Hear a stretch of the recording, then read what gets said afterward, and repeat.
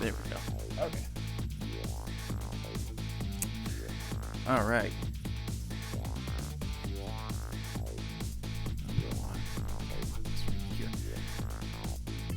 Hey everybody, it's me, Universe Traveler. I'm back. The weekend is upon us once again, and as you know, it's time for me to stream. We're doing double streams this week. I decided, like Wednesday, I wanted to do two. I want to get through my games. So I'm going to do a short-ish stream today, and then a normal stream tomorrow. And we're doing Ghost Trick today. Because, this is only like the second session we played this game. I need to make some progress. Hey, Winter. Nice to have you here. So, let's see. Recap. We're playing as Sissel. And we are a person who's trying to find their identity. We also saved the life of a police detective named Lynn. And we decided to form this, like, uneasy truce to work together. And now we're going to go to the detention center and find the work schedule for one of the prisoners there. So we're going to go and do that. I was tricked by a ghost just the other day, actually. Huh! Did they move some stuff on your shelf around?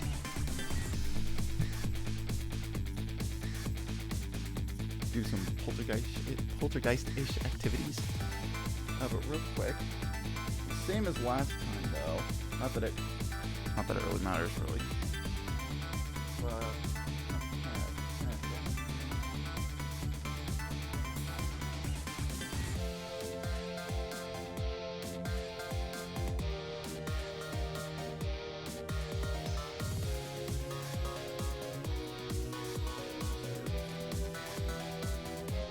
pin that.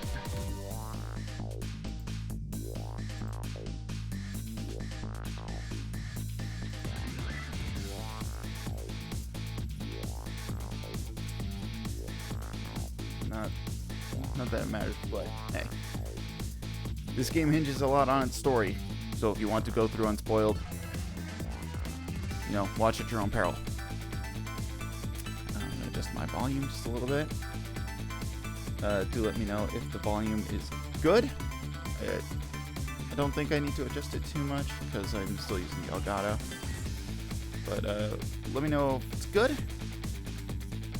and we'll begin. Well, I thought I saw something when I walked into a table at just the right angle to the corner. Hit me in the groin. Ooh. That sucks. No matter who you are, that sucks.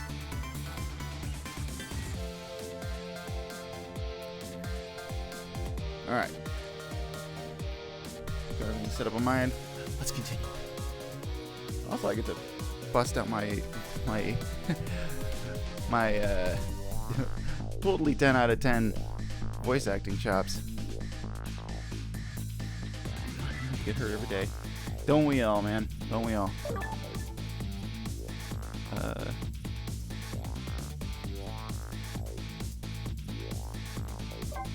I'll go with the autosave, I suppose. Chapter 6, 9:03 p.m.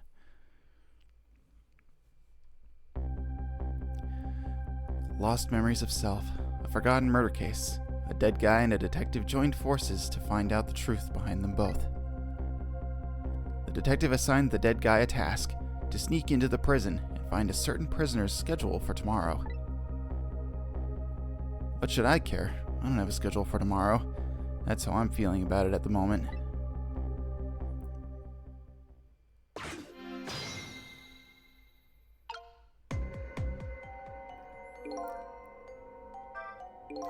I wonder how that detective who keeps dying is doing. Hope she's still alive. I bet she's pretty pleased with herself, keeping so much of the Reaper's attention focused on her. That little lady is waiting for her at the chicken kitchen. Ugh. After I take care of this assignment, I'd better head there too.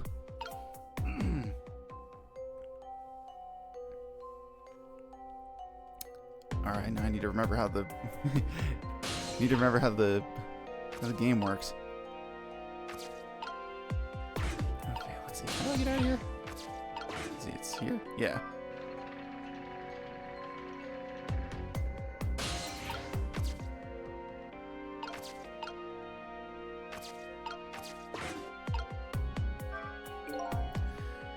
It's all over. It's all over for me. Lynn, sweet, cute Lynn, who shines as bright as the sun, ran away on me. And then those detectives, matching bookends, blue and green, yelled at me. Forget all about that. Now you listen to me, kid. Yes, sir? You're bright as the sun. Lynn probably doesn't even know you exist. And those detectives will probably yell at you your whole life. Never mind fretting about every little setback. Enjoy your life. Get what you can out of it. Mister, would you mind just leaving me alone? It's just trying to help, buddy. It's just trying to help. Alright.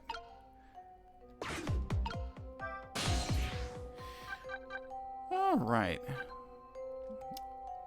Go to the office. This is where we need to go.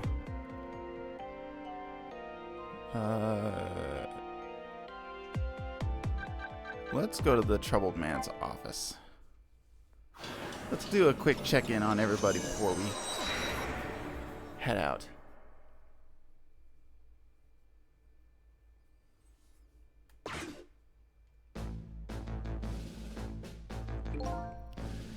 Even as I sit here, time's ticking away. Wonder what he's feeling right now. I bet he hates me. Ugh. Oh, if only I could blow up and scatter into a million pieces. Maybe you ought to think of more peaceful images. Well, there's nothing we can do here.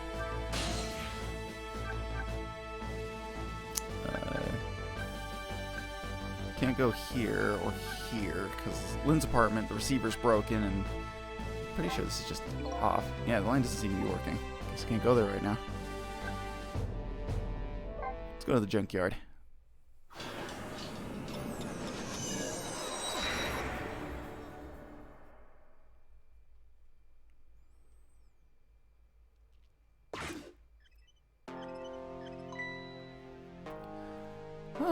Welcome back.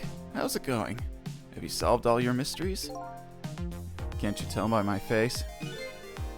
I did see your face, but I asked anyway. Smart alecky light fixture.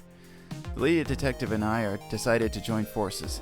She and I are connected somehow. I just know it. Oh, that's fine news. Look at him wriggle happily.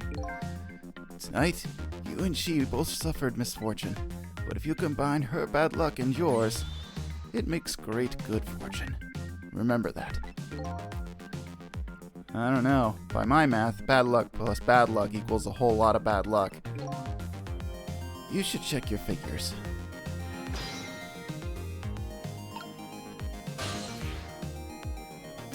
Alright.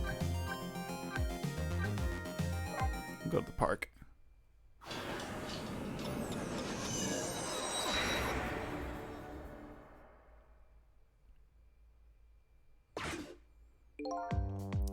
The entrance to a nearly deserted, dimly lit park. The sad voice of a young man drifts over to me on the breeze. I have to use the restroom. If I leave my post, I just know I'll miss something. Come to think of it, that annoying leaflet guy disappeared when I used the restroom earlier. Darn it, it's almost time. Which will show up first? My mark, or the end of my ability to hold out?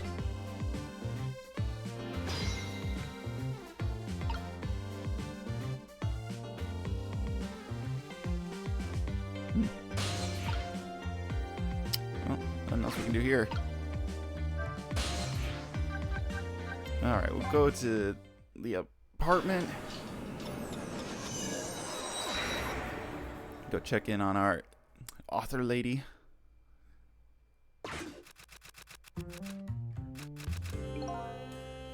Passionate typing continues on. She wears her fingers away as she spins her tale of love. Good luck, Mama. She's a sharp-tongued little girl, but she still supports her mother's dreams. Please get out of that business as quickly as possible. I guess not.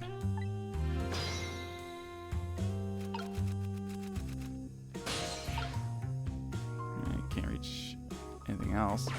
I don't think so. Nope. Alright. Okay, checked everything else. Went to the park. Super's office. Did we not have... Oh, no, we don't have that place yet. Okay. Alright, here we go to the prison.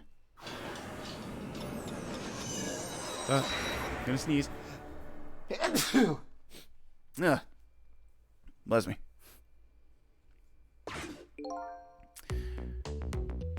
So how are the preparations coming along?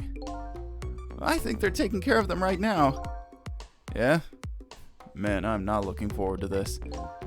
That kind of surprises me, coming from you. I didn't know you thought about such things. By the way, that was me being sarcastic, just in case you didn't catch that. 2 more hours. Then it's time.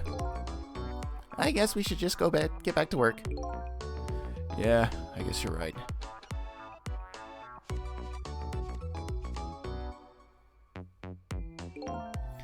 The atmosphere sure seems tense. I guess I'll just get back to my work as well. I want you to go find out a certain prisoner's work schedule for tomorrow. Yes, prisoners are given different job details every day. Each prisoner's schedule for the next day is written on a small blackboard in his cell. His prisoner number is D99. Alrighty then. How do I get to these cells? I better try to get some information here first.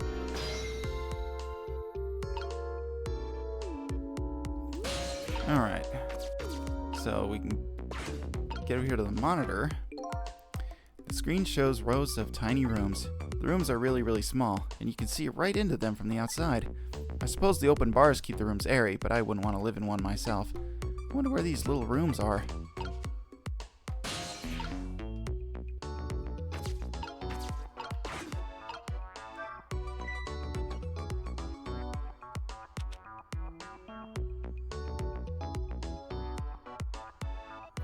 Hey, Bailey.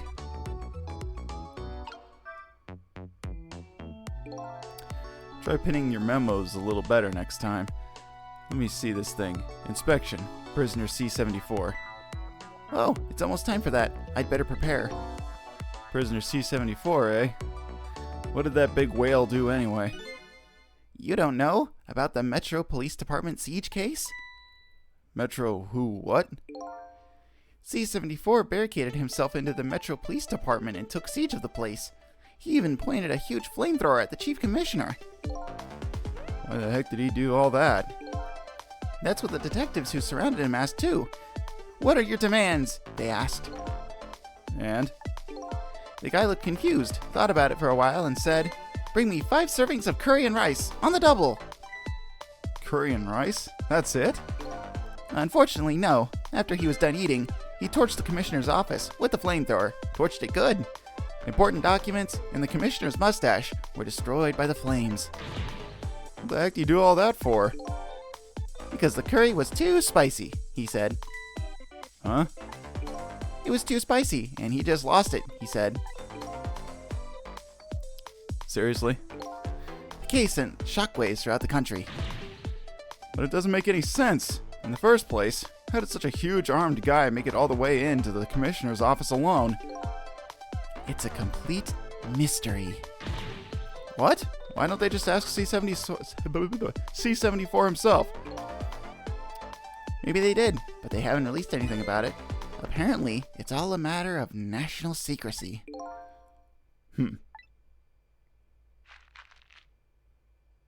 Ah! Would you quit throwing away my important duty memos?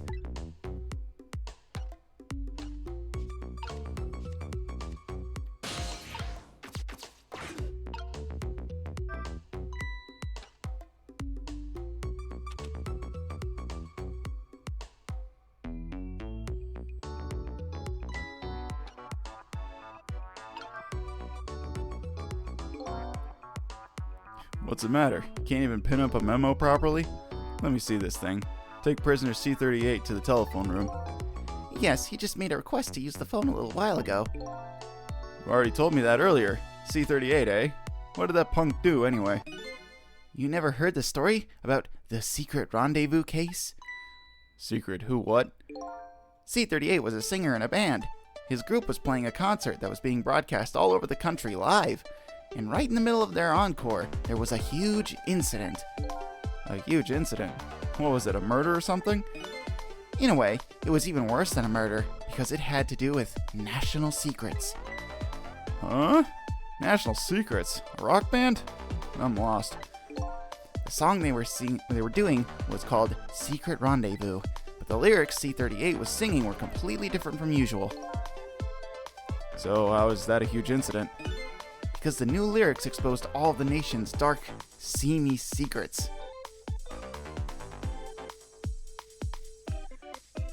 Is that supposed to be steamy? Is steamy a word? Hold on. Now I'm gonna look up a thing.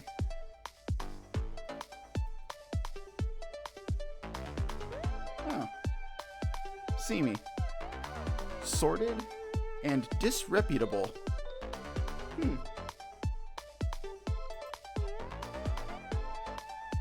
Well, I learned something new here today.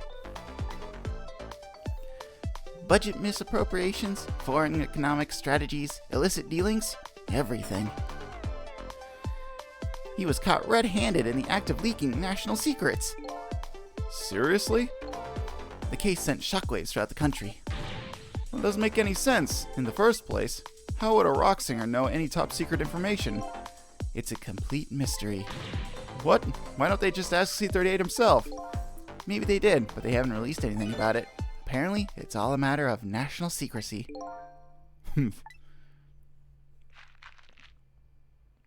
Arrgh! Would you quit throwing away my important duty memos?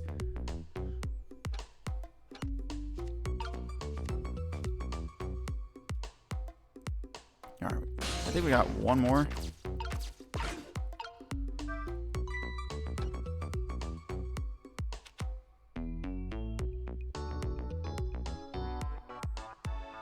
Hey, Bailey. Let me see this thing. Bring dinner to prisoner D99. The chef is preparing it for him right now. Ooh, how fancy. D99, eh? Even I know about this one. Yeah? Such a sad case. Hard for us, too. Woo, learning. Hell yeah.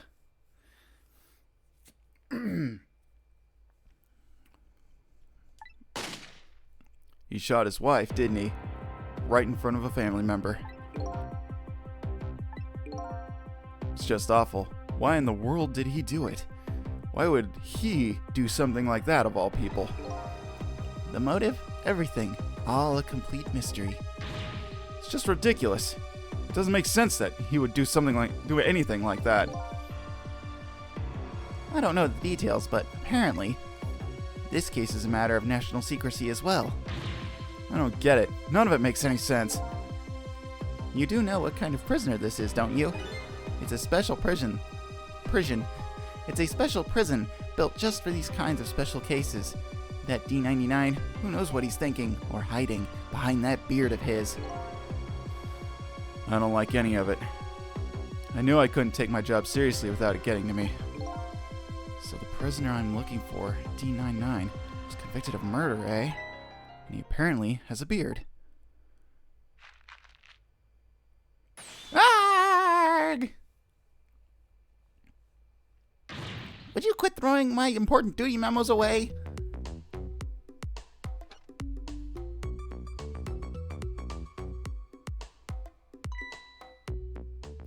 It's time.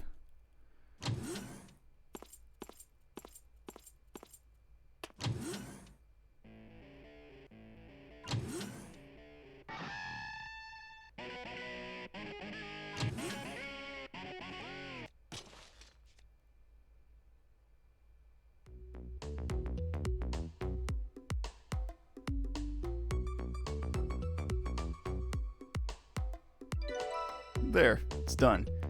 Updated the phone book.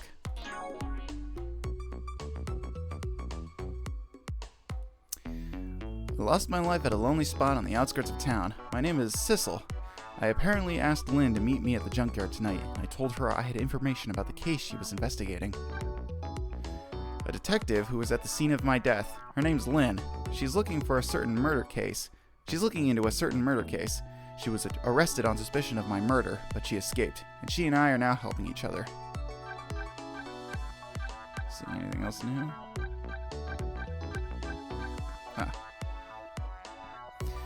Pigeon Man, the superintendent of the junkyard. He apparently also lives in the maintenance building.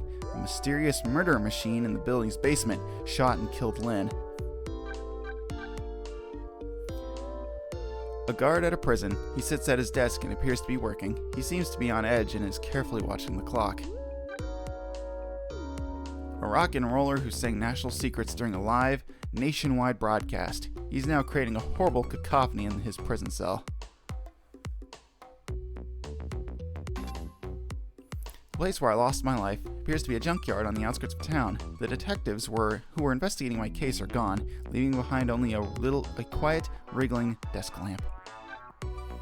The office of the junkyard's maintenance building. It's filled with equipment I've never seen before. The junkyard super lives here too. Lynn apparently escaped to the basement through the small cargo elevator. The basement of the junkyard's maintenance building. A mysterious mechanical murder machine shot and killed Lynn here. Did the junkyard super build that device? Place where the uniformed men work. It's called a prison. I promised Lynn I would check out tomorrow's work schedule for prisoner D99. A restaurant that specializes in chicken. It's called the Chicken Kitchen. Lynn and the little lady are supposed to meet each other here. An apartment with a strangely thick atmosphere. The woman in purple lives here. It's a world apart from Lynn's apartment next door. A stately office that gives off a cold, heavy air. A man sits alone, tearing out his hair in anguish. The park where the detective with the cap is performing a stakeout. An odd fellow who claims to be the guardian of the park is here too.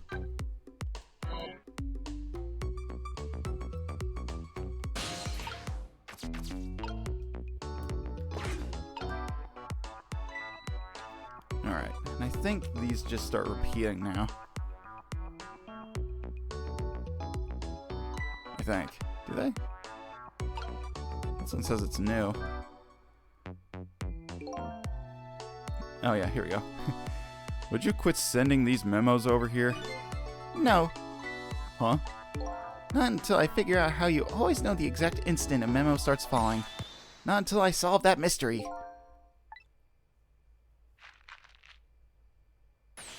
Arrgh! Next time, I will find the answer next time. I guess it's time to try and find a new path.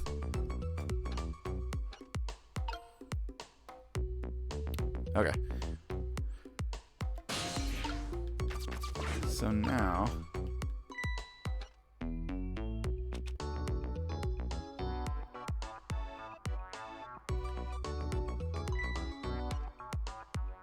Yep, there we go. I'm gonna hop over here.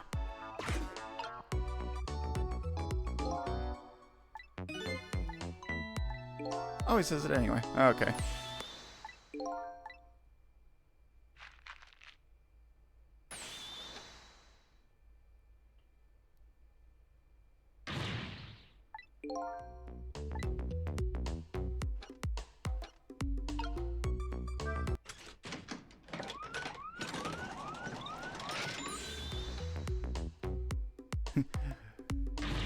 There you go again, fooling around with that thing.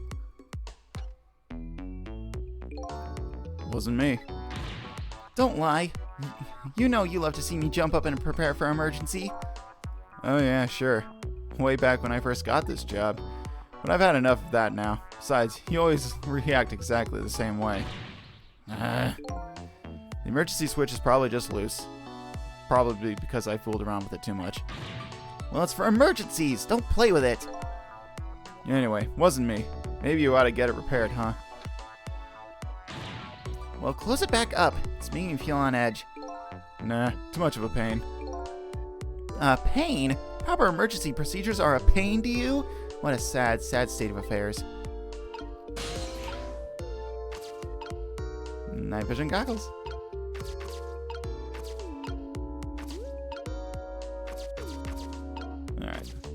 Look up here. Over here. Cool. We're over here. And I'm guessing that's the kid they were talking about. The one who sang the national secrets. If he's a prisoner, he must have come from the cells.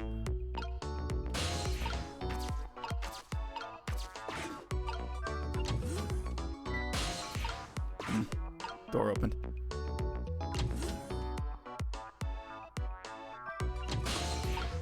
Whoop.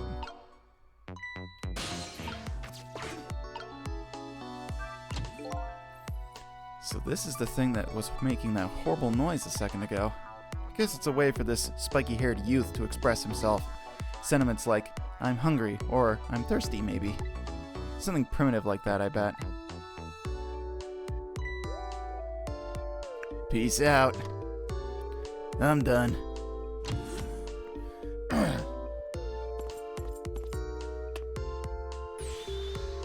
Alright, C-38, back to your cell. Hey, guard man, how about giving me a little space? That crazy walk of yours is dangerous, man. A proper walk for a properly led life. Now let's go. Yo, no lectures, man.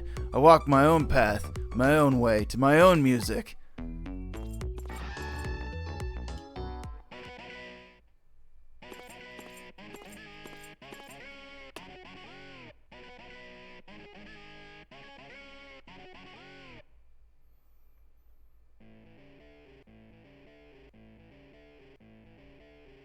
So I finally made it to the cells.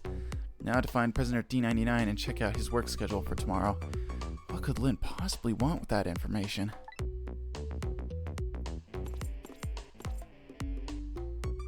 These guys are living in luxury. Yeah, I know, right? Such nice digs.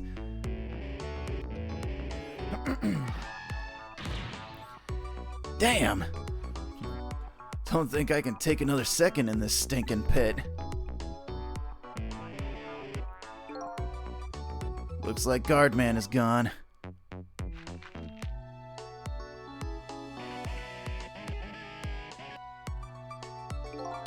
All this waiting is wiping me out. Hope this one will finally do it. Go, go, go!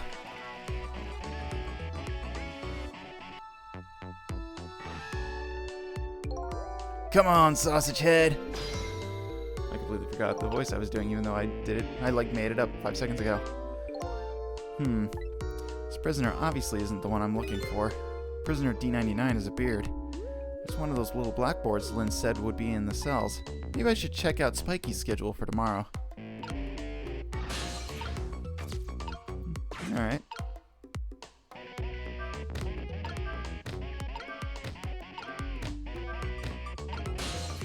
Not much. Can't do anything with the bong. There's a pad of note papers hanging on the wall. There's a red 0 drawn on each one. I think it's some kind of letter or symbol, but I don't recall what it means. There's a pad of note papers hanging on the wall. There's a red X drawn on each one. I think it's some kind of letter or symbol, but I don't recall what it means. Toilet. So this is one of those little blackboards Lynn mentioned. Let me just give it a little read.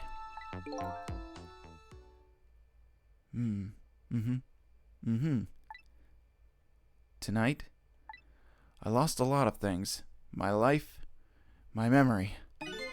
But there's a certain skill I've apparently lost too. I can't read!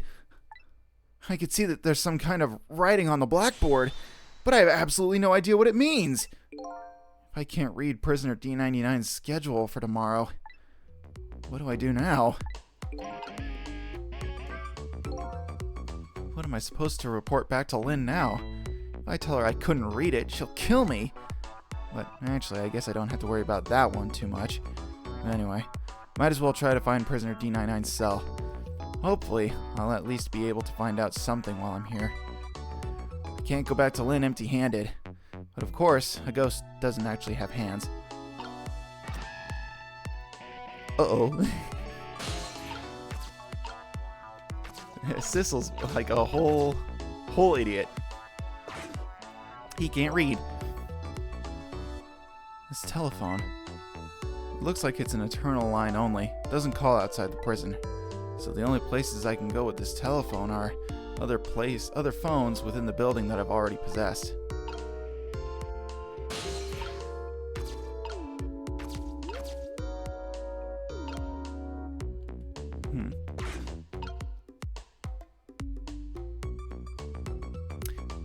Huh. Can't really do anything here.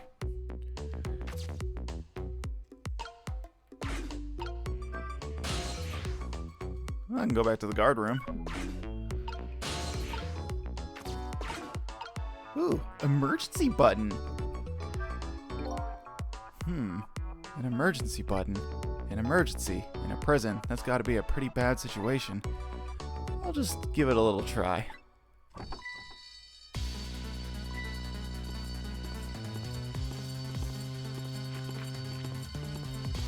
Go, go, go! That caused quite an uproar, I guess. I bet each prisoner reacts differently to the alarm. It might be fun to watch. Let's see. If I want to change the view, I can use the D-pad to move the screen. Maybe their behavior will give me a clue about my next step. I'll hold on to that, though. Let's go back to the guard room. Arg!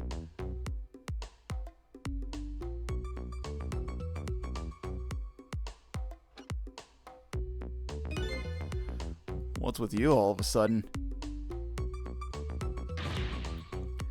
What do you think of my quirky behavior? Surprised?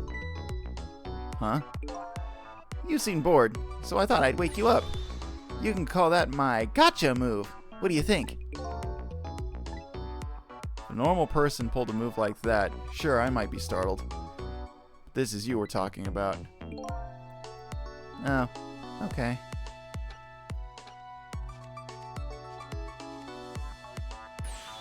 Arg! How can you be so insensitive? I was only trying to open up communication between us. I thought... Do your work, Bailey. What a team. Bruh, they're obviously in love. Come on, man. Okay. Well, that didn't quite... Didn't really get the result I was hoping for.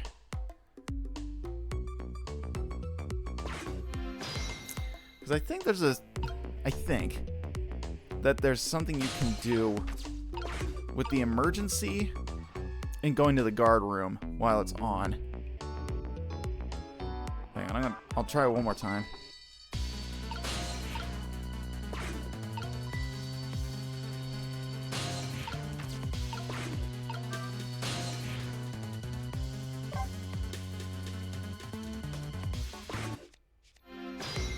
No, it doesn't do it. Okay. Because there's a special thing you can do, or at least I thought, that you get to see when Bailey does something really funny, and I thought you could trigger it earlier with the emergency alert in the prison, but I guess not. No. All right, for real this time. So we have to get down to the bottom row of cells here, because this is where our prisoner is, the one with the beard. He's down here.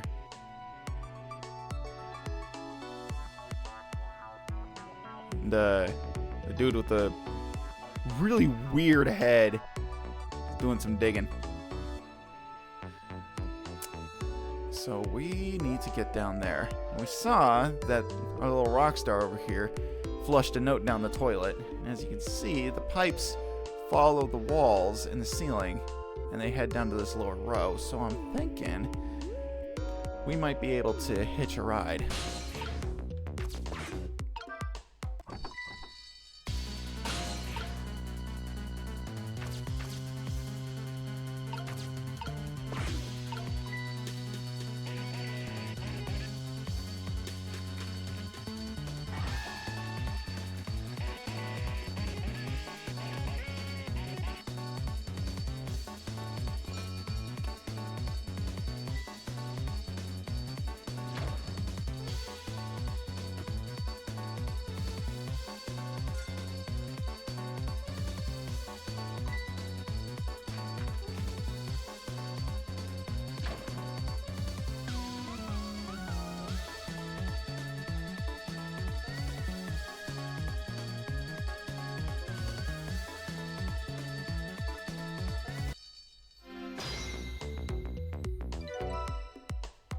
Updated the phone book.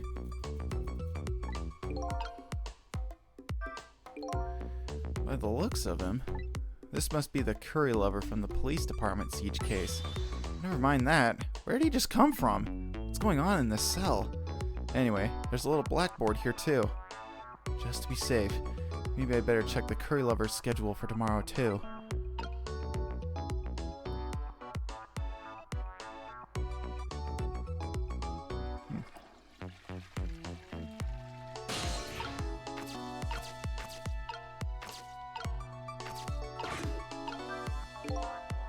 I still can't read. I better go check out prisoner D99's cell anyway. Maybe I can find some information that might help Lynn out. Besides, I want to see what this prisoner Lynn is investigating looks like.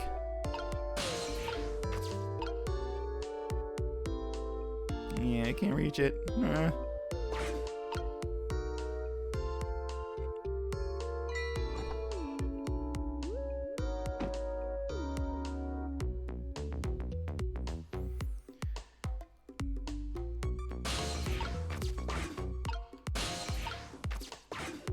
There we go.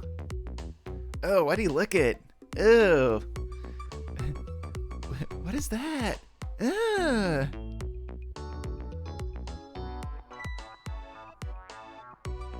Also, this dude's head is like really wiggly. I don't know if does his skull like end where a normal skull ends and then he just has a really wiggly head with a lot of like fat on it? Or are his bones like really wiggly? I don't know, either way it's really distressing.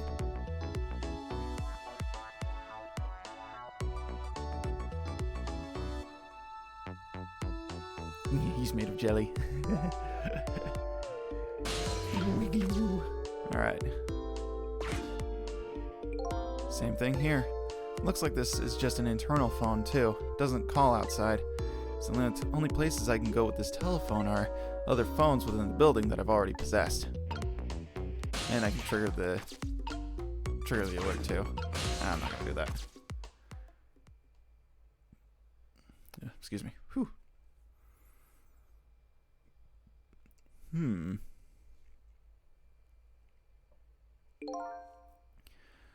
What a strange cell. And the prisoner inside it, he seems to be enjoying himself.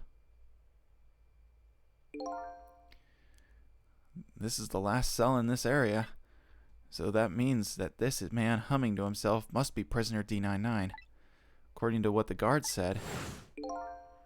D99, eh? Even I know about this one. Yeah? He shot his wife, didn't he? Right in front of a family member.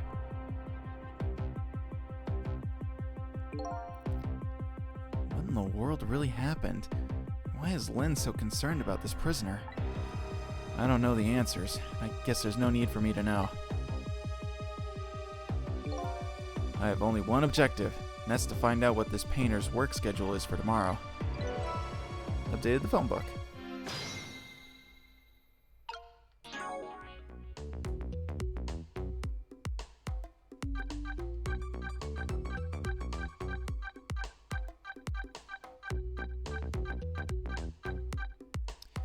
Curry-loving jailbird.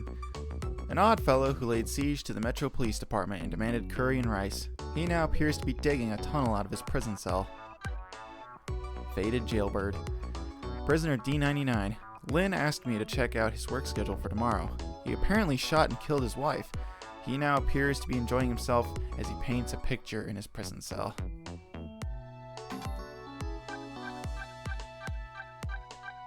Nothing else here? Okay.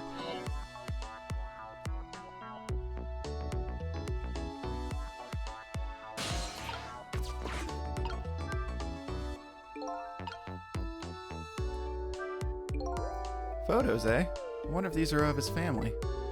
This one looks like a young woman holding a baby. Their faces have been blotted out with black paint. Did he do it out of hatred or some other emotion? Thankfully, that's not something I need to know right now.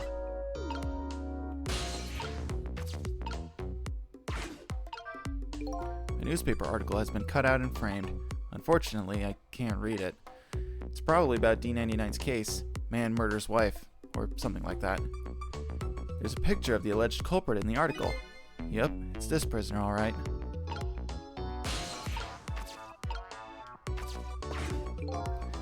So the work schedule for tomorrow for prisoner D99. The information Lynn's looking for should be written here on this blackboard. Unfortunately, I've lost the ability to read, but here I am anyway. The least I can do is take a look. Huh? What could this mean? There's nothing written on the board at all. I think something was written on the blackboards of the other prisoners, but this board is as clean and blank as the day it was hung here. So I have the answer Lynn was looking for. Tomorrow's work schedule for prisoner D99 is nothing. Would this information mean anything to her? It's not up to me to know or care. That's how I feel at the moment anyway.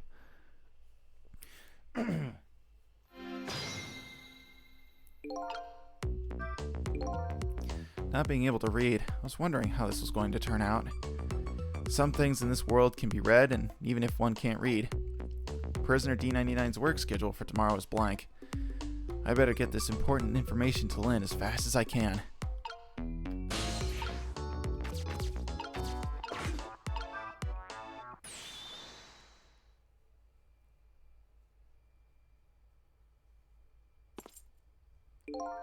Apologies for tonight. I had to crave for The Sims all day. No worries. It's all about that parallel play. We're both playing video games at the same time.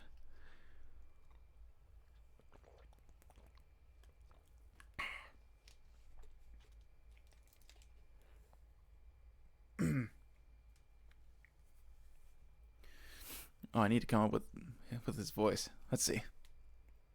What am I going to do this time?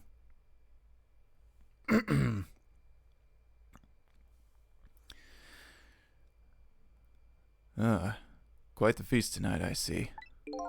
I'm absolutely crazy about this chicken. It's too bad it's all cold and hard, though. I'd say it's been about 2 hours since it was cooked, judging from the way it feels. D99? I know it's kind of pointless to ask now, but just the same, I still want to know. Why did you do it? I agree. It's pointless to ask now. My case is colder than this chicken and has been forgotten by everybody, myself included. Detective Jowd.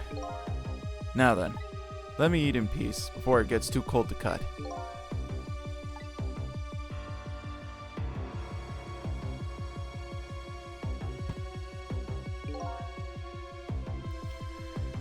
There's one more thing I've been wondering for a long time. What's that? Who is the man in that painting? Oh, this? Well, being in prison like this, you start to forget faces, you know? So I paint the faces that I don't want to forget. And this is the last of those faces.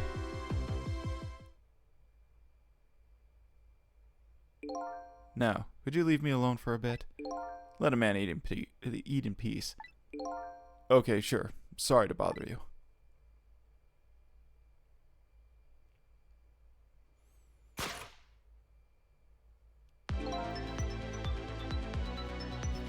What in the world? What in the world could this mean? Why is there a painting of me in this man's cell? Who exactly is this prisoner?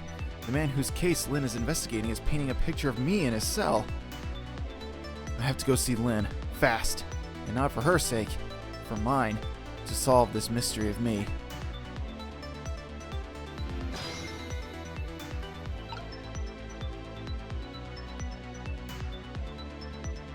Dang, look at this guy go. He's eating that like right off the knife too.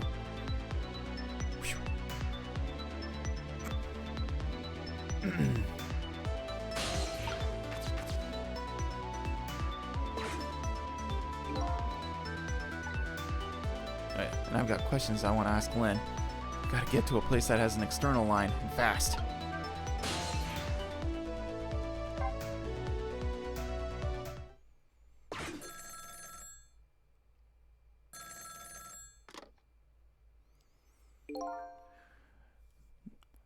This is headquarters. What's the status over there? Oh, Chief, it's you. They're making preparations now. No problem, sir. How much longer then? 1 more hour, sir. I see. Carry on then. Oh, one more thing. Inspector Cabanello wishes to speak to you. Oh boy. God, we're doing... I thought we were only going to do like a handful of voices. Okay. Evening, Cabanella here. How you boys doing? Inspector Cabanella. Fine, sir. You got another little call tonight, didn't you? From my baby?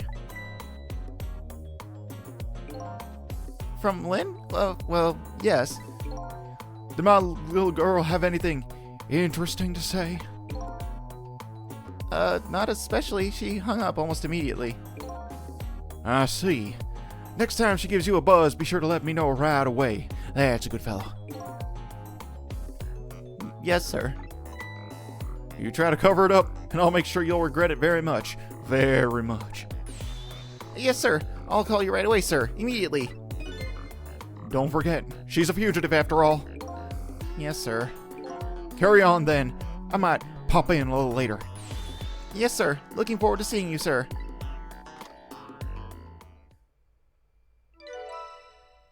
Trace complete.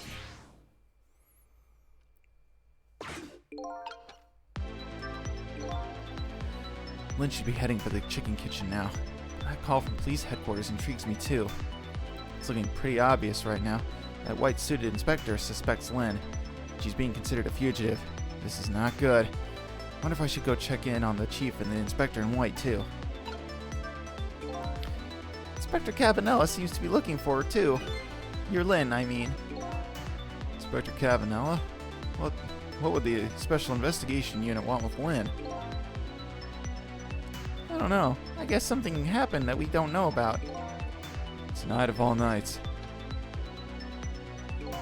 Inspector Cabanella must be upset tonight too. Weren't he and prisoner D99, Detective Jowd, good friends? You sure about that? They were such good friends. How come Inspector Cabanella never came to visit him? He's the head of Special Investigation. He's a very busy man. Ah! His house. What's wrong? Jowd is my hero, you know.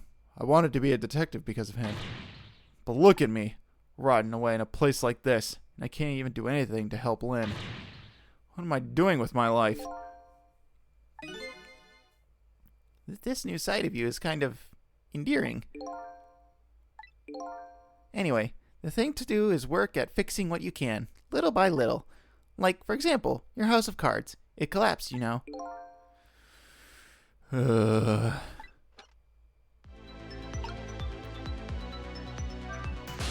hang in there, guys. You'll be fine.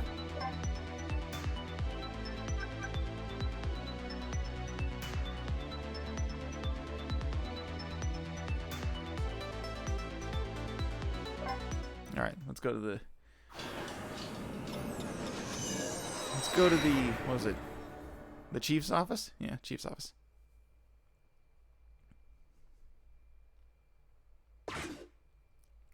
Oh, dude's got his grippers out. Oh, well, at least he's under his desk. Preparations seem to be going smoothly over at the prison. Hey, Inspector Cabanella. You're just a little too late. So close, eh, Inspector? We still have a little time left, Chief. Not much, but some. We've had Point X surrounded all night. If he shows up, we nab him, and we can still make it. By the way, what's going on with that other case, the junkyard murder? She did do it, eh? No question about it? She's a bad little baby. Ugh. Disappearing from the scene like that? Wonder where she ran off to play. What did he just say? Yeah, I know, right? Stop calling her baby. Freaking weirdo. She did it. Did I hear that right? I think they were talking about the culprit who killed me. No way. Updated the phone book.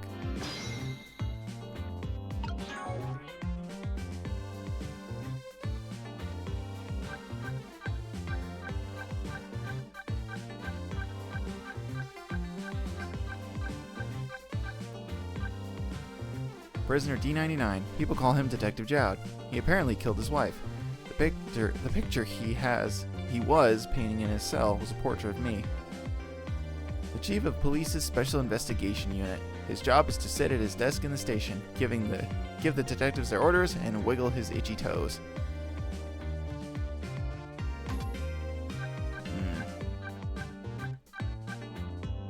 The headquarters of the police's Special Investigation Unit.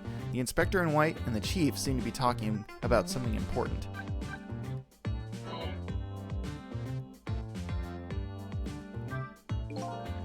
I just don't believe it.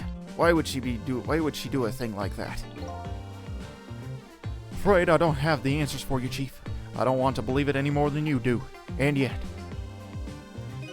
after seeing this, maybe we don't have any other choice but to believe, baby.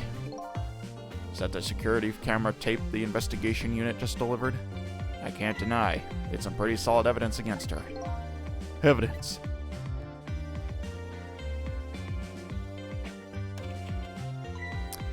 Nothing like it, baby.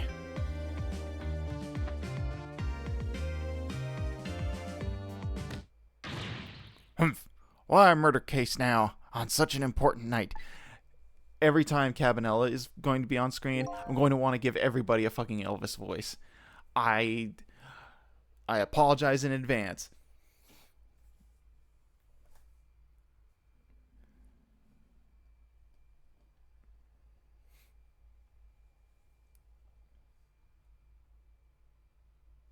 No, I got a little stuff in my schnoz, but I went to reach for a tissue and I don't have a box in my room anymore. Where'd it go? Alright, I'll have to go. I'll grab one in a minute. I think you have that wrong, Chief.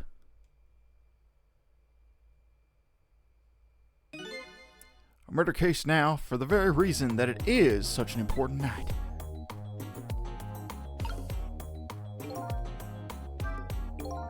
Before I go find Lynn at the chicken kitchen, it sounds like there's an important piece of info here I shouldn't miss. Pretty solid evidence, he says. This I have to see. But it's funny. Why do I have this bad feeling about what's on this tape?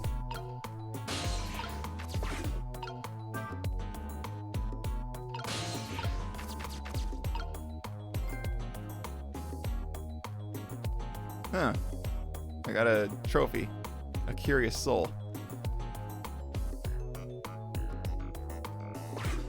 Huh. Wonder what you get that for.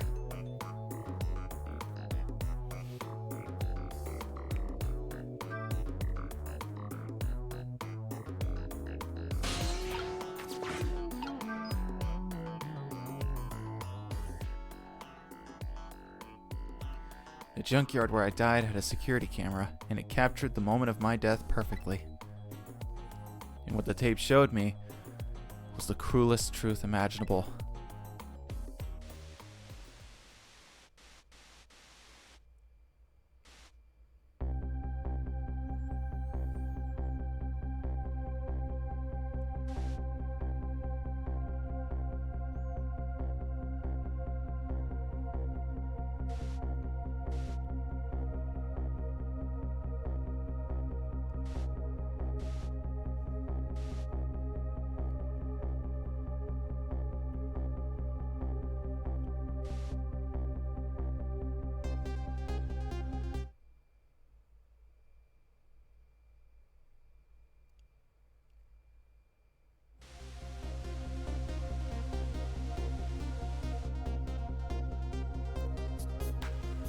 I saw myself shot right before my own eyes. By Lynn. There goes my only lead. I feel like I've died all over again. One thing sticks with me though. Lynn looked so surprised on that tape. What in the world did I tell her?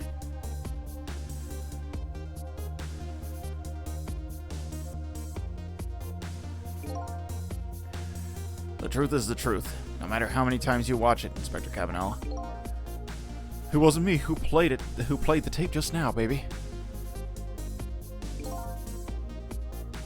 Oh, by the way, Inspector Cabanela, there's something on that tape that troubles me. And what's that, Chief? I'm all ears. I had a look at all the photos of the crime scene as well, but the place where the victim was shot and where the body was found is completely different. Hey, that's right. That is strange. The hitman in black is the one who kicked me downstairs. But I changed his fate, so he should have been out of the picture. But there I am, down on the lower level.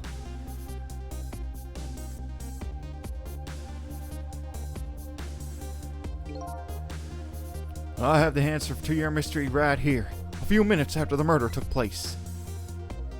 Also, he just spun the remote behind his hand. That takes talent. Kitty!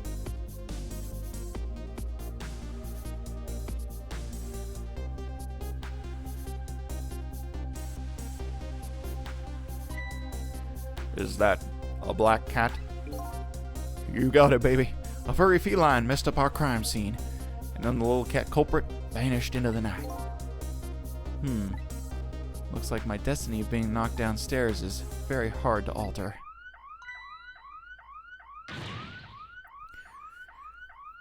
This is Point X. Come in, Chief. The Chief here. Did he show up? No, sir. Not yet, but... Idiot! I told you to stay off the radio unless it was important. But this is important, sir. Somebody else showed up. Our rookie, Detective Lynn. What? You see my baby over there, do you? I heard she was on the lam. What do you want me to do, Chief? What do you say, Inspector? Detective, get my baby away from Point X. Do it now, man, and then hold on to her. Yes, sir. I'll go get her now, sir. What's the meaning of this? Why would Lynn show up at Point X? It took the Special Investigation Unit 6 months to pinpoint that location. I don't know, Chief, but I'd say it wasn't a coincidence. Perhaps.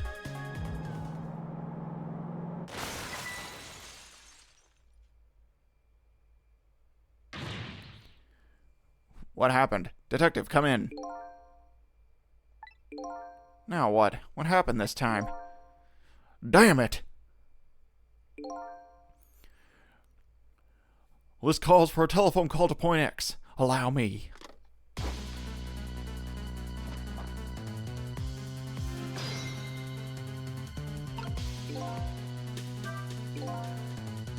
So Lynn has shown up at Point X? But I thought she was on her way to the chicken kitchen. What's going on? One thing is clear. Something big just happened. Eh.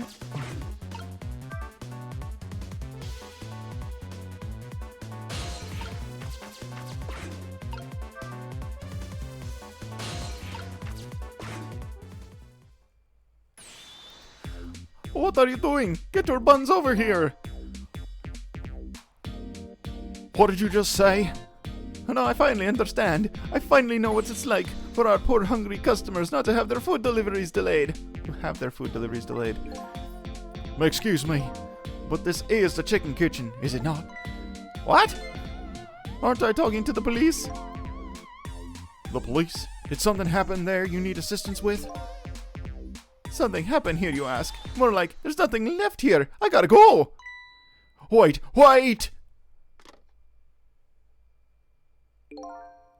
What's going on? Something, that's what. Something is definitely going on. And that something is far from nothing, that's for certain. Thanks for the tea, Chief. I'll be on my way. You're going to Point X? Point X, eh? I'll leave that to the boys. There's someplace else I gotta be. Inspector, your being there isn't going to change anything. Why put yourself through it? I have a responsibility, and I'm going to see it through to the end. Besides, it's not quite over yet. Right, that's true. Do what you must then.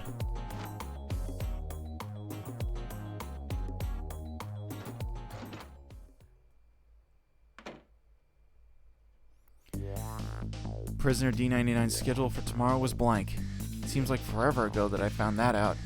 And now my mind is even blanker than that blackboard was. Lynn, my only lead, and my partner, shot me. What did it all mean? I knew where I had to go get my answers. The chicken kitchen, the point X the police have surrounded, and the place where something big just happened. What will Lynn be involved in this time when I find her there?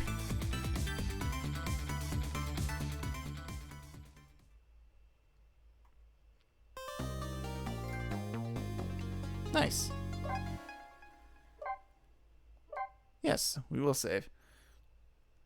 And we will continue in a minute. I need to go get some tissues. So I will be right back.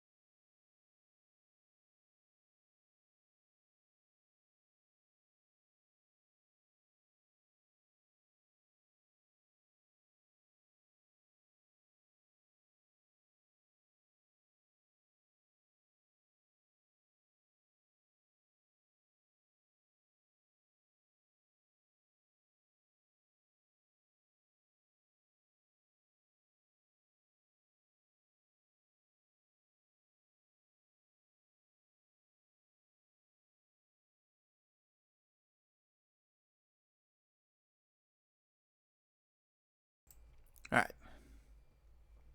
I got tissues. I got a drink.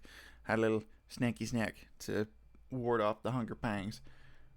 Let's go. Chapter 7, 10:05 p.m.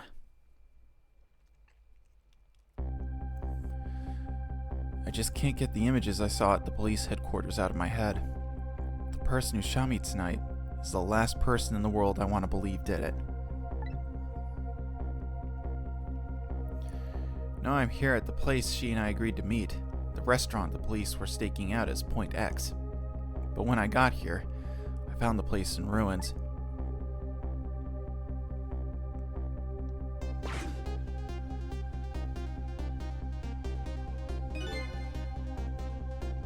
Whoa, what in the world happened here?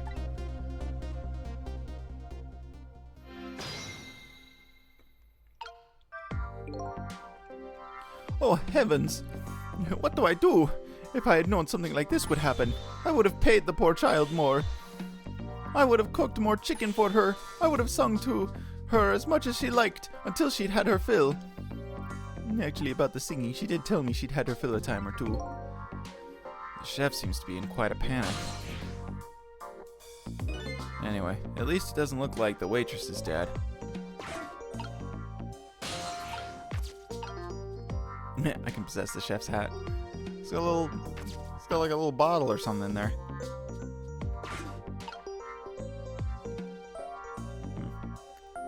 He's up there, over there.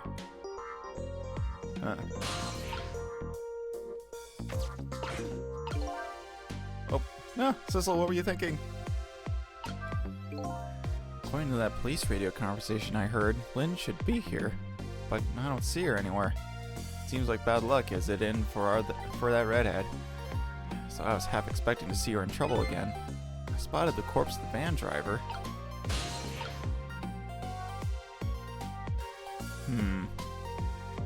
Oh, Lynn. Look at me! I'm dead! What took you so long? Well, that's one way to greet a guy. What happened here? Hey, how should I know? I'm the victim. Is it just my imagination, or is she getting more and more brazen every time she dies? Oh, that's because I'm a detective. Have to be tough, you know. Well, and how'd it go?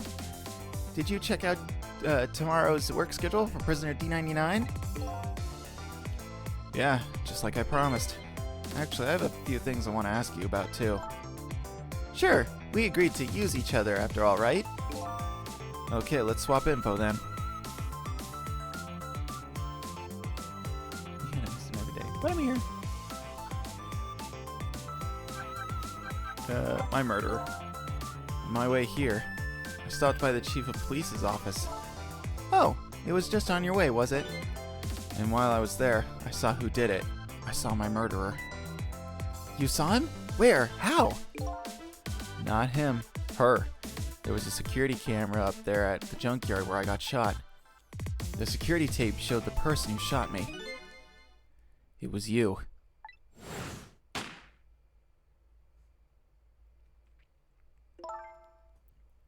No way. You're kidding, right?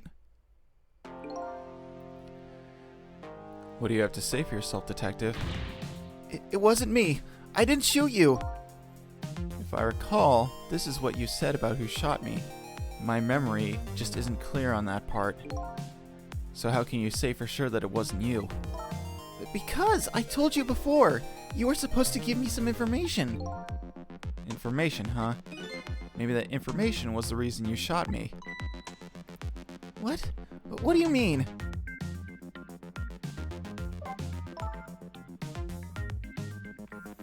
You said you had information on the case I'm looking into. So I would hardly shoot you before I even heard that information, right? I agree. That wouldn't make sense if it was before. Huh? But what if it was after you'd already gotten the information from me?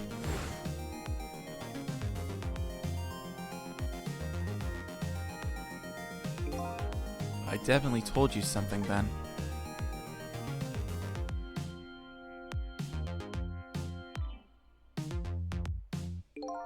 And whatever it was, it really shocked you. What did I tell you? I don't remember. I don't know. You've got to believe me. After you saved me, I thought I got all my memories back. But maybe I really didn't. You told me something? I can't remember that part at all. You got the information you wanted from me, and then you shot me. Isn't that what happened? No! I didn't shoot you! Please tell me, what did you tell me that time? What did I learn from you?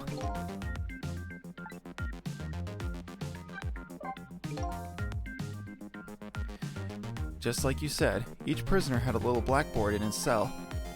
But the thing is, there wasn't anything written on prisoner D99's blackboard. It was blank. What? I guess maybe it means his schedule for tomorrow hasn't been decided yet? Blank? Blank? No! Huh? I didn't think she'd lose it over a blank blackboard. How come you're so upset about an undecided work schedule? I get the feeling that back when I was alive, I never had much of a schedule to worry about myself. Do you know what it means when a prisoner doesn't have a schedule for the next day? Huh? It means something? It doesn't mean he doesn't have work to do. It's more like he can't work. And that's because he's going to be executed. Executed?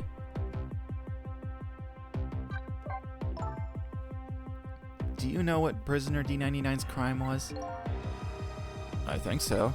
They said something about him murdering his wife, right in front of a family member. That's what they say, but it's not true. He would never, Detective Jowd would never do anything like that. And the death penalty hasn't been enforced in this country for a very long time. Not for decades. Even if the prisoner wants it, like in this case. Prisoner wants it? There's definitely something else going on with this case, I just know it. And I have to find out what. And if his work schedule is blank for tomorrow, I have to do it right now. So this prisoner D99, Detective Jowd, he must be connected to me in some way too.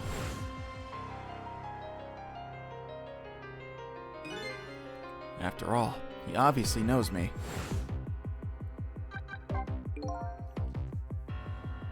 The police were staking this restaurant out tonight. They called it Point X. Point X, huh? That's a good name for this place. That white-suited inspector was surprised to find out you just casually waltzed in here. Inspector Cabanella? What in the world made you pick this place anyway? I guess I'd have to say, because of you. Me? Huh?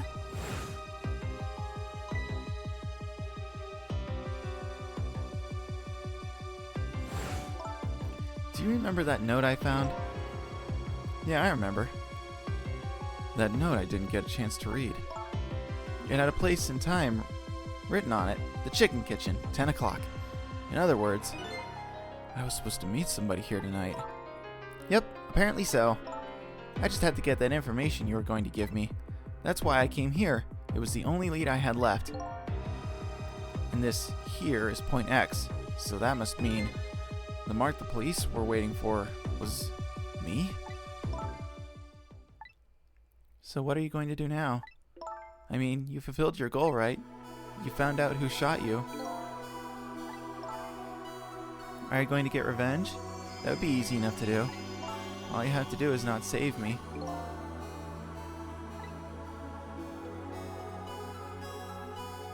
Is this the ending I was hoping for? Had I unraveled all the mysteries of me?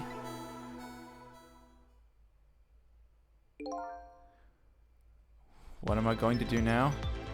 I'm going to save you, that's what. You are? I want to know everything. Who I was, why I was killed. I'd like to know who those guys are too. I want answers, and I'm going to find them. But to do that, I'm going to need your help. Okay. I won't say thank you, not yet. And I won't say I'm sorry either. But I'll help see to it that you get your answers. Good. Now I think it's time to go back to the past. Can't leave you lying flattened under a huge chunk of chicken, after all. Alright. It's rewind time.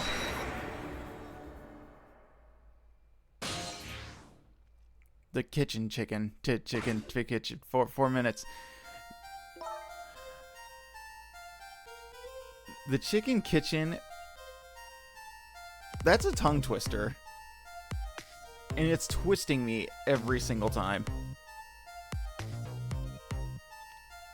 You could almost say, I don't know how to read at this rate. The note said the chicken... See? See? The note said the Chicken Kitchen, 10 o'clock. I wonder who that pointy-haired man was going to meet here. What's this?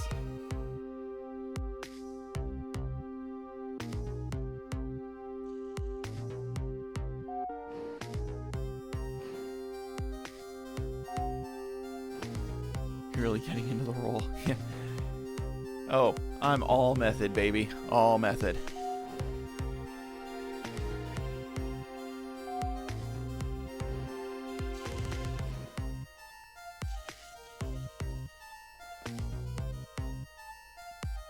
Where's my chicken?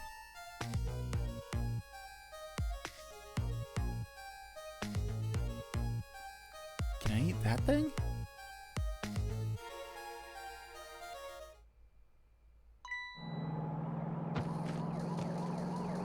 Oh, damn. She did a backflip.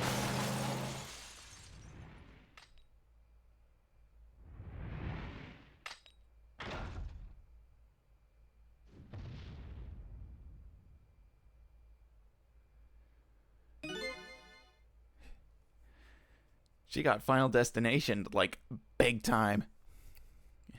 You're just going bigger and better with each new death, aren't you? Leave me alone. Can I help it if I got tired of dying the usual ways? But I'll say this, it was a death any detective could be proud of. Huh? What makes you say that? The way you saved somebody else before dying yourself. Oh, that waitress? The one with the chicken on her head? The next time you put a chicken on your head, you should try one about the size of the waitress's. I'll make a note of that for next time. But anyway, if you hadn't tried to save that waitress, you'd still be alive. I couldn't help it. You know, the detective thing and all. I wasn't able to save that poor van driver, though. At that speed, he must have died instantly. Well, we can't let a heroic detective like you stay dead. The root of this whole disaster is clear. The only question is, how do I stop it? Okay, let's get started.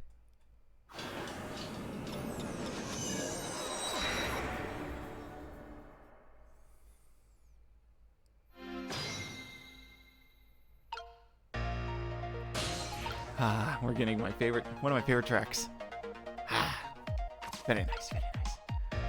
And it's also nice to get to a part where I don't really have to worry about doing VO too often. Too much. It's no use. Can't read what it says. Let's see. Oh, hey, now I remember what that sign says. If you would like some water, please ring the bell 3 times. 3 times? Yeah, the waitress doesn't bring any water if you only ring the bell once. She said, those are the rules apparently. I said, apparently? What do you mean apparently? Don't you work here? Quite a stickler for the details, this detective.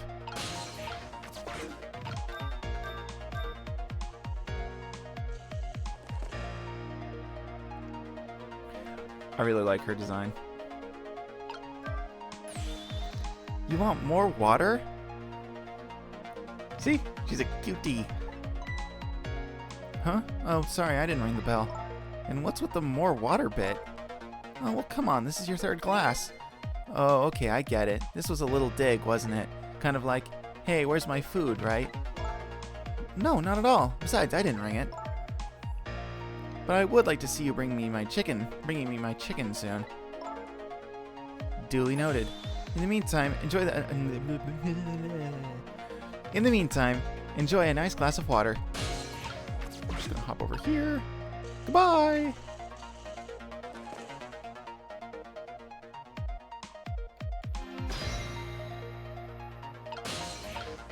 Hang on,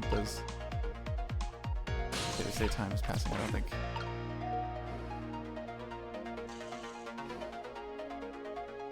Yeah, it doesn't say anything. I think he says something if you wait there too long, though, because you can't wait there too long, you just get stuck there. Here you go. Also, I didn't give the waitress a voice. Oops.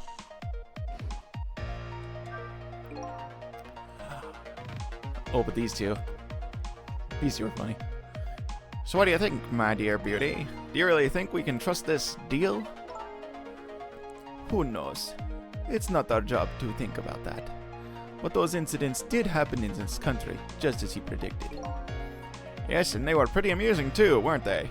That fellow sang out national secrets during a live TV broadcast. And the man who laid siege to the Metro Police Department, taking the top dog hostage. What if he double-crosses us? It wouldn't be pretty. No, he needs this deal too. And we've accepted all his conditions after all. Yes, and thanks to that, we have to be here on this extra little assignment. But as long as I'm paired up with you, Beauty, I don't mind. How do they know about the cases at the special prison? Special prison? The guy who sang national secrets? The man who held siege to the police department? Those cases are classified information. I've heard about both of those cases, and recently too. The perpetrators in those cases are being held at a special facility. That's what the special prison is, but it's not known about by the general public. So prisoner D99, Detective Jowd, is one of these special cases too, huh? These two are talking about the very same cases I heard about just tonight. That couldn't be just a coincidence, could it? You know, it wasn't until I watched Jacob and Julia of Secret Sleepover Society fame play this game that I really thought about the sentence structure of this game. Because Julia in that playthrough pointed out how weird the sentence structure is in this game. Now as I'm reading this sentence structure is really weird. I keep wanting to switch words around and like omit words and add words to make the sentence flow a little bit better. But it's like that's clearly not what's written in the dialogue box. So I don't know. I feel like I agree that these sentences are kind of phrased a little weirdly.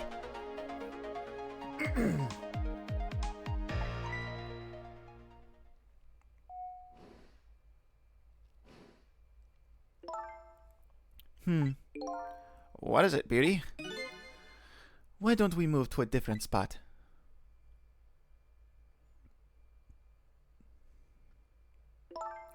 That table in the back looks good. Now you're talking, Beauty, my dear. Just what I've been waiting for. A quiet, secluded spot. Just the two of us. I wouldn't object to that. All of a sudden, I get this feeling that somebody is eavesdropping. My sixth sense is very strong, you know.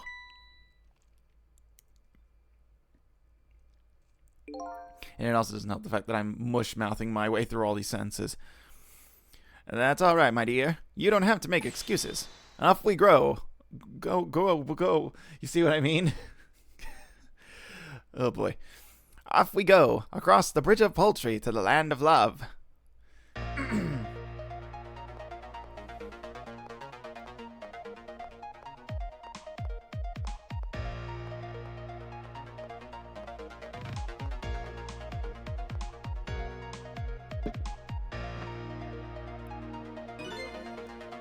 What just happened? Did she sense we were here? What, with her sixth sense? But you know, I have some pretty amazing powers myself. Yeah? Like what? Like if there's chicken nearby, I can tell right away. That's called a sense of smell. But anyway, at least the situation has changed a little bit now. Cool. We got ourselves a checkpoint. I don't believe in a sixth sense. It's not scientific, says the ghost. But come to think of it, we've been left behind, haven't we? Looks that way. Not having legs is even more inconvenient than I thought it would be. But what are we going to do now? They're all the way over there. I'm telling you, we'd better shake a leg, or we're going to miss what they're saying. It'd be pretty hard to shake a leg not having legs at all. They're still talking about something. I want to hear. Me too. Alright. Also, this dude looks like a martini glass. Okay, so if I remember right... Yay, ring the bell.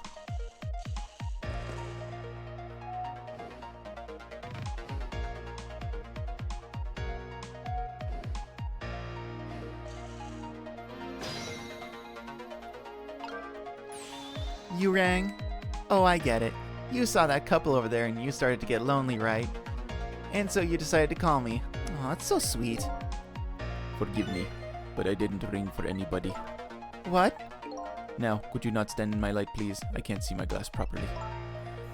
I've been working here for 2 days, and I've been waiting this whole time for you to notice me. Now, why would you stop trying to just... Now, would you stop trying to shake me up and just stick to shaking cocktails? No. She has a surprisingly short career with this place.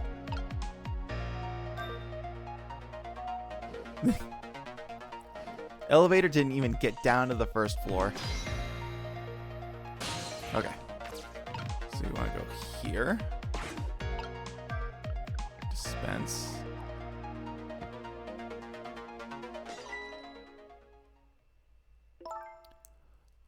Oh, you just broke that glass. Just like you did my heart. A broken glass can never be put back the way it was. Just leave it there. You can't just leave it. Somebody might get hurt. Doesn't this trunk belong to that couple over there? The only things we allow customers to lose here are their cares. Miss, please go and let them know about the trunk, if you'd be so kind. How gallant of you. I just might fall for you, you know. This girl is goddamn thirsty. Good lord. Odd girl. I agree. Me too.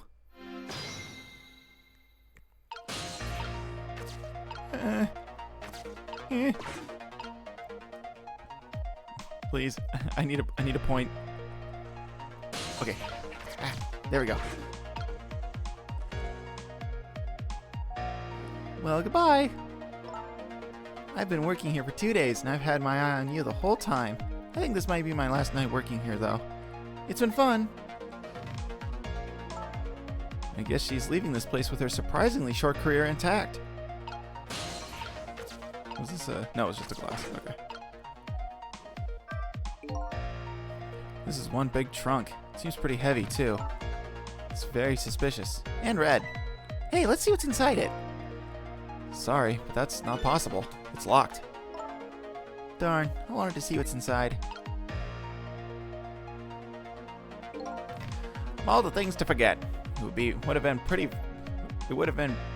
if I forgot this. Typo alert. 0 out of 10. Worst game of all time, actually. Of all the things to forget, it would have been pretty bad if I forgot this. Also, that ellipses is floating in the air. I wonder if that's in the original. It's gotta be, because so far this game has had, or at least this version of the game has had all of the eccentricities that the original did. So that has to have had been in the original, in the DS release. Excuse me.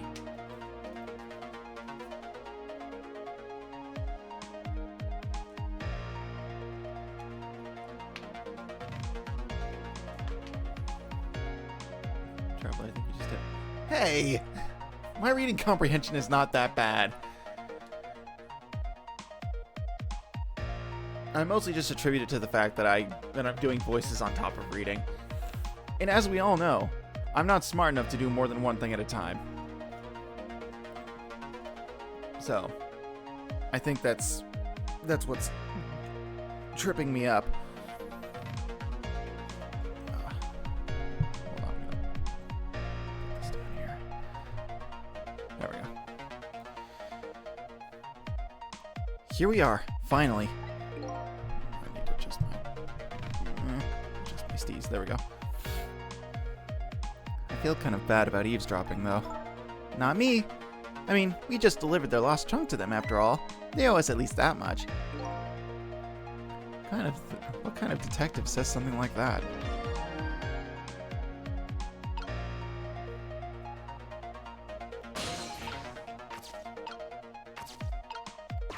And then we can swing the light fixture.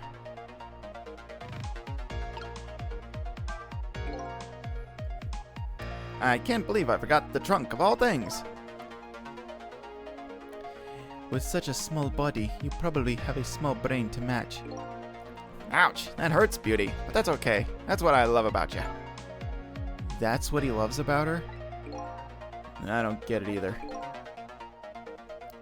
Now, where were we? Oh, right. Who to invite to the wedding?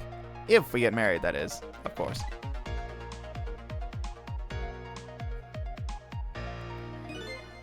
And I'm gonna sit back up again. Nah. Trying not to have terrible posture while I sit here. We can talk about that when we're alone. Huh? But aren't we alone now, Beauty? Huh? Do you think she senses our presence again? I spy a ladybug. A ladybug? I just hate little bugs.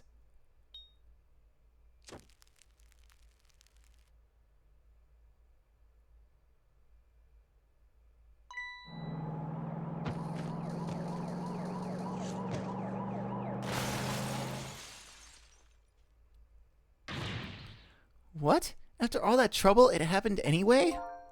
It looks that way, yes. It's not over yet, though. It's not? What are you talking about? You're not dead yet. No, but I'm going to be in just a few seconds. But before that happens, maybe there's something we can do from here.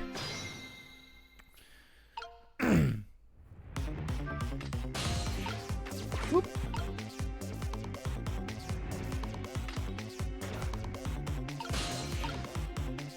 I can't reach the dingle. Oh, there we go.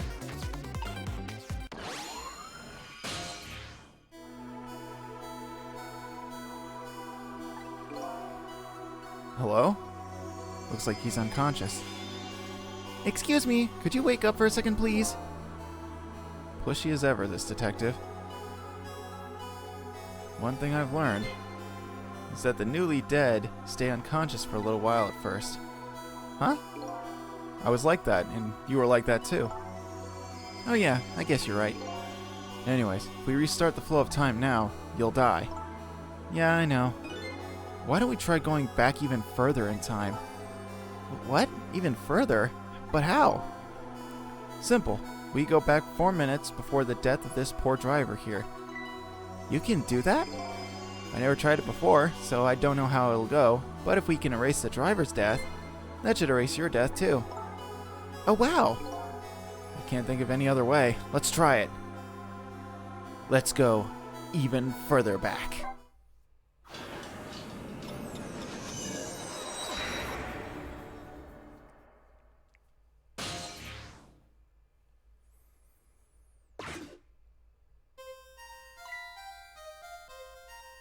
What the?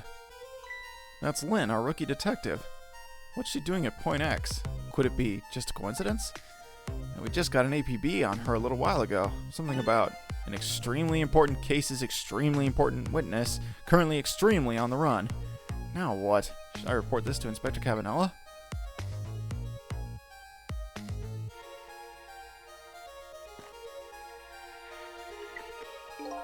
They told us to stay off the radio unless it was an emergency, but I think I'd better call this in. Poor Lynn. Wonder what she did this time. Inspector Cabanella is pretty protective when it comes to Lynn. He'd want to know.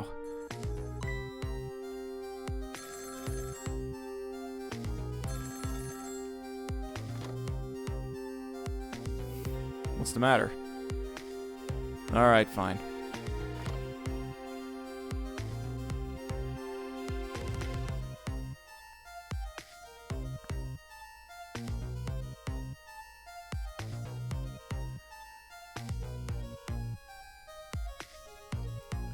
This is Point X. You're idiot. Yes, sir. I'll go get her.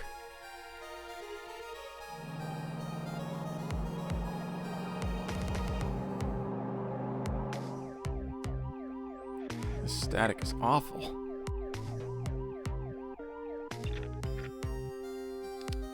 I can't believe I forgot the trunk of all things. With such a small body, I probably have... Oh no!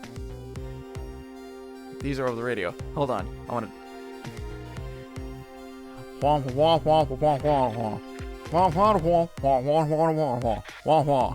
The heck is this? Wow, wow, wow. Wow, wow, wow, wow. Wow, wow, wow, wow. I can't hear very well.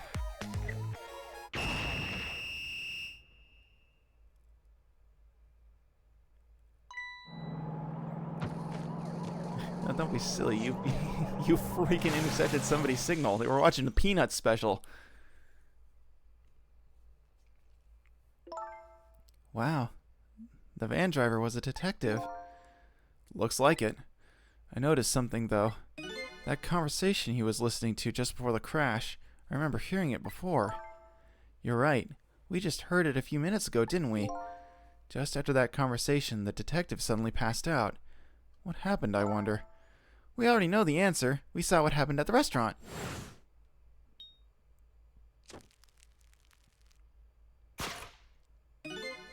She burned up the ladybug. Sometimes, when a high-tech bug like that is destroyed, it emits a loud signal. Loud enough to knock a person out if they were listening to it through headphones. So that's why the detective passed out, huh? Bingo! Now let's stop it from happening.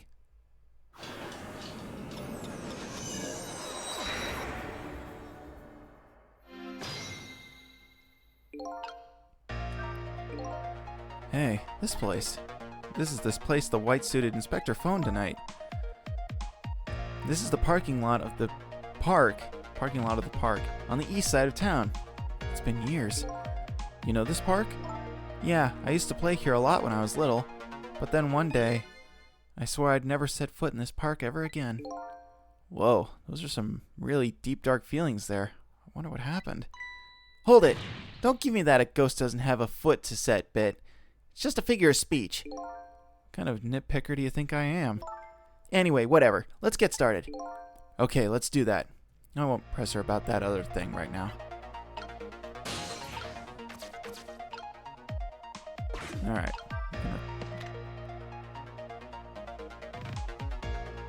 Alright, I'm gonna recline the chair.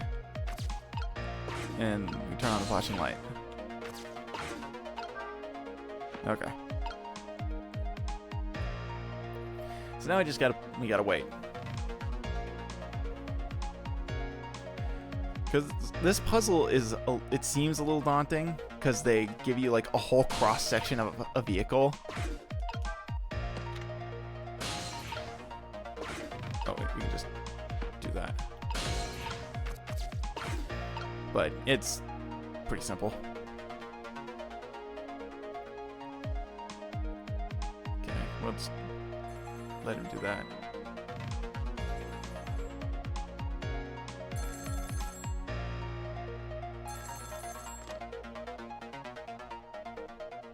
Let's see, I think. Is this it? Who is the detective talking to? Don't keep yelling at me about these things. But they might be talking about something ridiculously important.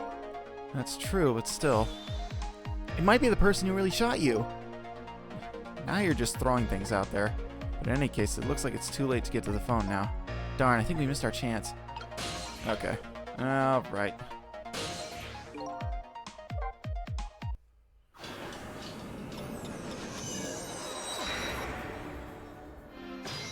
Because I thought it was...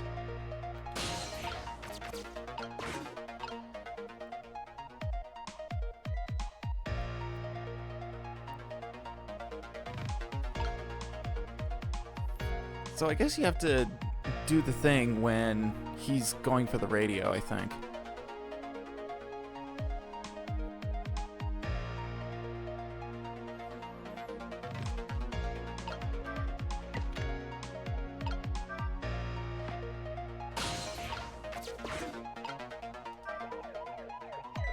There it is. Okay, so you don't have to wait for it.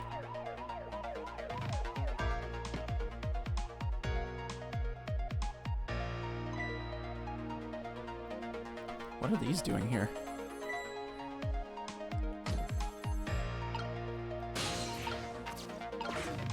There we go. Almost forgot to jump to the binoculars.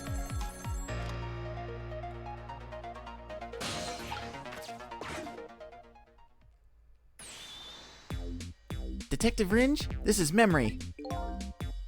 What's the matter? It's not time for your regular report. Listen to this. There's a suspicious couple in the bar upstairs. I'm going to put a ladybug on them. A ladybug? You mean a listening device? Don't do anything to blow our cover. Inspector Cabanella will be furious. Well, they're doing all kinds of suspicious whispering. We have to find out what they're saying. You can pick up the signal from your van. Check out their conversation for me, would you? Alright, fine. Once you get going on something, I know there's no stopping you. Thanks. Later then. Hold on. Did you see a customer come in just now? A young woman with red hair and red boots? Oh yeah, that restless, suspicious chick. Sure. Suspicious? I mean, come on. As soon as she sat down, she ordered 3 glasses of water in a row, and she spilled the second glass on the table. Okay, fine. Keep your eye on her too, if you would. You got it. Oh wow, that waitress was an undercover agent. And she apparently thought you were pretty suspicious too. Oh yeah, sorry. I was really thirsty, so, you know. No, I don't know. Anyway, did you hear what I heard about the listening device? We had to do something about that bug. So, should we stay here or follow up on the waitress? Looks like it's time to make a decision. Oh no, we're gonna go.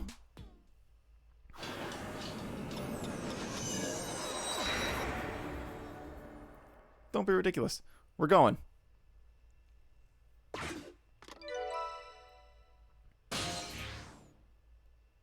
MKG 1043. Hey, look where we are. The heart of the chicken kitchen, eh? Yep, or as most people say, the kitchen. I hope the key to preventing that accident is here somewhere. Oh, I bet it will be. You know what they say, where there's smoke and chicken, there's fire. Now that you mention it, it is pretty smoky in here.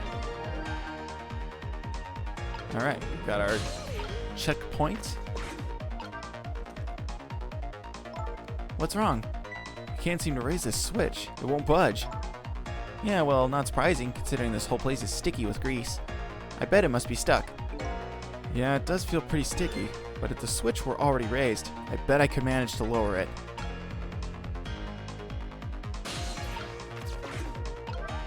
Scrunch. Hold up. Hey, look what she's doing. Do you think that could be... Yeah, she's probably planting the ladybug. Now that I think about it, it's this waitress's meddling that starts the whole chain of events. The detective wouldn't have gotten his ears blown out and wouldn't have crashed. In other words, we're witnessing it with our own eyes.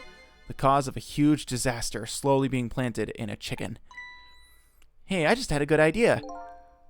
About what to do about the ladybug? No, I was thinking we could let her get crushed under the chicken instead of me. I can't tell if you're kidding. At any rate, now we've seen the root cause of the accident. And all we have to do now is think of a way to take care of it.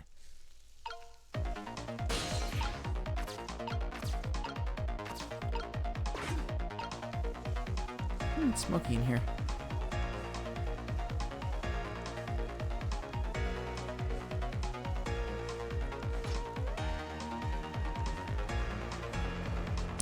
Because if I remember right... Right, so we have to go over here.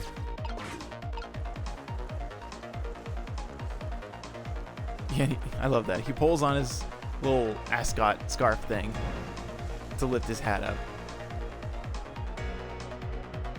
Okay, so now there's a second kitchen chicken thingy. We're gonna hit the switch. We're gonna get back over here.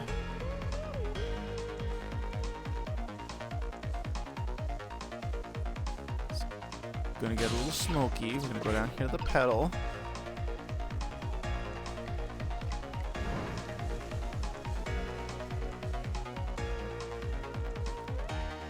Smoky in here. Okay. Make sure she's focused on that. We'll hop back up here.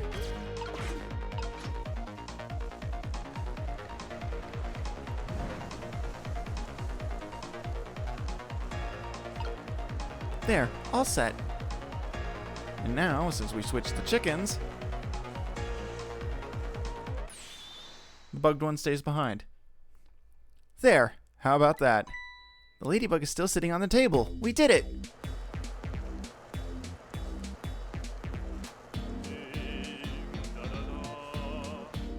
La la la, chicken. Thou art so beautiful, chicken.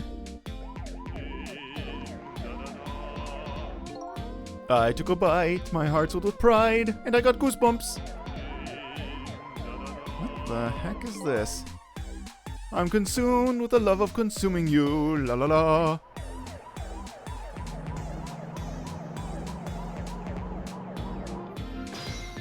Fate averted. Well, looks like you've escaped the fate of being hammered by your horrible hen. Don't say it like that.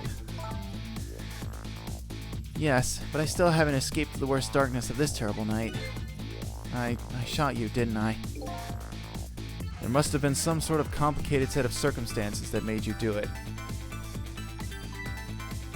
It's never okay to shoot a person, no matter what the circumstances. Hey, shouldn't that be my line? But anyway, you're investigating a case, and I was supposed to give you information on that case. Maybe it's time you told me about it. Tell me about the case you're looking into. Yes, I guess I should. But let's go back to the new present first. Okay, sure.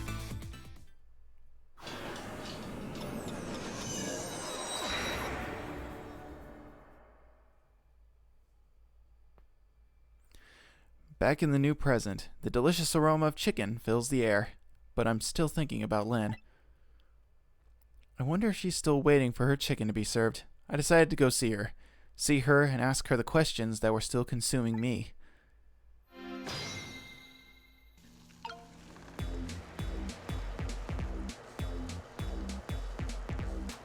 Yeah, I don't think anything happens here when we wait. So we'll go from the kitchen to the chicken kitchen. Very different.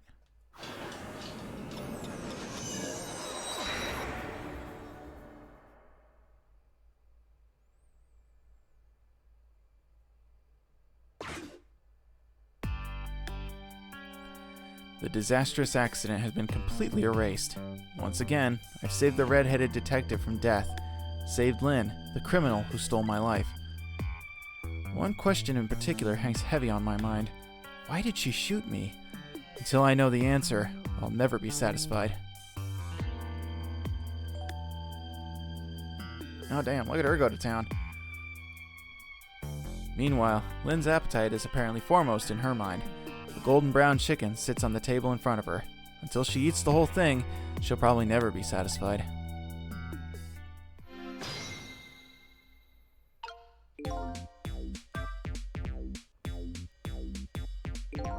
Is Lynn having a serious talk with that detective?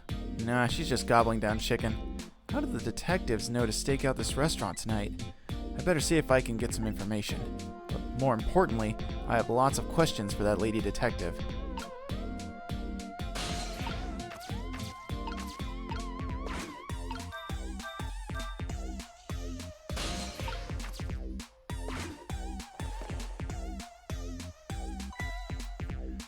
Oh, I didn't know you were here, Detective Range.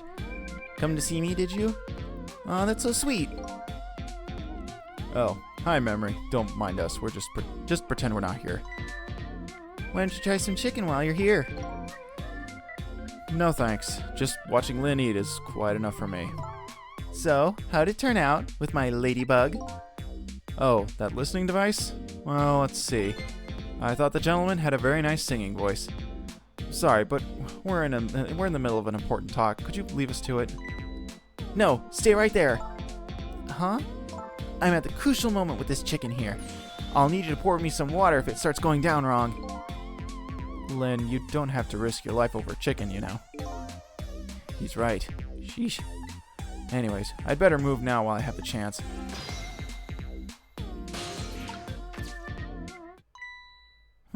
That's funny. Even though I just saved that detective, he doesn't have a core. Not like the one Lynn has, or that valiant little doggy Missile. Missile mention!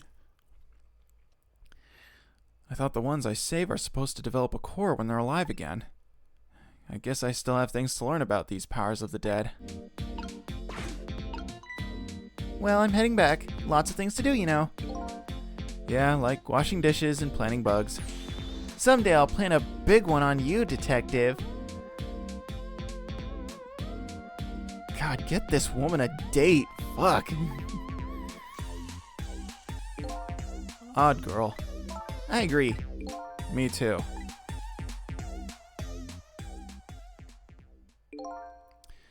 Listen, Lynn. You've explained your side, and I understand. But there's an APB out on you. Can't you at least hurry up and get out of here? You know, slip away quietly? No can do. I'm meeting somebody here.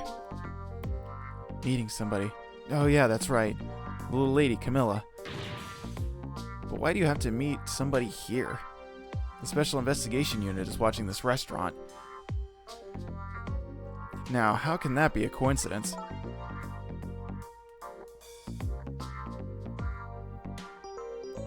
No time to pay full attention. I got bored of building. Well, welcome. I appreciate you having your full attention now. I don't know, but it is a coincidence. Hey, is it true what they say? That you're still looking into Detective Jowd's case on your own? Inspector Cabanella's worried about you, you know. I understand how you feel, but just don't do anything crazy, okay?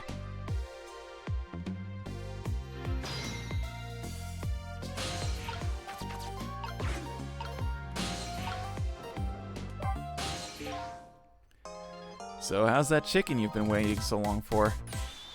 It's great! But you know, with Detective Ringe, that's his name by the way, sitting right across from me, I mean, he was just dead a few moments ago, right? That's kind of taking the edge off my appetite. Oh, brother. But he's a great guy. He understands my situation, he said. He's going to give me a pass, just for tonight. Speaking of Detective Ringe, I noticed something strange. He doesn't have a core now. He doesn't? I thought a core was supposed to show up once I saved somebody. I wonder if... When you possessed his corpse, he was unconscious, right? Unconscious? Yeah, he was, wasn't he? Just like you were unconscious the first time I saved you, too.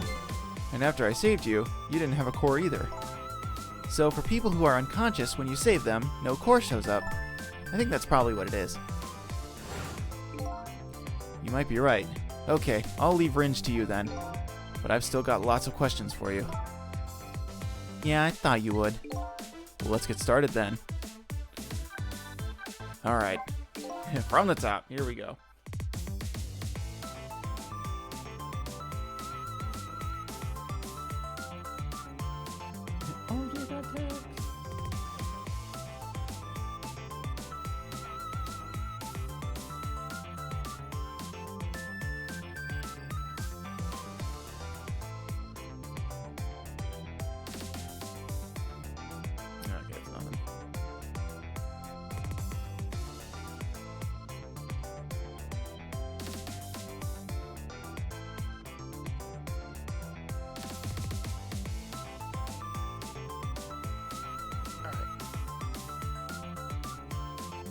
Whew.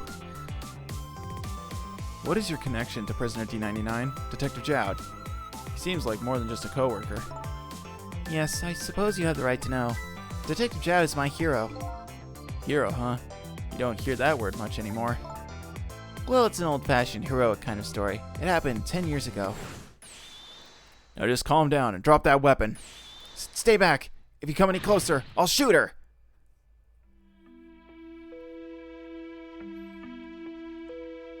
On that day, 10 years ago, I was playing in my favorite park. And then, suddenly, somebody grabbed my arm from behind. I was so scared. I thought I was going to die. But then... he appeared, Detective Jowd. And he rolled up with a big cannon and just blew that man apart. And then that really loud sound, I think it was the sound of a gun. I passed out. When I came to... You're all right now. Are you hurt? You saved me, mister? I was just doing my job. The gods, they're the ones who saved you. What's your job, mister? Me? I'm a police detective. I feel ashamed that I'll never have hair as cool as his. Yeah. Sizzle's got a pretty fly hairstyle. And it gives him a really recognizable silhouette. So that's why you became a detective, huh? That's right. He was my ideal of what a detective was all about. But an ideal detective doesn't shoot and kill his own wife. Exactly. And that's why I want to prove that he didn't. Detective Ringe works for the Special Investigation Unit. He said an important deal was set to go down here tonight at this restaurant. A deal that could affect the future of our nation. A nation isn't something that's easily influenced, though. But that's what he said. Anyway, it's that couple at the table upstairs. I hear they're foreigners. They're waiting for the other party in the steel to show up now. You can tell they're foreigners because they're blue. Those two, huh? They certainly are an odd pair. Is this other party they're waiting for me? It's kind of hard to imagine, isn't it? Nobody really knows any of the details of the deal, except for one person.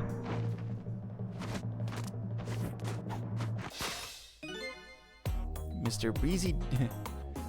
Breezy Dancer in a white suit.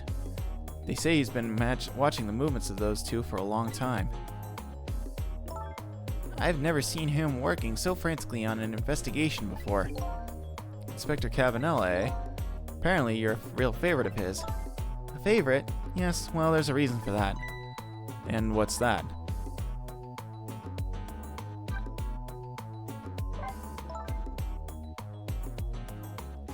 This game is racist towards blue people. Every blue person has been evil. Yep. So far. You must really have it out for the Smurfs then. Inspector Cabanel and Detective Jowd were good friends. Yeah, I think I remember the prison guard saying something about that. They joined the detective division on the very same day. They're two very different types, and they were always in friendly competition to be the best.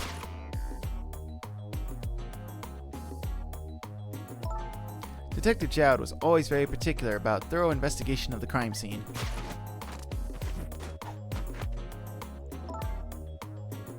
And Inspector Cabanella, well, I guess he just has a natural genius for investigating.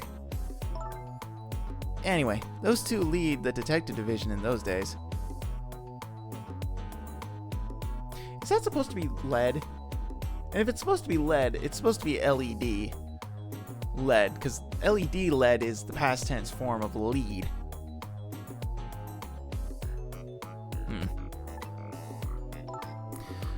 But Inspector Cabanella is different now. He changed a little. He changed? Ever since the Detective Jowd incident, he now distances himself from fieldwork. And he's starting to focus on nothing but moving up the ladder. And so that's how he became the Special Investigation Unit, I take it. Anyway, Inspector Cabanella took me under his wing. Because you were the little girl his good friend had saved, huh? He really looked out for me, helping me study for my detective's exam, fudging my exam scores for me. That goes a little beyond the scope of looking out for you. Inspector Cabanella, eh? I wonder what role he plays in everything that's happening tonight. Camilla. It sure is taking Camilla long enough. She should have been here by now. Getting really worried. You two are like sisters, aren't you? That's what Camilla said. Yep, that just about sums it up. It doesn't look like being worried affected your appetite much, though. Hey, the bigger the crisis, the more a girl's gotta eat. I have to make sure Camilla stays safe no matter what. Camilla, and that music box too. Music box? Oh yeah, that wooden box.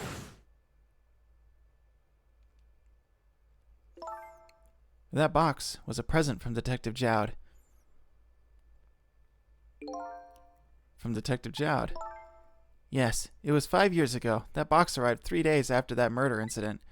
He must have sent it just before he was arrested. Someday, when the case is over and everything is settled, I want you to give this to a certain person, he said. So what's inside? I don't know. I can't open it. That's a shame. Sissel, Did I really shoot you? Where did that come from out of the blue? I really don't remember. I've tried and tried, but I just can't.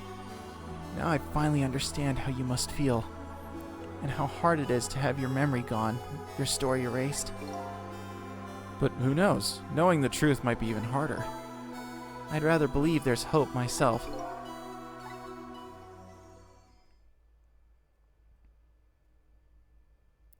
And the whole chicken is just one big leg bone.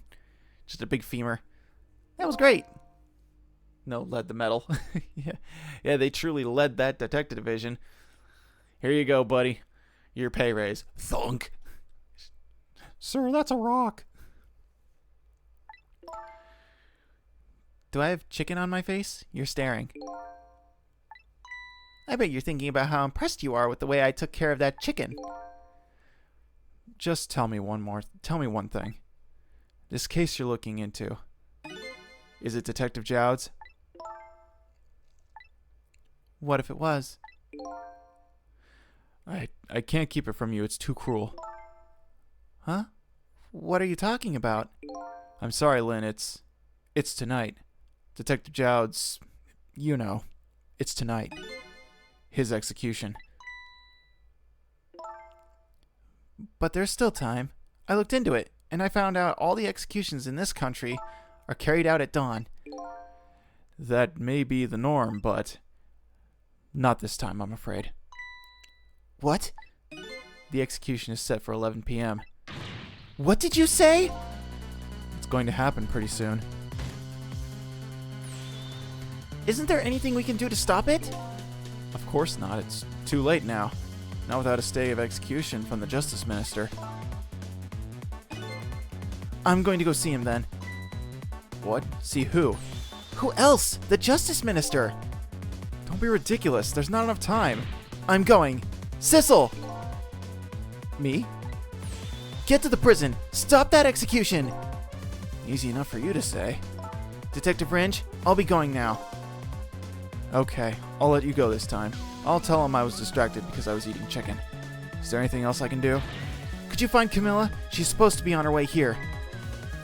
Oh, you're a little Camilla? Okay, you got it. I'll look for her. Okay, you know what to do, Sissel. You have to save Detective Jowd.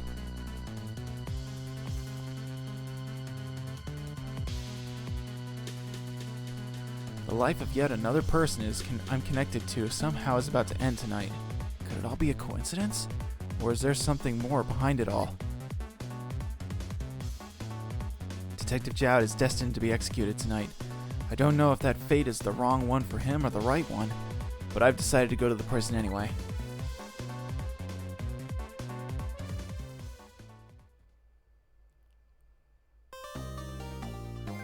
Nice. We got 10:05 to 10:55. Yeah, who the fuck is Sissel? Yeah, I don't know who you're talking about. My name's not Sissel. I'm Bob. I'm not Stu. Oh, we got Lynn's theme. Hooray.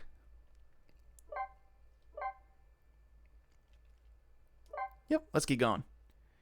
Chapter 8, 10:55 p.m.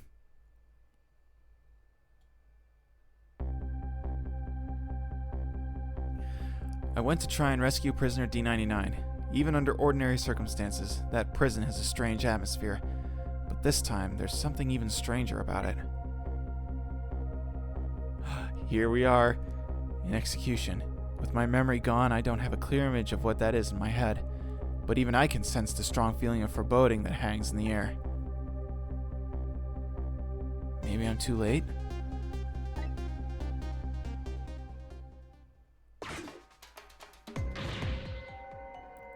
So, how's it going with the generator in the basement? They're trying to fix it now. It's gonna take a while, they said. They haven't even gotten the internal phone there back up yet. I just hope the rowdies don't rush the guard room. We don't have any rowdies here. And what's more, the one who committed the most atrocious crime isn't even here anymore at all. You promised not to talk about that. Look, would you knock it off with that weird flipping and flopping around? Can't stand looking at it. If you don't stop, I just might have to pound you.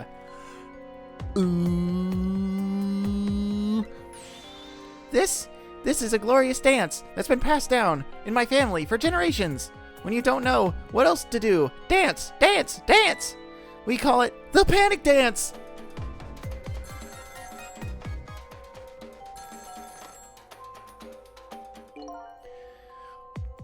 This is special detention, calling from the death chamber. The internal phone is finally back up. It's pitch black down here, though, until they get the generator going again. How's it going up there? The phone's been ringing off the hook from headquarters. Oh boy, we can't let the existence of this prison become known to the outside world. We'll have to round up the prisoners somehow. Is Bailey dancing?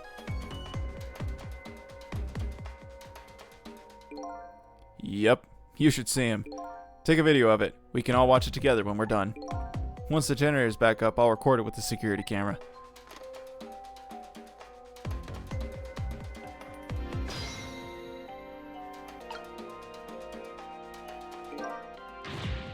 Generator, still not up? I can't keep this up much longer. Believe me, nobody is asking you to. Why don't you just stop? Will you dance instead then? Me? You kidding me? Somebody has to do it. If that somebody is me, I'll keep dancing until I drop.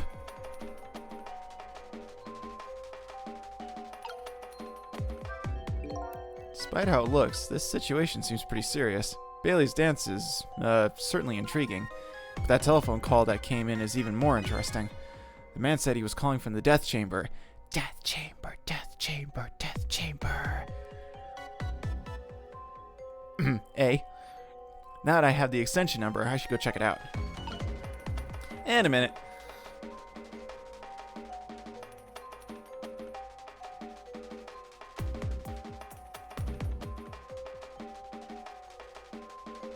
Fuck it up, white boy. Yeah, go, white boy, go.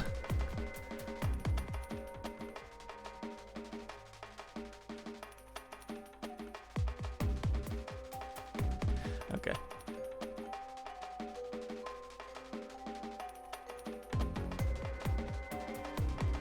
Yeah, I'd play this game if that happened, not gonna lie. Yeah, what happened? Was it part of the conversation that I missed? Internal extension.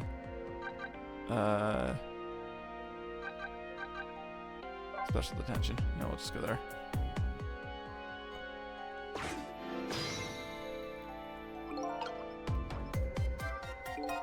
So this is the death chamber. Death chamber, death chamber, death chamber.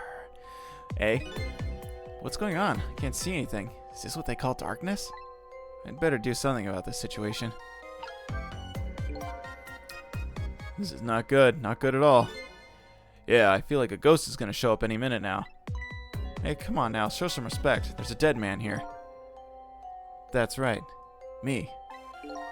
But whew, I never saw that one coming, did you? Who could have? Anyway, the generator's gonna be fixed soon, so I guess we hang tight. Generator, eh? Once that's restored, this darkness will be gone. It seems that's the first thing that has to be done.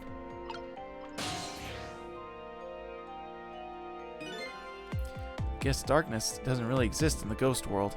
Even without light, I can still see what's going on. I can use the ghost world to help me find that generator.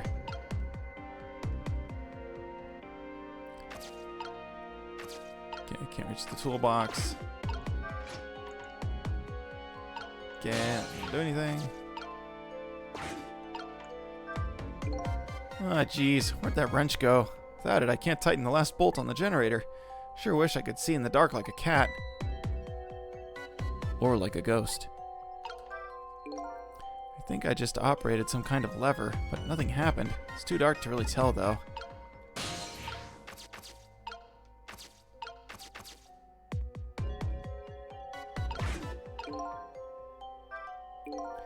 The big guy seems to be taking a nap here. Doubt my paltry powers are enough to wake him. Rest in peace, curry lover. It's kind of spooky when a ghost says it.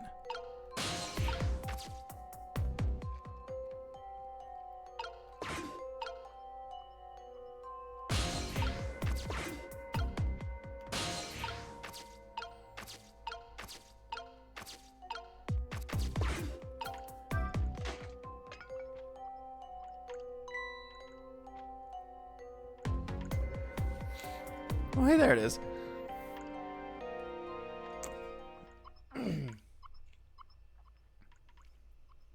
There, done.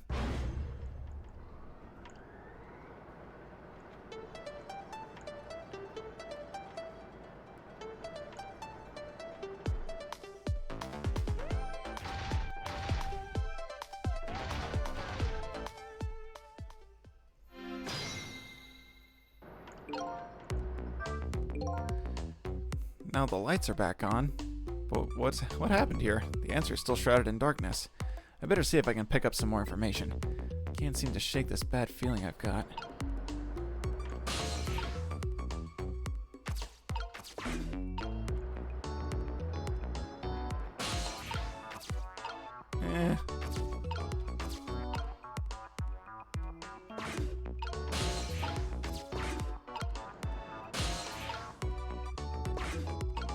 Come on, man. Let me...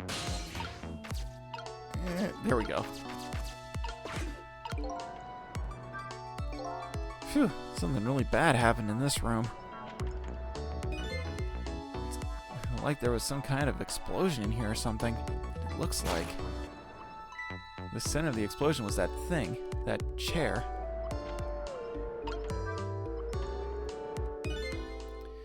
Hey, do you think this execution was really the right thing to do? What the heck are you saying? I mean, I know this country has the death penalty, but how many years has it been since we used this chair? Yeah, I don't know. It had quite a bit of dust and dirt on it. I bet that's what happened. All that debris damaged the wiring. Well, I think it was divine retribution. Don't be stupid. The prisoner wanted to be executed, you know.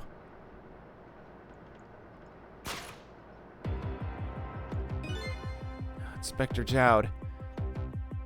Isn't it detective? Whatever. I guess I was too late. So when are they going to pick up his body? They'll be sending over a car from the public cemetery pretty soon. After we hand over the body and clean up the mortuary, we're done. Yeah, okay.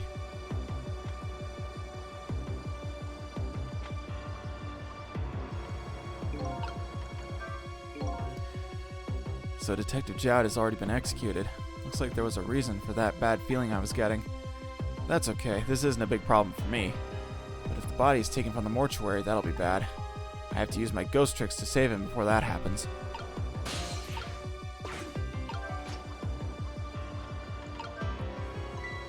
This chair scares me. I don't want to repair it or get anywhere near it. Who knows when it's going to blow up again. Or let loose with the juice. Yikes. Shut up, man. Accidents can happen with anything after all. But let's just get this thing fixed. Come on. If I'm executed by an accident, I'm going to come back and haunt you. Haunt me? Why me? Sounds like a pretty dangerous chair. Chair that gives you shocks. Can I use that somehow? Sure, I had misgivings when I tried this lever, but nothing happened. Kind of disappointed, really. Maybe something else has to be done first? This appears to be some kind of control panel. I might be able to operate it. I'll give it a try.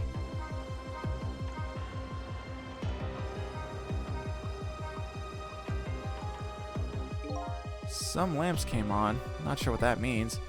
Maybe that changed the situation, though.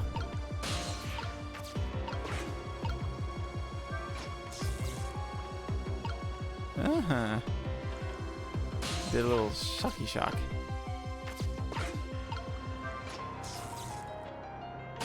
Oh, it's when he has his... There we go. I just got a shock. There we go.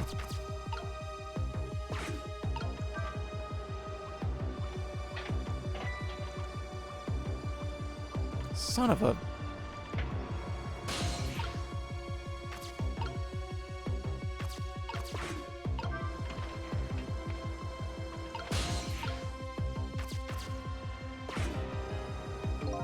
Same thing here. Looks like this is just an internal phone too. Doesn't call outside.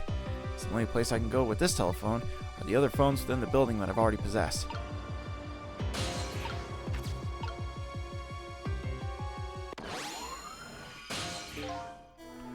Hey, can you hear me?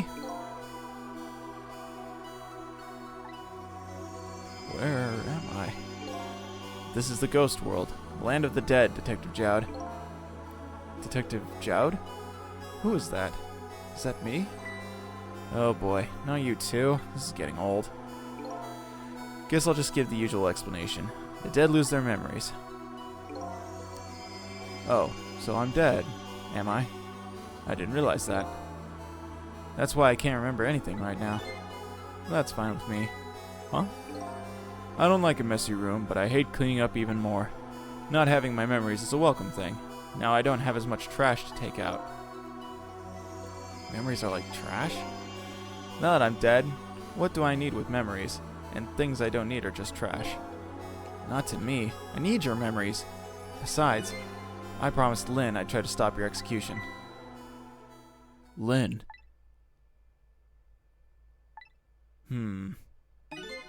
Looks like I still have a few bits and pieces of garbage left lying around.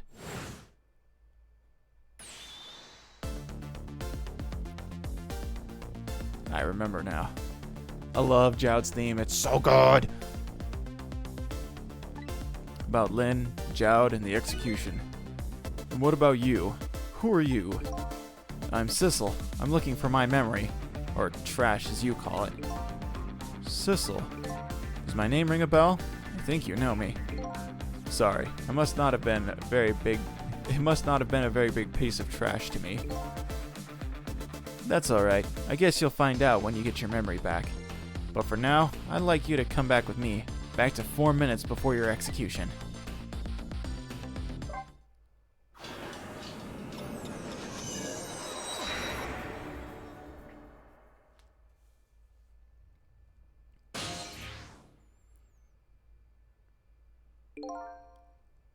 This is the past? 4 minutes before my death? That's right. You'll get to see your own execution, and then we're going to change your fate. But first, can I ask you a question? Lynn told you, didn't she, about what I did? Yeah, she did. Then is it really the right thing to do to save a guy like me? I don't know. But Lynn believes it is. Okay, let's get started.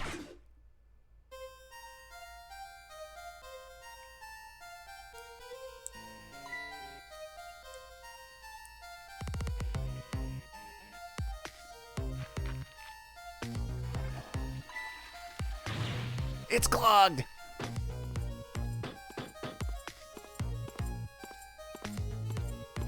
Everyone eats so viciously. Yeah, no kidding. I'm in position.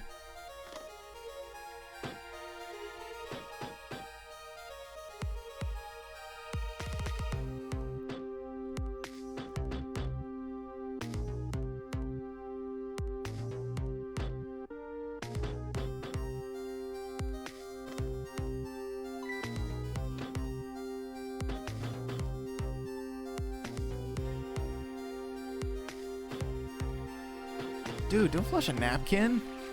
You'll clog up the pipes.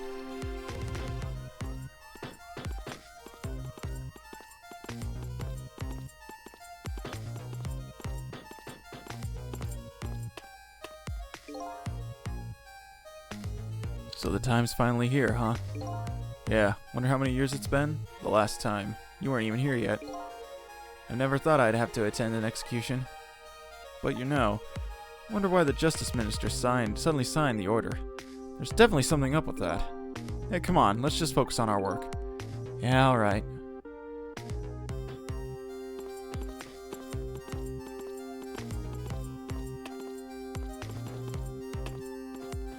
The walking downstairs that's so funny. Prisoner D99, it's time. Let's go. Alright, men, I'm ready. Sorry I have to go through this unpleasant experience. What? No, Oh, well, I guess it's all about collecting experiences. For you and for me.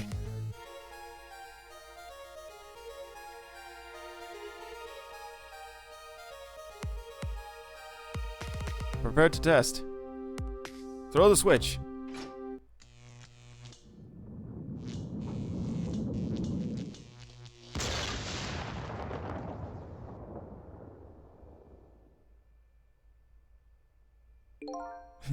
There's something about Zhao just standing to the left of the chair to just flat on his back in the center of the room. Just, I don't know, gives me a chuckle. By chance, is the minister blue? Because I have a theory. Well, you already have the answer to that question, my friend. So this is an execution, huh? Seems to me there's got to be a safe way to do it.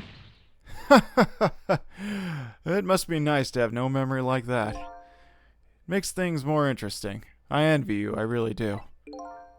It's no laughing matter to me. That was an example of a failed execution, although the outcome was the same. Failed? They haven't carried out an execution in a long time. They dragged that old chair out from under some mothballs, and I guess it had a short. So I guess that means that if I can stop the explosion... I don't know about that. Then I'd just be executed as planned, and I'd still wind up just as dead. So what should I do? Beats me. You're the one who came to save me. You figure it out. He's not making this easy.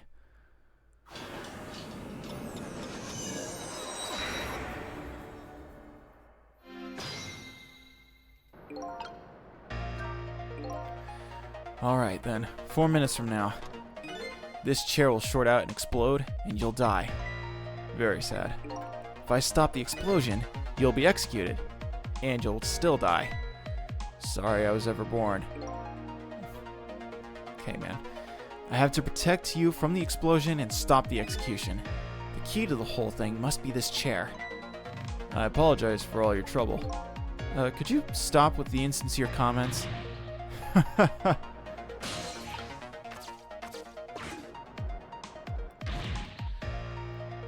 How's it going down there?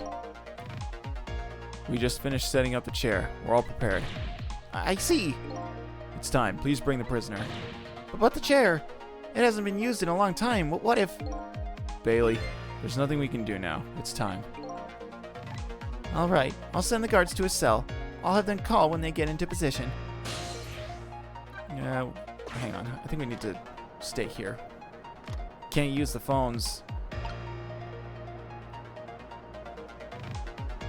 Or what? Or did I go? No. Oh, no, wait, no. Here it is. Because then he calls. There it is. Okay. I had it right. The minister could be blue but wearing face paint. A genius scheme. That may be true. We'll just have to see what happens. I'm in position. The other two are coming to bring the prisoner to you now. Got it.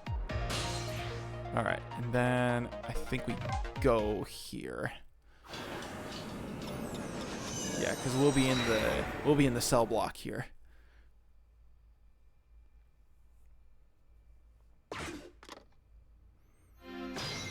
Trick time. There, we escaped from the death chamber. Death chamber, death chamber, death chamber. Good for you. It was stuffy in there, wasn't it? It's not exactly what I was worried about. Alright, what now? Stop the execution and save your life. I think I'm getting an idea. You are you? I'd be very interested to hear it. Let's just get down there, and fast.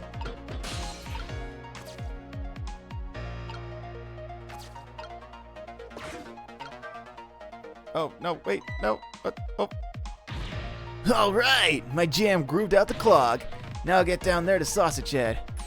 Go, go, go! Yeah, I missed the conversation now, but that's okay. Okay, we can't stop there.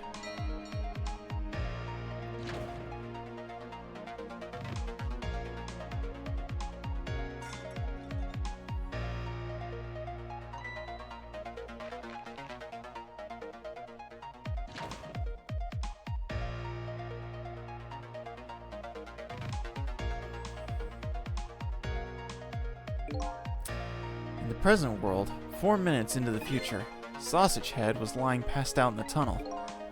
Not knowing about the execution, he must have kept digging and digging. And the guards didn't notice he was gone? So I guess Curryman's future has now changed a bit.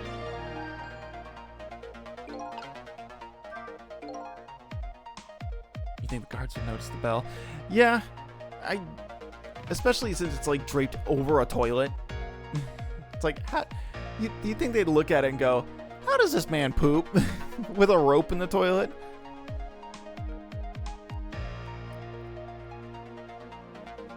Sissel, I'm sure you know this, but time is ticking. Almost time for the execution. If you don't execute your plan pretty soon, it's going to get tough. I think I do have a plan. Do you? I'm looking forward to seeing it. The only problem is, I don't see a path to get there yet. I'm really sorry about all this trouble you're going to for me. Funny, you don't look the least bit sorry. Oh wait, right. Gotta ding ding. Just gonna do this. Gonna wait.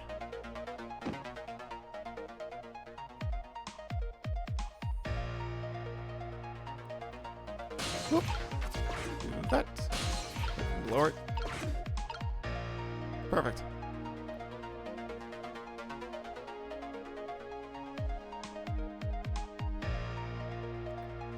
Yeah, he's gonna pull that up and go, huh. Well, and then he's just gonna go back to bed. And we're going to take our leave. Oh, what were you gonna say? Phew, you sure can pack it away. A detective should eat until he reaches that critical moment. That's what I always say. And you have a young pupil that follows that advice to the letter. What are you going to do now, Sissel? As long as these iron bars are here, escape is impossible. Is it possible to stop the execution from here? Probably not. I'm looking for a path now. Maybe something here will give me an idea. Yeah. There we go.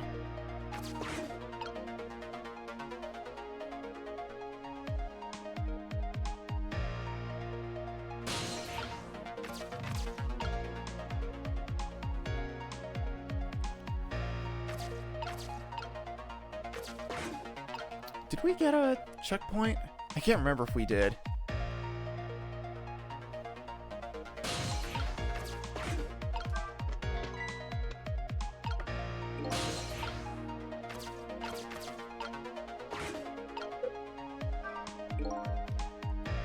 Did you see that?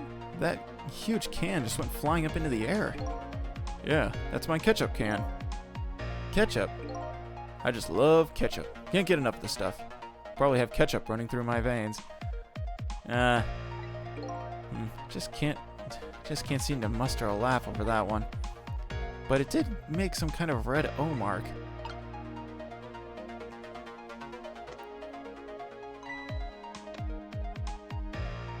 This thing is as full as I am.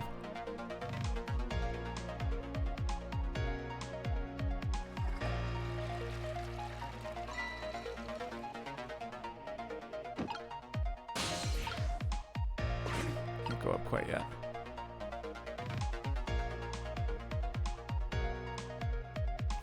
Here's a question. Ketchup as a condiment. Like or dislike? I'm curious. Toilet. Spoon. There we go. Now that we've goaded him into going down the hole, we want to follow it. Like? Alright. I personally really like ketchup too. What specific brands? Ah, very true. Here in the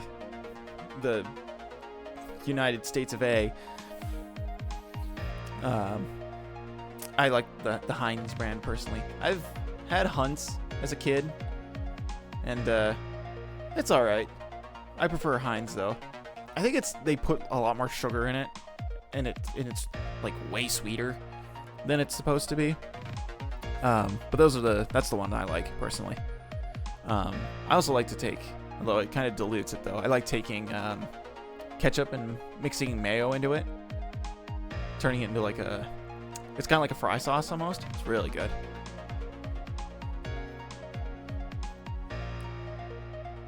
And and mixing mustard and ketchup together, not like mixing them, but like having them on one thing at the same time. Delicious.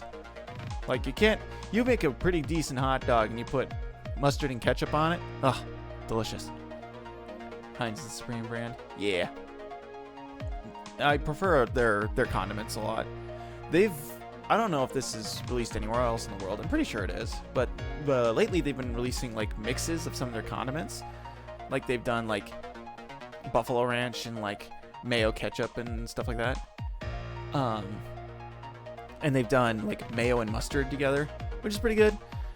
Personally, if I want to mix like that though, I usually just go and get Kewpie mayo. Because I really like Kewpie mayo. Kewpie mayo is really good. But for right now though, my go-to condiment is like spicy ranch or buffalo ranch. That's just really good. Or buffalo sauce. Not buffalo sauce, barbecue sauce. Buffalo sauce is good too, but barbecue sauce is really good. And if you have ranch with it, the cool ranch flavor with like some spice, some kick to it. Delicious.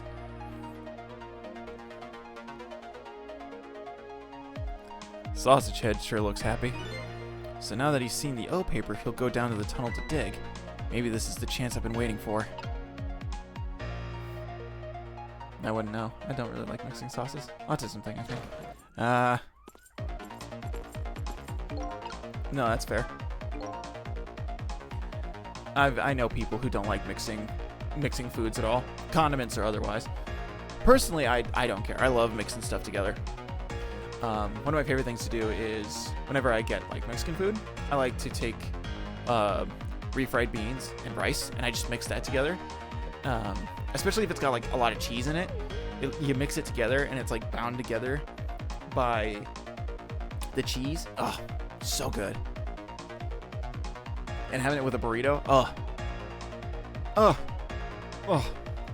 so good. Here come my escorts. Uh-oh, I haven't found my path yet. I see mine quite clearly. Path to the chair, that is. What do I do? That's okay, man. Just sit tight. I can't reach the thing yet.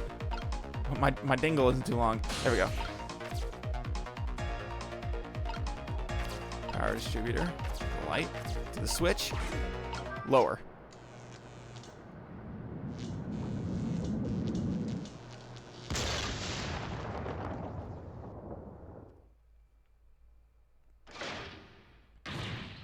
What just happened? The power's down throughout the whole facility. No way! If the power's down, that means all the cell bars open automatically. Damn it! The internal phone lines aren't working either. State of emergency! Now the execution can't be carried out, and your life is saved. Fate averted. In the nick of time, too. You're a pretty daring guy. I really enjoyed myself, and I think I learned a thing or two as well. About what? By the way, is it true what the guard said? Cell bars open automatically? Yep, it's true. It's a little drawback to the system. If the entire facility blacks out, the locks are released for the prisoner's safety. Which I think is actually a real thing that happens in prisons. If like there's an emergency, all the prison cells open up. I think that's a thing that actually happens. But it's like, again, like natural disasters and like those kinds of emergencies that they open up. I think. Don't quote me on that.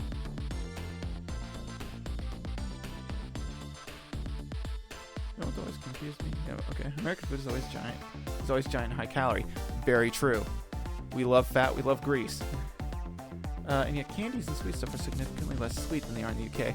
That is also true. But to be fair, I haven't had a lot of European candy. So I wouldn't have like a breadth of knowledge to draw from.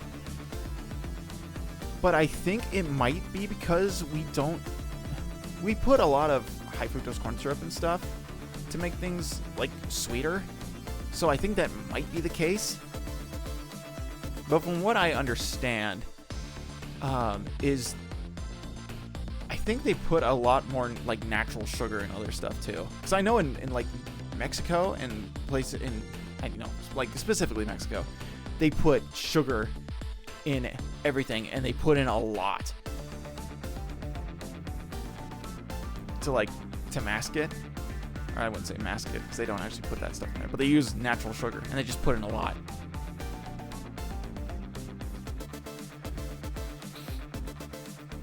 So I think that might be the case. Which also goes to show how cheap America is. Because, you know, we gotta fucking make money. FNAF door logic. Exactly. But almost not even FNAF door logic, almost. Like, FNAF doors open up. Which is, to me, is really weird. Like, I would understand if FNAF doors moved laterally, like, right to left. And if the power went out and they sprang open, it would make more sense to me that if it slid to one side. But if the power goes out and it suddenly just shoots the door up into the air, I feel like if it didn't have power to work those mechanisms, the doors would just stay down. That's the part that always got me about FNAF doors.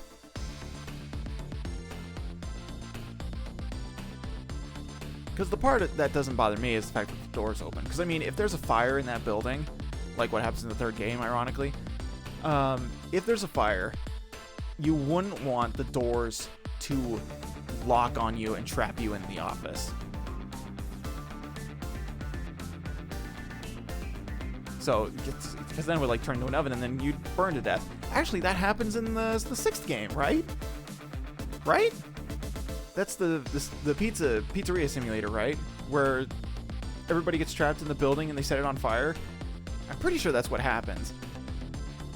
No, actually, it happens twice. Because it happens in the third game and the sixth game. Yeah. Huh. You know, I never actually thought about that. But yeah, 2 places burned down in the FNAF series. That's crazy. If I could, I'd absolutely send you some European candy. I would not be opposed to that, though. Real talk. Like, if you're serious about that, totally. Hook a brother up. Because I've had coworkers tell me that German Haribo gummy bears are like heaven on earth, apparently. They're like the best gummy candy you could ever eat.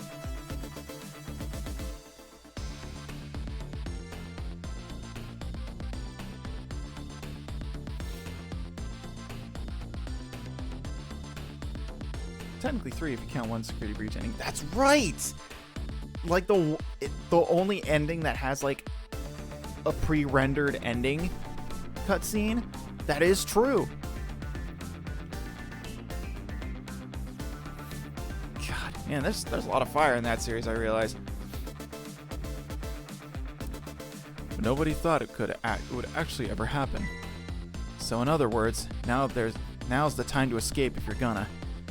Anyway, we managed to stop the execution. Let's get back to the present. You're still not out of the woods yet. Oh, let me give you one piece of advice. What's that? When you get back to the present, head for the spoon. Spoon? Huh? You'll see when you get back, Sissel.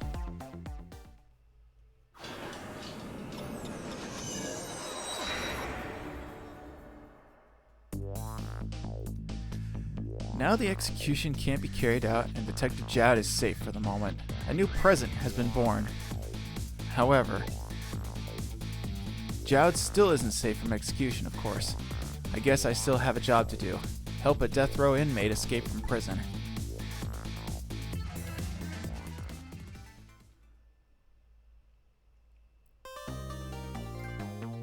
Excellent. Yes, and we got Jowd's theme. Yes, let's go. Yes, save the game. I don't know how much access I have to German candy, but little corner shops usually get stuff imported, so I'll see if I can arrange a package for you. That would be awesome. But I don't know how much it would actually like cost to ship something internationally, though. To me, that would be the huge sticking point, because I've had stuff shipped from the UK and from Japan, and boy howdy, It kind of costs you an arm and a leg to get stuff shipped out. So it's like I wouldn't. It's like I wouldn't force you to swing that, at least, because that's still a lot.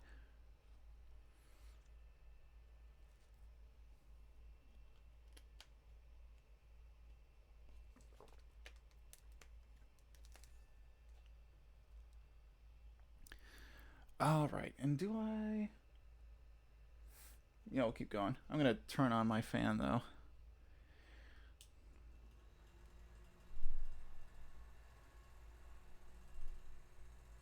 Okay, hopefully it's not that bad. I was kind of holding off on playing Ghost Trick stuff because I want my voice, my line reads to be perfect.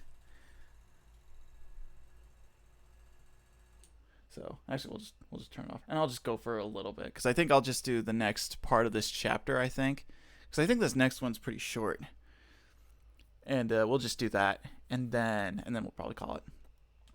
So we'll just keep going. This is chapter 9, 11:13 p.m. A little tight on mice right now, but if I get extra dough to spend, I know what I'm using it on. Awesome. I really appreciate that though, for real. It's nice to be considered and thought of when it comes to that. Now I'm back in the present, and it's completely shrouded in darkness. I can't see it, but I can feel the tension in the air. It's a state of emergency. And that's only natural. With the power failure, all of the cell bars opened automatically. Plus, now a death row inmate is loose in the darkness. I did what I promised Lynn. I stopped the execution. But that condemned criminal is now in just as much danger as before.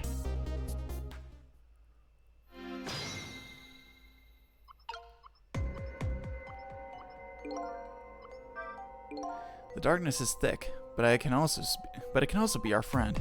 Right now, it's what Detective Jowd is hiding himself in. I hope the detective is alright in this blackness. I better find him fast. Come to think of it, he gave me some advice. Head for the spoon, he said. Wonder what that was all about. Okay, I don't think anybody's gonna say anything. It's no use, the internal phone isn't working. I might be able to use another phone, but for now I'd better find another path. Alright, we're gonna go find our amigo here, and we're gonna hop into the spoon. The detective told me to head for the spoon when I got back to the present, so here I am.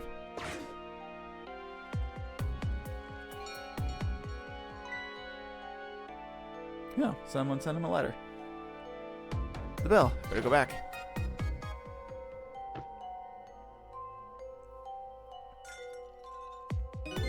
Phew, I'm back. Thank goodness someone flushed his toilet. That was good timing. Now to use the cover of darkness to help the detective escape. But first I have to find him.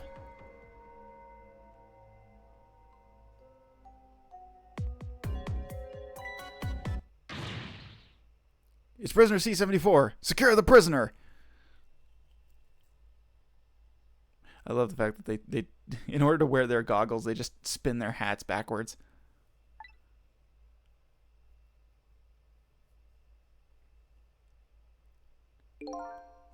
Looks like there are hunters in this darkness. Hope they haven't found Detective Jowd.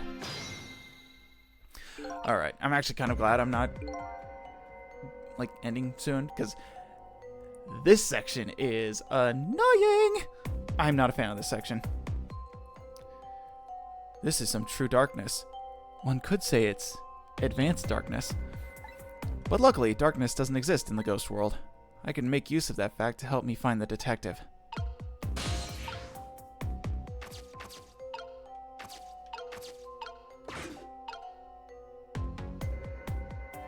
Oh. Huh?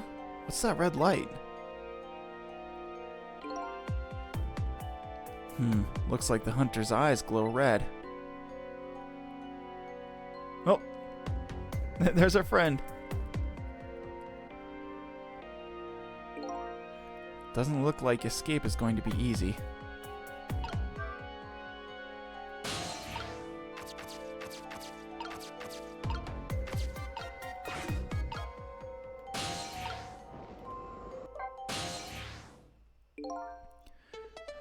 There you are. I was wondering what I was going to do. Are you the one who made the toilet bell ring? That's right. I still had another napkin lying around. Thanks to that, I managed to make it here, but how'd you know to do that? I learned a few things about your ghost tricks during our time together. They certainly can be very useful powers, but at times, not so much. I knew that if the internal phones weren't working, you'd be trapped in the death chamber area, so I quickly came up with an alternative route. A route that made use of Sausage Head's spoon and my napkin. Wow, this detective is good. Next time you praise me, go ahead and say it out loud. Anyway, it looks like it's time for a strategy meeting. An escape strategy, huh? This could be interesting. Let's do it. So let's make sure we're both clear. The key to my escape is this darkness. Once the basement power supply is restored, escape will be impossible. So, we move under the cover of darkness, huh? I know I won't have much time with that. But I'm afraid I won't be able to see, so you'll have to lead the way. Lead the way? Once you find a safe spot for me to move to, I want you to give me a signal. Okay, fine, but how? The dead don't have voices. Even if they did, we have to be quiet.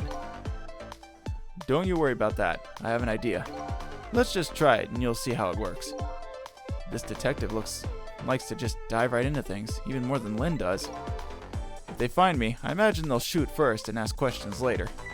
But if I die again, we can just start over, right? He says cheerfully. What's your favorite kind of chocolate? Huh. Pretty basic. I like a good milk chocolate. Mint chocolate's really good. I really like mint chocolate. Chocolate with peanut butter. Those are good too. It's probably those three. Milk chocolate, milk chocolate, mint chocolate, and like chocolate with peanut butter. About around there. Dark chocolate's okay. I'm all right with it. I don't prefer it. If I have the option, I choose just normal chocolate. But yeah. Those are my favorites. I don't know if you know it or not, but this is a special prison. There aren't any dangerous criminals here, except for me, that is. Yes, I did hear something about it being a special place. Yes, and because of the special status, they're not prepared at all for emergencies. They have 4 timid security guards at most. I think I saw some hunters lurking in the darkness, though. Those are the guards. They are wearing night vision goggles. Night vision goggles? What is this, turning into a Metal Gear Solid game? What's with all the questions? They're special glasses that let you see in the dark. Very handy things. If I enter their field of vision, it's all over. So it's all about staying out of sight. Staying out of the guard's line of sight, eh? Make sure you guide me to safe spots. Alright. Now, about that signal you want to give me. Oh yeah, how am I supposed to do it? I've already been dead once. I don't know if it's because of that or what, but I can sense your powers now. You what? For example, you're in the bunk right now, aren't you? Wow, I'm impressed. I guess you have a sixth sense. I think it's more like a detective sense. That doesn't sound right somehow. Anyway, the details don't matter. Do you see this R1 trigger here? Or no, it's a trigger. It's a button. Excuse me.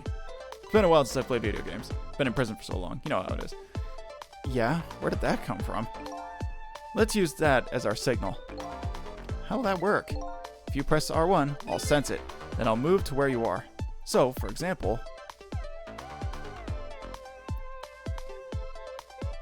if you move to that spoon and press R1, I'll run to the spoon. Simple, right? Alright, fine. Let's start our escape plan. Just make sure you guide me to safe spots, Sissel. So this is the part that really annoys me. So you have to guide Jowd through this area, avoiding the line of sight of the guards. Now, the thing that really bothers me is you can't move the camera around when you're in the ghost world. But the ghost world is the only way you can actually see what's around you. Because, you know, here in the real world, you only have this small field of view. It's like a little circle. So, planning a route for Jowd while simultaneously making sure you're avoiding all the guards makes this a little difficult. So, it makes it a little tedious because the guards don't just like look from left to right. Some of them are walking around, and some of them they like walk and stop, and then they'll turn and pivot. Some of them are hiding, so having to worry about, you're basically doing an escort quest. This is an escort quest, and I just don't like it. Boo hiss. Yeah, good picks. Except for the peanut butter. Hate that stuff. Yeah, no. That's where we differ. I love peanut butter. Peanut butter's so good. It's time for me between dark and salted caramel. Oh my god, I forgot about caramel chocolate. Oh my god, that's so good. I love caramel. Caramels are delicious. Having it on ice cream or just like hard candies. Oh, so good. I'm like an old man. I love me a hard caramel candy. They're really good.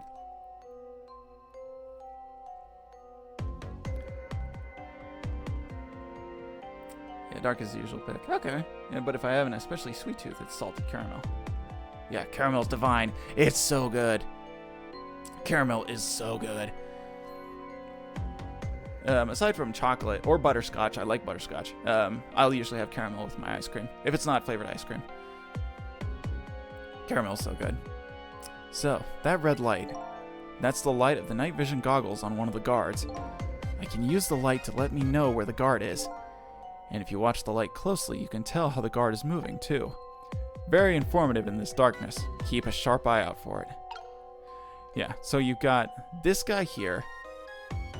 This guy's easy mode, though, because he turns around and he waits there for a while. And good on Jowd, though. He's pretty fast on his feet, so you don't have to worry about him hanging out in the open for too long. But we've got this guy here. Or no, wait. Hold on. Okay, there we are. Okay. So I think... yeah, we got this guy. There he is. That guy on the top of the screen, he's hiding up in the ventilation shafts.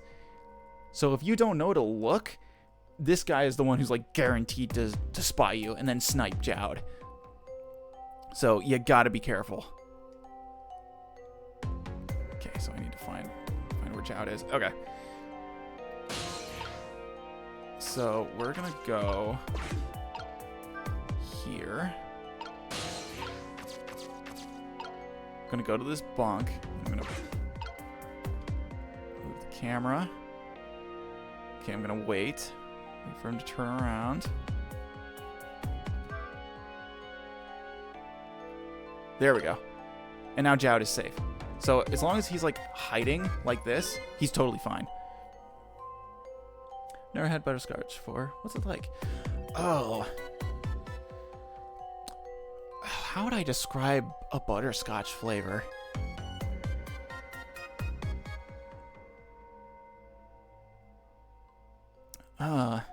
Well, for one thing, it's really sweet. Butterscotch is a very sweet flavor. I'm trying to think of something I could compare it to. It's unlike caramel. Caramel is like more of like a smooth, subdued flavor, I think. Butterscotch is, I don't want to say tangy. That doesn't seem right because when I say tangy, I think it's like citrusy flavors. It's not like that really. I want to say it's almost like almost kind of like honey almost. I'd compare it to that, but like a touch sweeter than that, which, you know, I know it's like honey's like literally sugar, but when it comes to like the flavor profile, butterscotch is a lot like honey, and it's really good. Yeah, it's like between that and caramel is what I'd always put on my ice cream. It's like, I love butterscotch flavor stuff. And whenever I can find butterscotch candies, I'm all over those. I've had a hard time finding them recently, but as a kid, there were places that sold butterscotch candies, and I'd love to get them. They're so good. The guards are on the move. Now what? You can get a sense of how the guards are moving by watching the red lights. And I think you already know this, but just in case, if you want to take a look around, you can move the screen with the D-pad. All right, yeah, so this is where it kind of gets complicated. This guy doesn't move. He just stays there. So we don't, excuse me, we don't have to worry about him. This guy and this guy are the ones we got to worry about. And there's also one up here, but we'll worry about him later. R1, no, we're gonna leave. We want to leave Jowd right where he's at. We need to wait for the guard to come down. Because you can, the one thing you can do though that's really nice is all of the guards can be followed if you possess their bulletproof vests. Just gonna wait for him to get closer.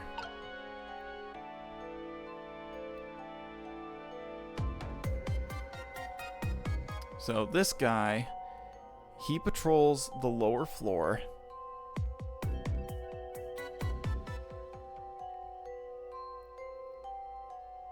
And he goes up and down the stairs. And we just saw the other guy. He's right up there. So we need to get him. We need to get him down from there.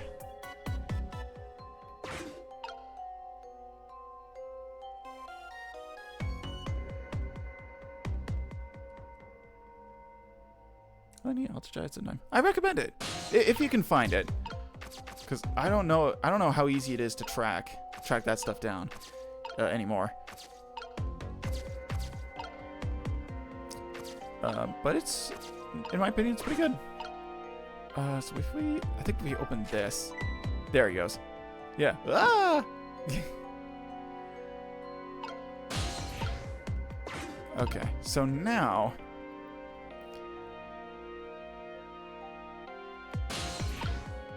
I forget. If we close it,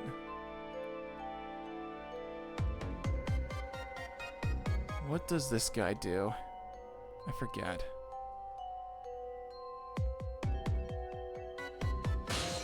Okay, is he just gonna stand there? Okay, no, he moves. Because I think once you get him out of his hiding spot, he doesn't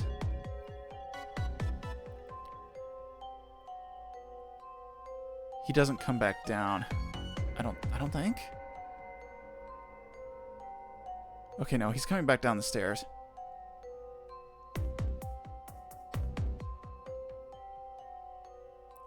Okay, he's going back up.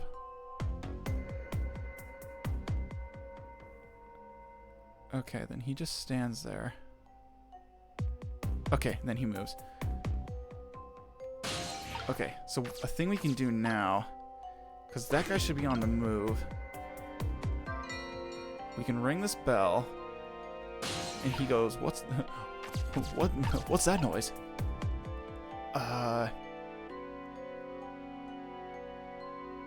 And that, okay, so we can distract him that way. Oh, because the next place we need to go is underneath the stairs. That is our next hiding spot. I just need to get Sissel there and then make sure the guards are distracted.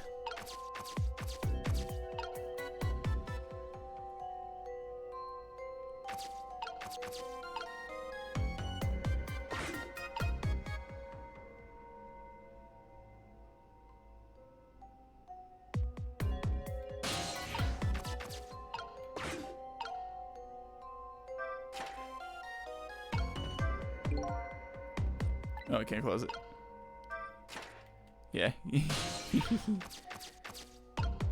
Or no.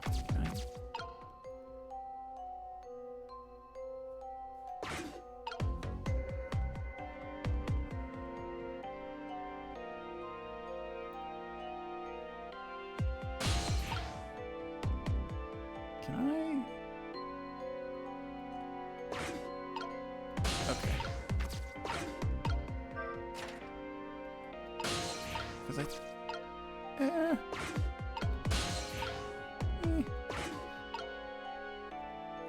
So I think the only way I can reach him is if I drop the guard down through the hole.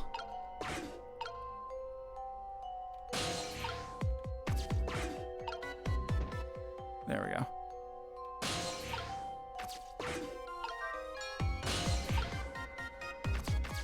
Oh, can I not reach him? God damn this. Guards are freaking fast.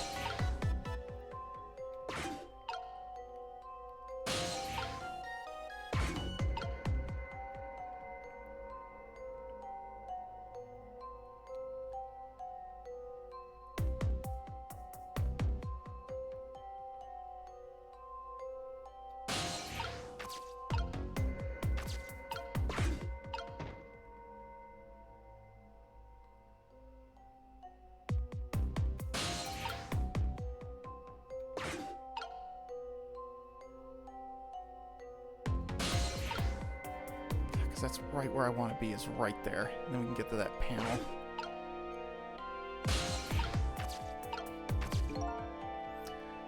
This area under the stairs is a blind spot for the guards. They won't find him here. This spot is safe.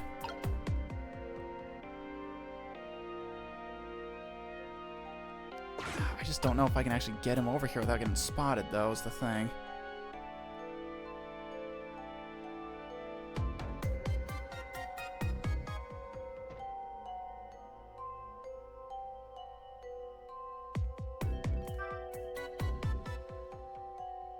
Okay, good. We got him. Whew! Nice. I crave chocolate, but I'm not going out to buy chocolate at 11 p.m. Yeah. Wouldn't be a problem for me, though. It's only like 3 p.m. It's not that late. It's only the afternoon. Okay. I don't know if he says anything else. Okay. Okay, next is the stairs. I have to avoid those guards somehow. But where should I lead you to? There isn't a safe spot anywhere. We'll just have to wait. We'll just have to wait till the guards go past. Somewhere on the stairs. Even the craziest spot will do. If it's strength you're worried about, I have plenty of that. Can you use that strength to knock the guards out for me? Well, they do say my punches are faster than a speeding bullet. I have my doubts about that, though. Yeah, I guess a punch is no match for a speeding bullet. Okay.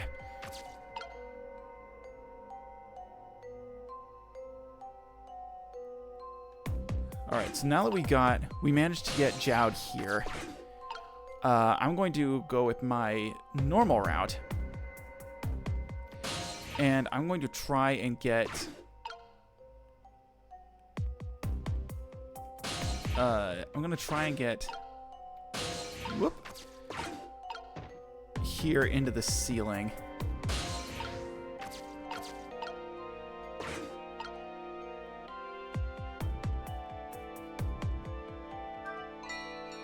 Okay, so we'll ring that. The ceiling is open now.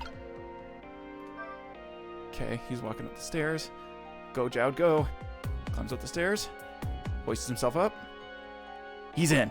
All right. Oh, and I need to wait for the guard to fall through. Whoop. Okay, and we're gonna close that. Okay. And let's see if I can reach over to the toilet. Or no, we'll go here to the valve. Look at him go. Whee! Okay, so now that we're past here, we're going to open the hatch back up, and that locks that guard on this side of the room. So we should... Actually, no. I need this closed.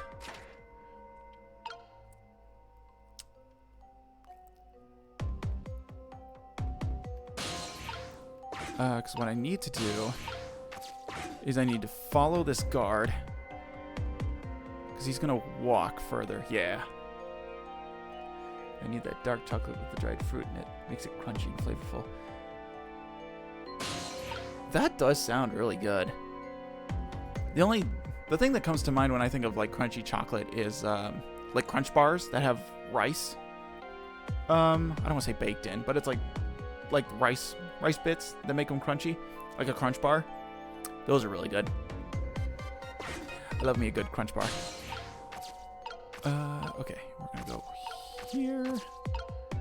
Okay, and we're gonna jump over to here. Gonna jump over to the guitar. We're gonna have Jowd roll his way over. Okay. So real quick, we're gonna Gonna move this guard to right here. Open the hatch. Down he goes. And I'm gonna close this for a sec. Okay, so the thing with this, does he come back? I forget if he comes back, but we gotta do this quick. So the thing is you want to wait for this guard to stop.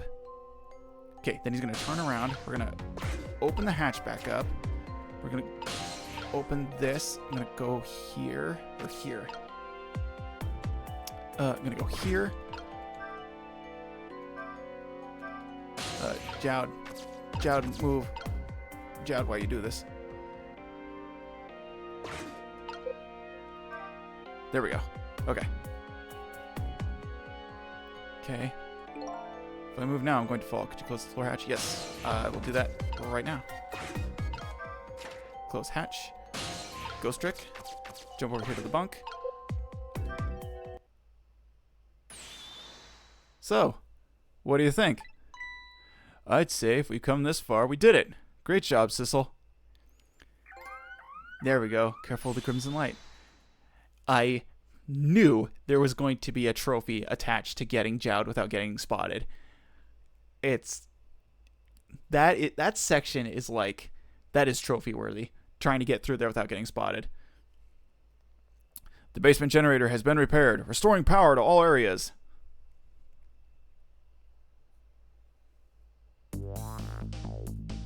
The dried fruit is definitely a much more subtle crunch. Okay. Yeah, because I assume it's like, I say like dried fruit. I'm not going to say it's like a raisin or anything like that. But usually when there's dried fruit, like a raisin or something in like a confection of some kind, it's not as crunchy as like baked rice, fried rice, whatever. But it's, you know, it's a crunch that's got more give. Yeah, that's what I meant to say. Phew, we just made it.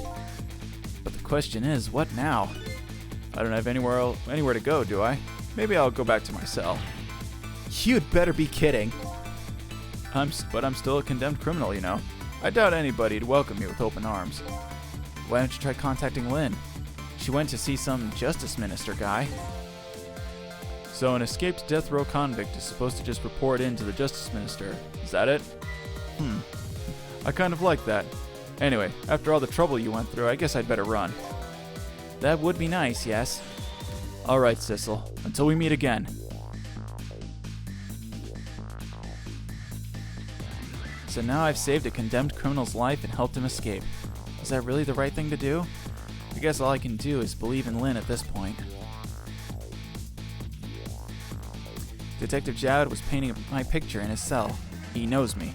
I'm sure I'll be talking to him again.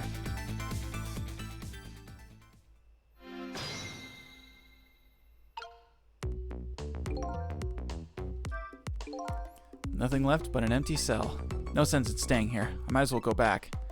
Upstairs using the internal phone.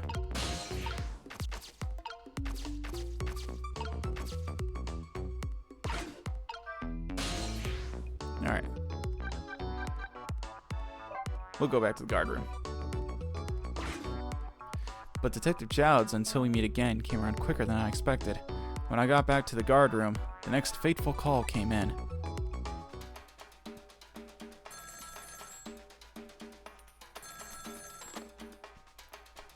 Hello, this is... Sissel, are you there? Hello? Who is this? Oh, I'm not talking to you, officer. Anyways, if you're there, Sissel, come here immediately. I'll be waiting for you. If you make it in time, that is. Hey, wait a minute! Trace complete. KMR 3243. That call! Who was it from? I don't know, some weird call. Ah, but who? Will call an end to my dancing. Yeah, well, once you get going like that, I'm not gonna stop you. It's a contest then. Which will stop first? My dancing or the turning of the planet? Yeah, good luck with that. Tear it up, Bailey. Bet I could do that dance by now. But I'm more concerned with the detective's message. I better get over there, fast. And now that we've done that,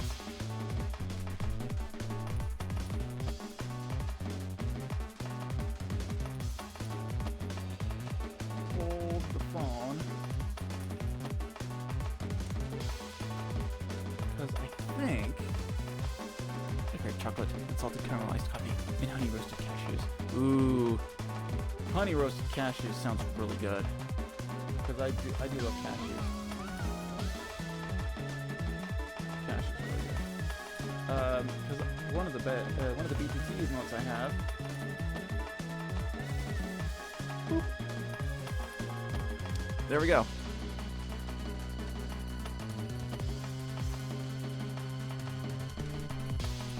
Now that we've seen Bailey do his dance, there's one of the BTT emotes I added.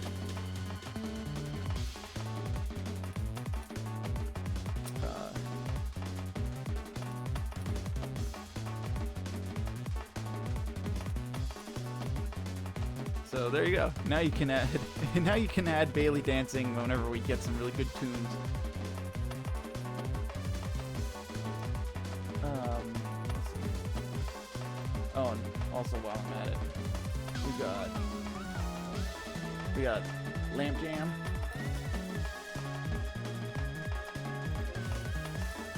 And we got Missile.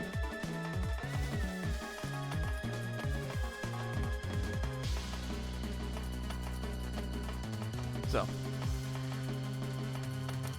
there we go.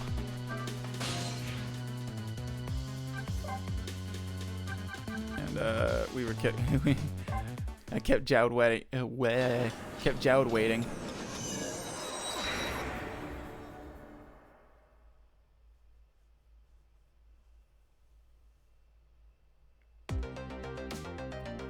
Oh.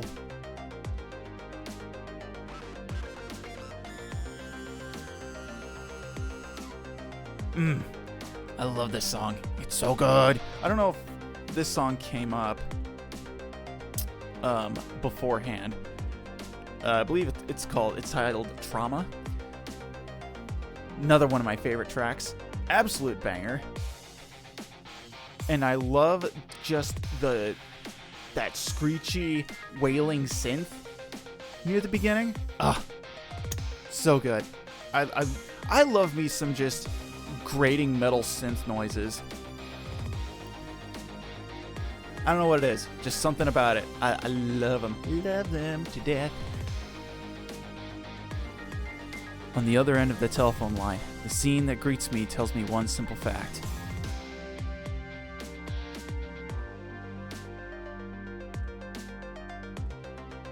That our great escape plan has ended in failure. Never expected to see you here, Inspector Cabanella. I believe that's my line, old friend. What were you doing here? I believe that's my line too, clearly.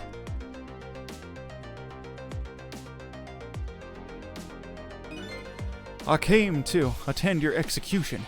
They told me what time it was. Couldn't get into the chamber, so I was observing a moment of silence here. And when I looked up, my eyes full of tears, there you were, baby. It's just the way things turned out. I took part in what seemed like a fun game, and here I am. Here's what I wish, my old friend. Wish it was anybody but me who found you here. 'Cause now that I've found you, man, I have to turn you in. You have to stay spotlessly clean after all.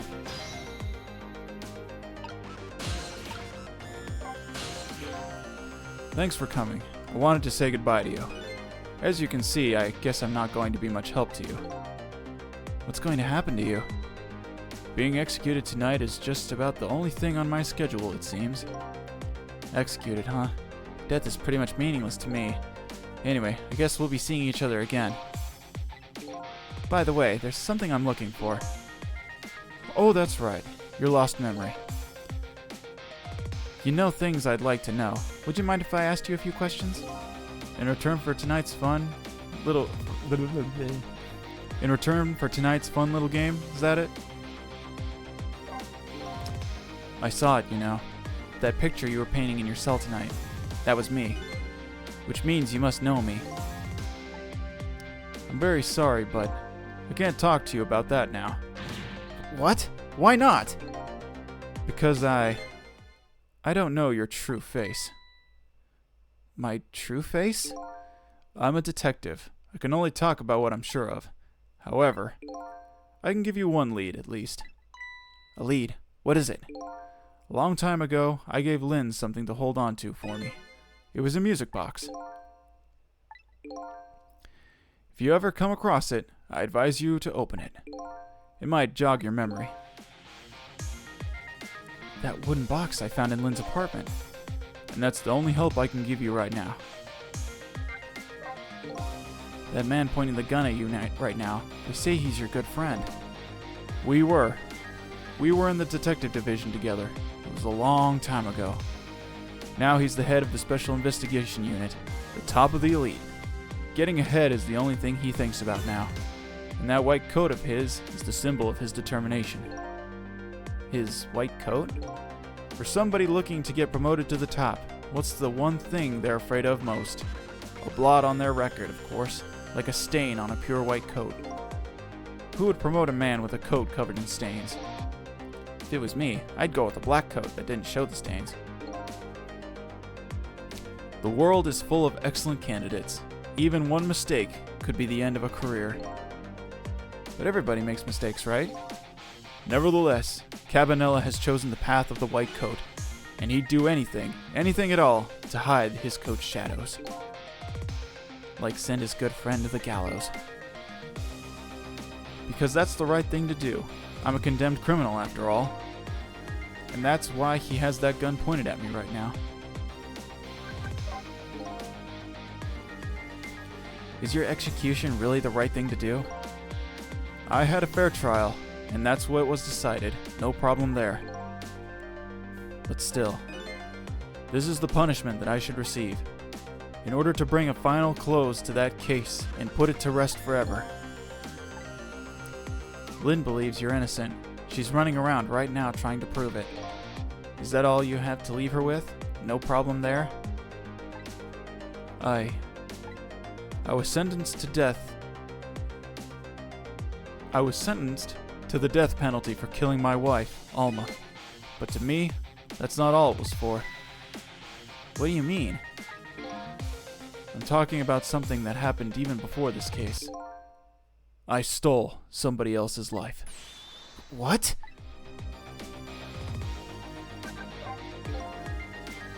It was 10 years ago. I'll never forget it. That day, I saved the life of a little girl. And I stole away the life of a man. 10 years ago, the life of a little girl. Could that little girl be Lynn? She told you about that? Yeah, she said you were her hero. Now just calm down. Drop that weapon. Stay back. If you come any closer, I'll shoot her.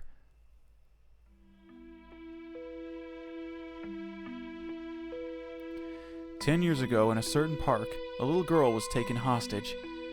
I was still young then. I didn't have any self-control. I remember asking myself at the time, Jowd, are you going to shoot this guy? And this is what I answered. Yeah, I'm going to shoot.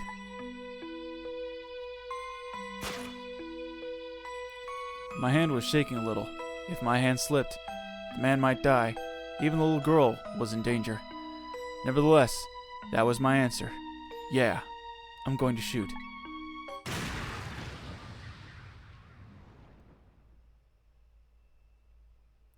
And the man died.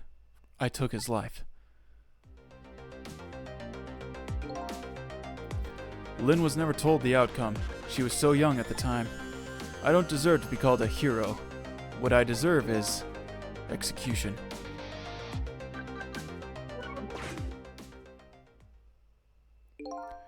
Ready to go? My arms are getting tired. You got it, baby. Time for the big show of hauling you in. Oh, that's right. Just let me make one last phone call. That's a big favor to ask so casually, my old friend. Tell you what I'll do. I'll pretend I'm not watching. I'll be listening, though. On that you can rely.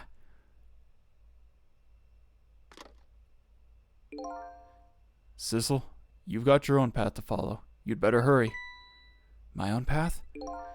Lynn is at the Justice Minister's office right now, right?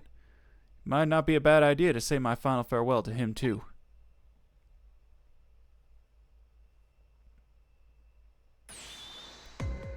Hello? Everything's fine here. Is this the chicken kitchen? I'd like to request a delivery. The chicken kitchen is next door. Goodbye.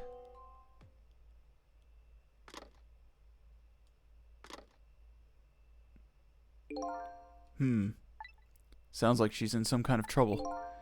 It does, doesn't it? Go help her out, would you, Sissel?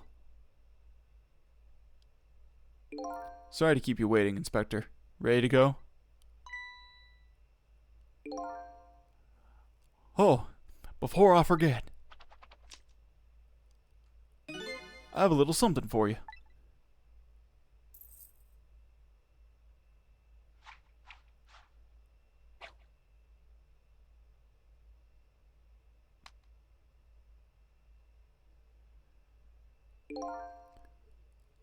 A present, if you will. There's nothing else like it, baby. If there's nothing else like it, don't throw it. What's this? A pocket watch? Considering my situation, it's the last thing in the world I need right now. Forgive me, man. Let's just say I'm not good at choosing presents.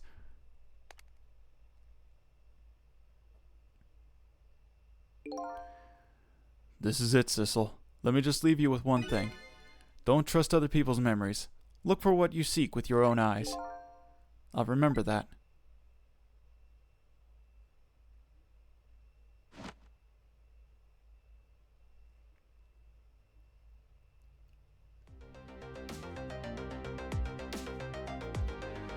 They're gone.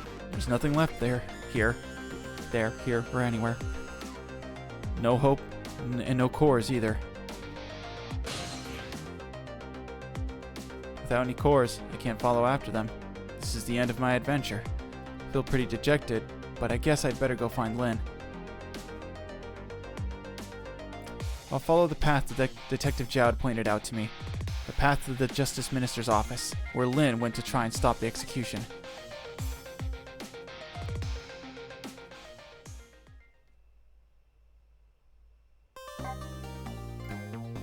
Nice. We got this chapter done. Got another Chivo.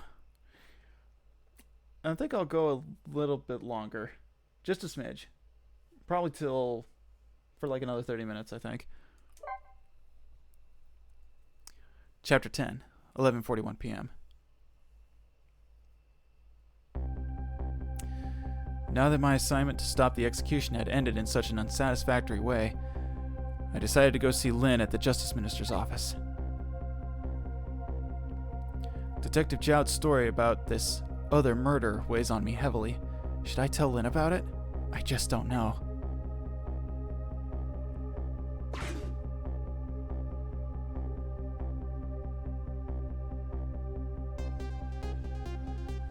This time, Lynn isn't dead, but the atmosphere makes me think it might be too soon to count my blessings just yet.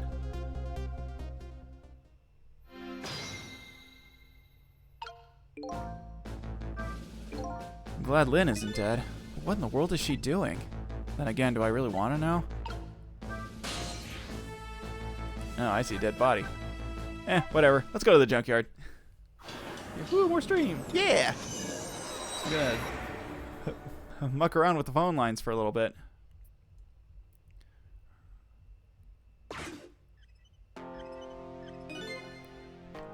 Are you alright? You don't look very well. I ran into another dead body, and it didn't even faze me. It didn't shock you? Nope, not a bit. All of these deaths you come across, you should be able to learn something from each one. Yeah, I guess. Such as, let's see, the importance of life, for example. I don't think that's quite it somehow. Well, I guess I'd better get back there.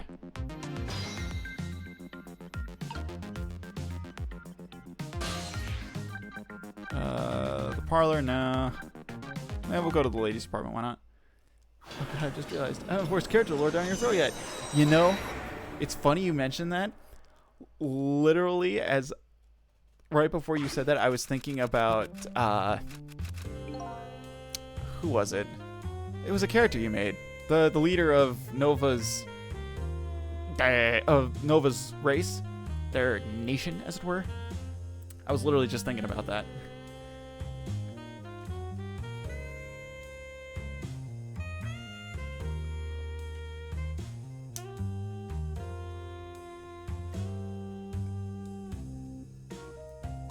Yeah, the Star Mother. Yeah.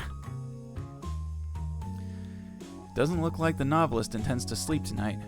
She'll complete her tale of love, even if she has to type her fingers to the bone. Something seems to be missing from this bed. I don't see the bag of ice the little girl had on her feverish forehead. She's not here. Did she go to the powder room? Is she out having a good time on the town? I better get going myself. Her daughter is missing.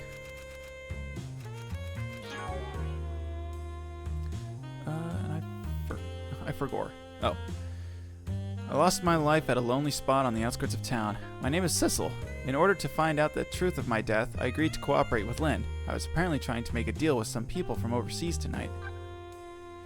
A detective who was at the scene of my death. Her name's Lynn. She's trying to stop the execution of a prisoner who got a death sentence for murder 5 years ago. She's also suspected of my shooting. Chew.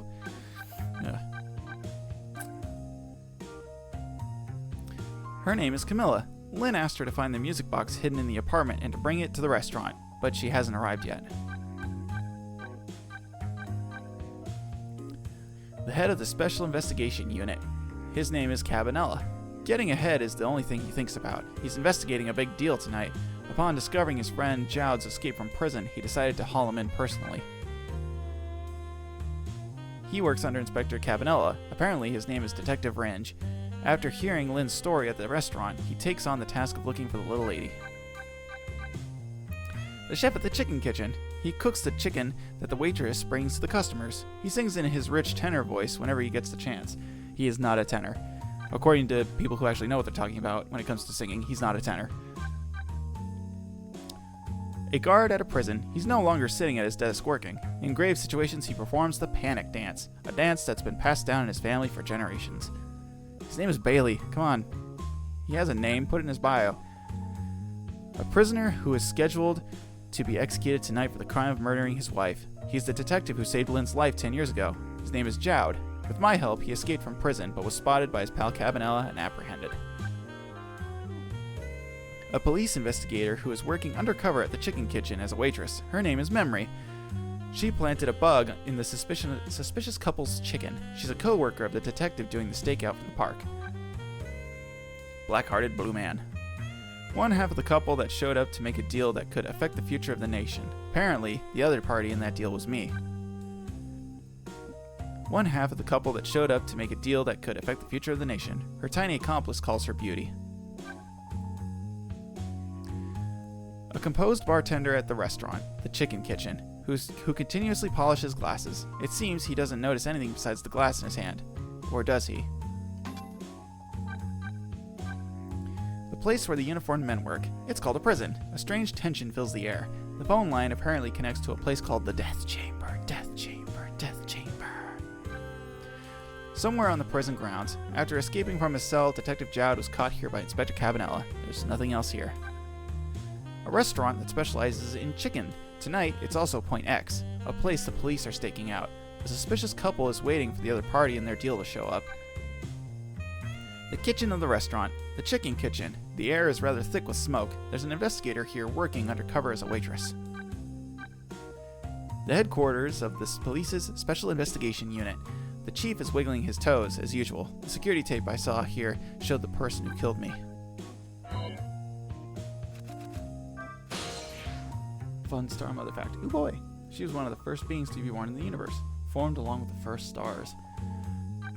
Dang, she looks pretty good for someone of her advanced age. Although that does bring into question, does she age at all?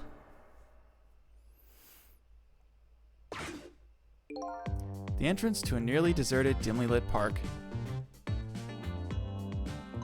Hey, look at that. The detective is back. Camilla! Without knowing the situation, this scene would look pretty suspicious.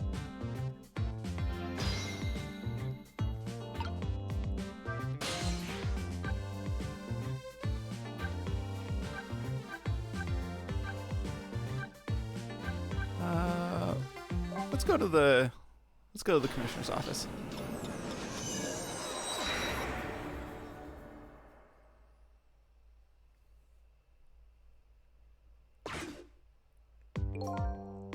Looking troubled, the chief is wiggling his itchy toes. Chief here. Of course I'm working. There's an execution tonight. No, not my execution. What are you talking about? Honey, wait!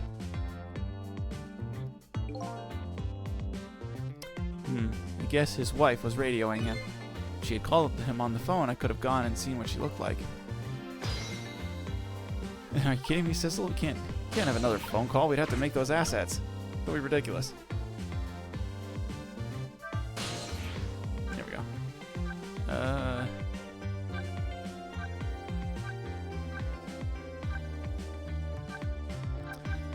We already went to the junkyard, went to the park. We'll go to the super's office, and then...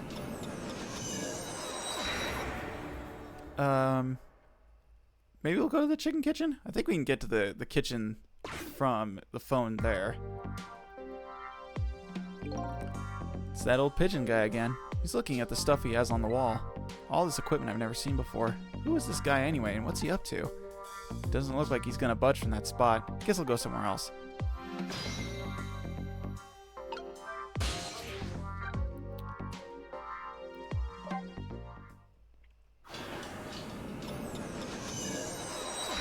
Theoretically, yes. She technically ages, but it probably takes eons for what would be years of our lives.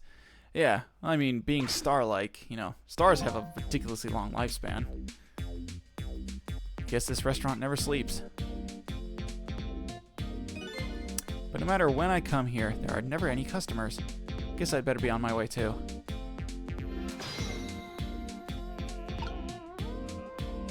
He's still up there. Couple's not here.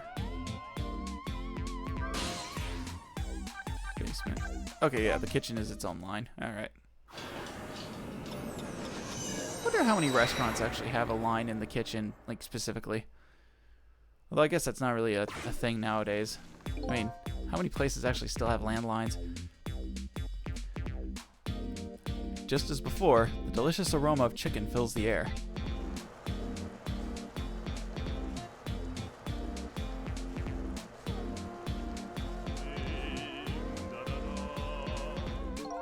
La la la, as long as I have chicken and Jew and chicken, I'm happy. That poor girl. She got a stomachache from listening to my singing. She's very delicate, that girl. I guess his songs didn't sit well with Detective Memory's digestive system. I guess I better go before I start getting stomach trouble too. But you're a ghost. That's the joke.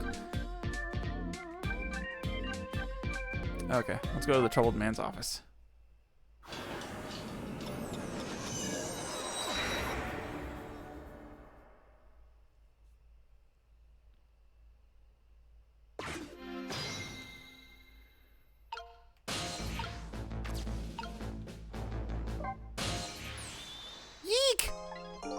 What kind of greeting is that? I mean, I know I'm a ghost and everything, but... Well, and how did it go? Was Detective Jowd still alive? He'd already been executed by the time I got there. I did manage to save him, but... You did? Oh, I'm so glad. Wait a minute, did you say but? I told Lynn about my adventure at the prison, and the other murder, though. I couldn't bring myself to tell her. Inspector Cavanella arrested Detective Jowd? I can't believe it! Yeah, I feel the same way. I can't believe that wherever I go, somebody else is always dead. Either you or someone else. Sorry about that. So, who's that lying on the floor there? Oh, you noticed him, did you? That's the Justice Minister, the man who signed the order to carry out Detective Jowd's execution. He was already dead when I got here. Shouldn't you have called for help in that case? I guess so. But I'm wanted, remember, for murder. I was hoping we could save him without me getting caught. We? Oh boy.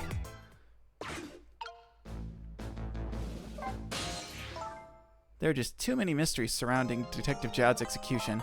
Why did the Justice Minister sign the order? And why would Inspector Cavanella betray Detective Jowd? Just so you know, Detective Jowd himself said it was the right thing to do. Anyway, I guess I better see to the Justice Minister.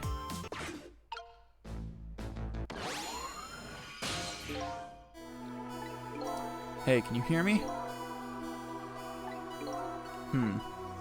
He's dead. He still seems to be unconscious. Could you rescue him now, while he's still unconscious? Instead of talking to him, I bet it'll be faster to just see for yourself what really happened. Yeah, I bet you're right. Back we go then, to 4 minutes before his death.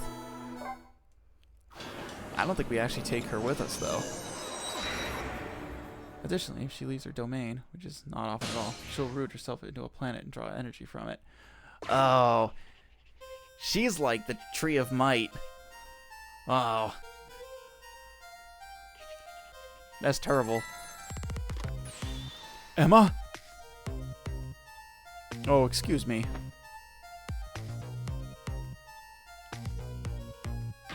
What? All right. I'll do as you say.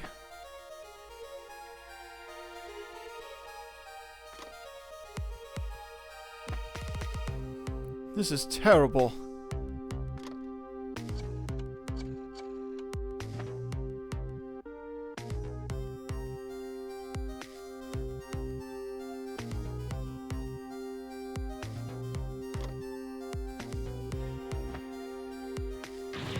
Why doesn't she answer?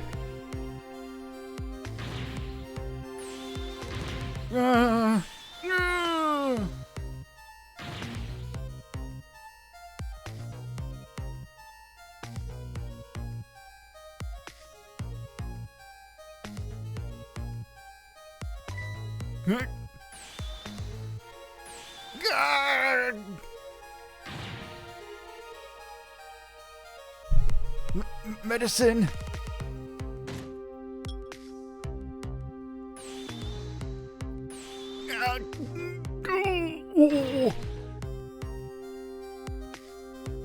Water.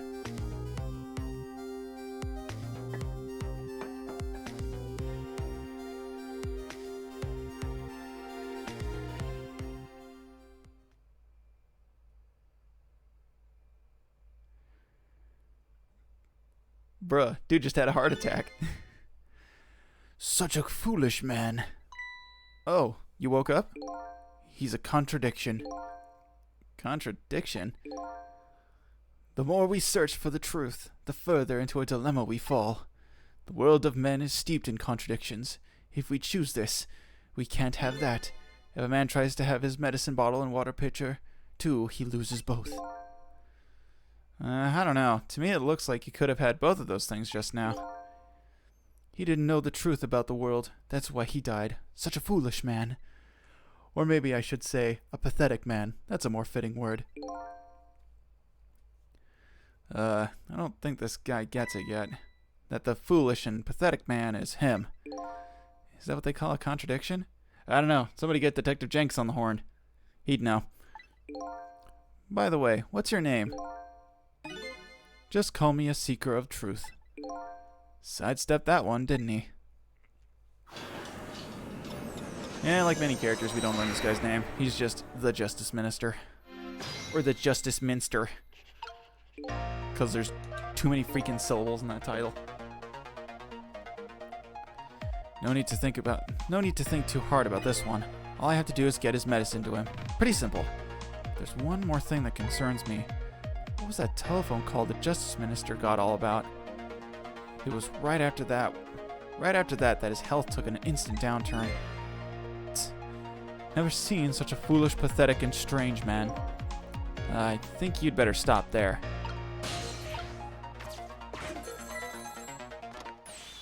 Emma! Oh, excuse me. Forgive me for calling so late, Mr. Minister. Who is this? How did you get this number? We have your daughter. Who is this? Amelie's tutor? Would a tutor call you at this hour? No. I'll say it one more time. We have your daughter. What? My daughter. Is she alright? Tell me she's alright. Hear for yourself. Papa, help! I'm gonna be killed! What do you want? What are your demands? I believe we already made our demand known. Made our demand known the other day. Oh, so it was you. And have you complied? Has the execution been carried out? I didn't do it because of your demand. I did it because that's my job. Yes. Yes, of course. They should be contacting me any minute now with the confirmation. There's no need for this kidnapping. We are very thorough. You do well to remember that. Ugh. And of course, it goes without saying, we're watching you. If this information leaves that room, you'll never see your daughter again. I trust you understand that. Don't tell the police, is that it? Exactly. All you have to do is your job. Alright, I'll do as you say. I'll make sure the execution is carried out tonight. You have my word.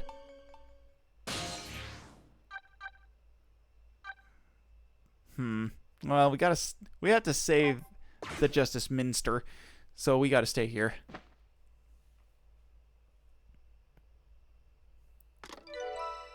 Trace complete.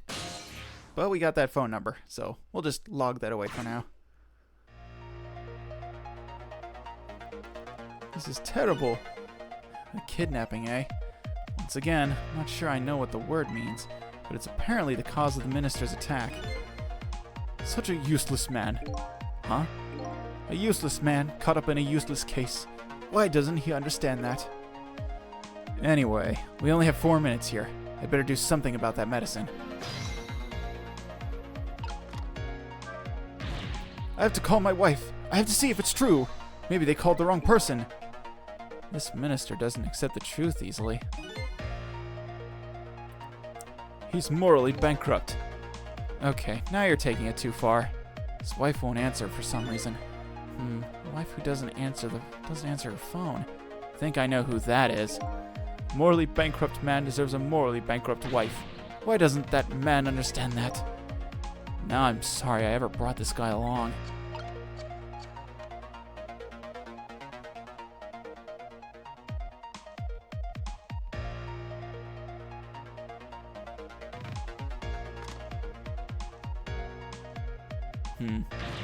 Why doesn't she answer?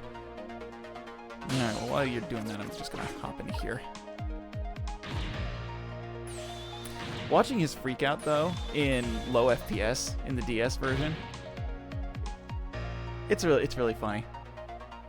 You kind of lose that with this game, with this version of the game specifically, because it plays at a higher frame rate, but the frame rate being a bit lower in the DS version kind of makes it, I don't know, it adds something to the scene a bit when there's only so many frames of animation.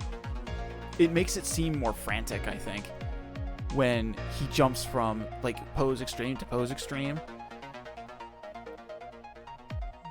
So I don't know, it kind of adds to it a little bit. Uh-oh, here it comes. His worry and anxiety have reached their peak.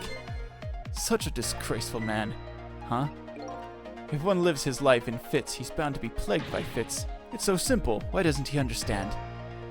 But there wasn't a chance to rescue him before now. It's not over yet, though. I can't give up now.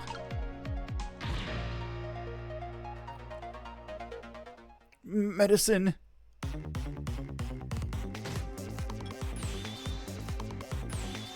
Ah! Come on, buddy. Water! Whoop. There you go. Now we're just going to jump back in here real quick.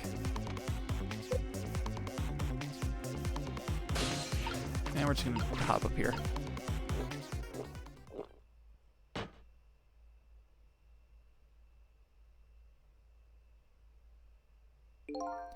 There. That should help. At least now he's had some water. He's still breathing, apparently. But he looks far from recovered, unfortunately. Such a wishy-washy man. Huh? He can't make up his mind whether to live or die. That's how he lives his life. Okay. At least now I bought some time to get his medicine to him. There we go. So, now that we've gotten here, getting the fate change here while being in the fan makes this next part a lot easier. Because getting Detective Jowd out of the prison was one place that I got stuck on consistently. This was the other puzzle that I got stuck on a lot. Because it's a little complex, and also it's complex with a little sprinkling of BS on top. So you'll see what I mean here in a sec. So we're gonna just make the ceiling fan blow harder, knock the papers down to the floor. All right. And we got the meds. Okay, time for the next step. Now, about this medicine bottle. If the minister's going to make a full recovery, I have to deliver this thing to him. But how is a ghost with no hands or feet supposed to do that? I guess I'll just have to use my head instead.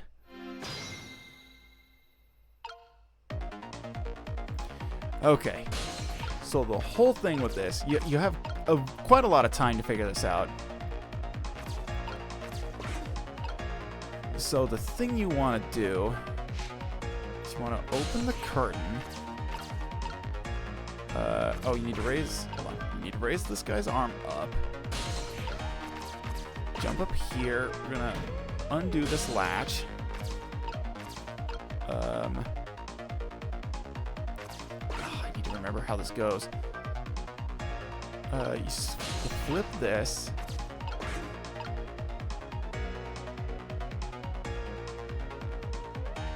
You spin this. Okay, good. This urn is pretty light. Once an urn is dropped, there's no getting it back. I guess I'd better think carefully about what I drop and when. Okay, then we jump to here. We're gonna open the curtain. Open the curtain. Then we're gonna jump here. Open this. Then we're gonna jump up to here. Undo this. It's a pretty light frame for its size. There sure are a lot of things that can fall down in this room. He's a fallen man. Huh? He deserves to have everything come tumbling down on his head. I don't know about fallen man, but you talk about him like he's your fall guy. I guess the key here is to what order the objects are dropped in. Very true, and so far I've got this right. I don't want to rock that yet. I want to turn this and just get that ready.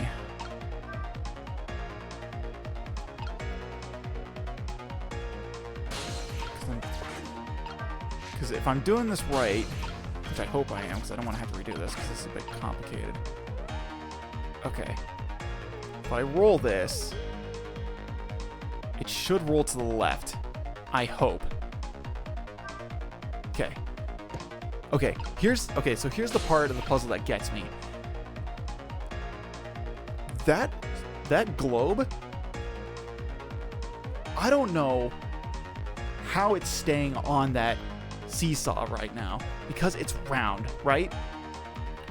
When I was first doing this puzzle, I could not for the life of me figure out what it wants me to accomplish because I saw that you could get the globe on the seesaw, but I thought if I put the globe on the seesaw, it'll just roll off because it's a ball. I need to figure out some way to, or find something to put on the seesaw in order to, do the Rube Goldberg nonsense. When I found out that the globe just sits there instead of just rolling off, I was so upset. it was the first time where I actually put into question the game's logic. Because it irked me so much that, like, you have to suspend this kind of disbelief with the facts in order to get the puzzle to work. And I know it's like, yeah, it's a game about ghosts, whatever. You're doing a lot of weird stuff. But it's like a sphere on an incline is going to roll. It's not going to just sit there. And I wouldn't be upset if it was like, oh, this globe has a flat spot on one side. Or, hey, this picture frame has a raised edge. That could, like, if it had that and could, that would point you in the direction of, hey, put the globe on the seesaw, stupid, then I'd be okay with that. Or at least would give you a hint to be like, this globe won't roll if it's on an incline. I wish it had something like that. Because then it would be just a smidge more obvious that, hey, you can put this on the seesaw and it's not going to hurt anything. Because, see, you can do this thing with the sword, you can spin it. This thing is pretty heavy. It's got a good swing to it. It's sharp enough to cut the medicine bottle in two, though. It's not long enough, is it? Such a reckless man. Huh? Only cowards like to keep weapons around. What a truly dangerous thing to have around. In any case, I bet I could use this sword somehow. So yeah, so now you kind of look at the way things are set up and you're like, oh, okay, I get it now. Okay, so now we want to rock the basket. That puts the globe up on the sword. And now, with the globe put on the sword, giving it some more length, we spin it for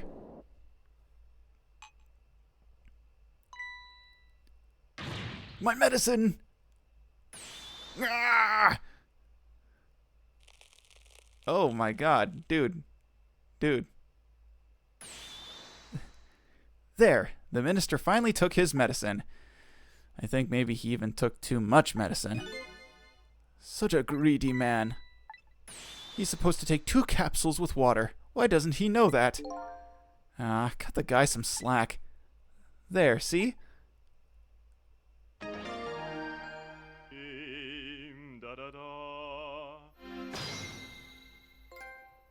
Too much medicine. Phew, that was a lot of work.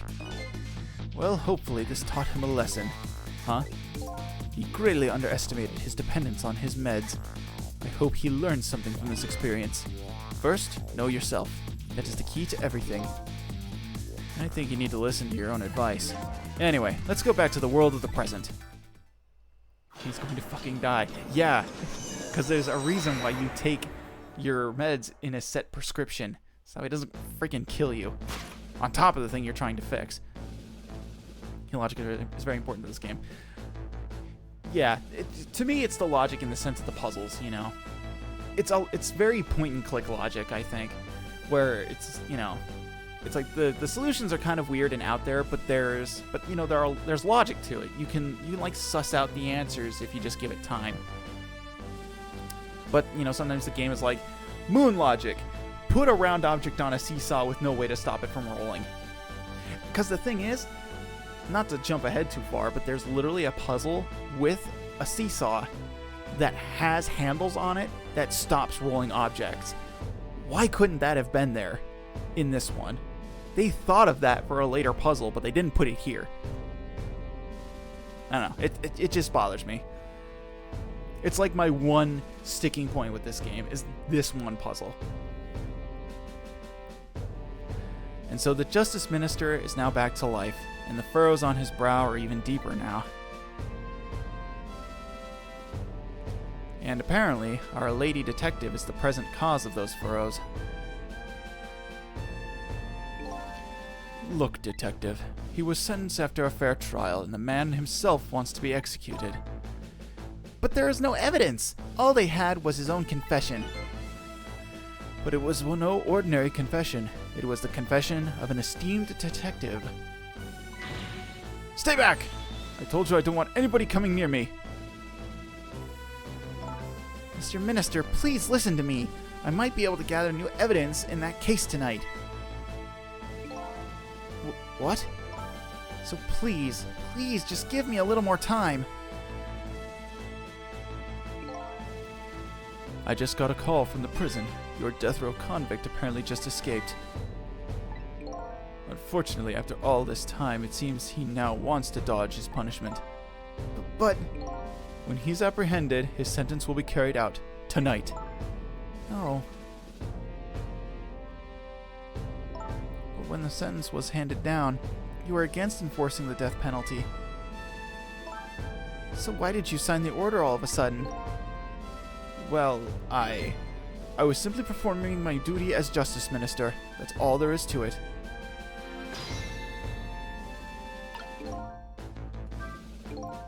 Lynn looks like she's about to rip into the Justice Minister. I think she's forgotten all about me. I think I'll send her a little signal. Okay, I don't have to move. And we're just gonna leave this little thing here.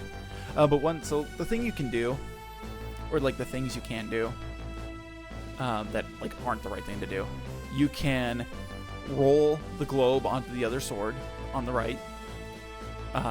You can put the melon on the sword instead of the globe, and it's still not long enough to reach. You can drop the urn early on the seesaw and then drop the globe on there, and it will roll. It will roll into the black urn, and it'll stop. You can drop the frame early without anything underneath it. Oops, hit my thing. You can drop the black urn first and then the frame. There's a lot of like wrong answers you can have to it. So, it requires a lot of trial and error if you're doing it for the first time.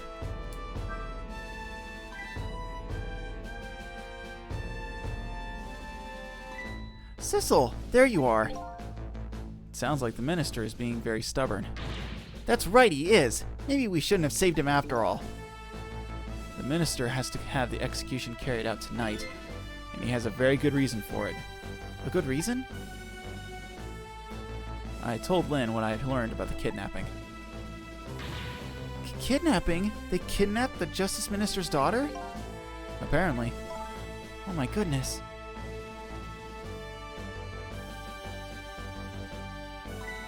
But still, that's still no reason to hurry forward with the execution. Why don't you go ahead and say that to the Justice Minister then? The poor man. I hate to do that to him. Oh, by the way, do you think you could carry me? Oh, right, sure. Not very handy, is it, having no legs?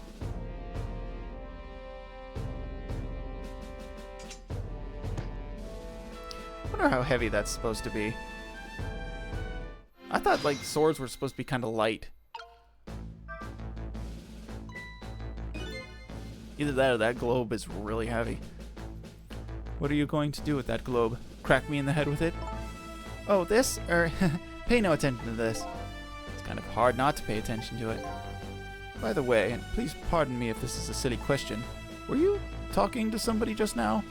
But of course not, right? I mean, there's no such thing as ghosts, right? Are you talking about me? Ah! No, there's no such thing. This is a dream. It's nothing but a dream.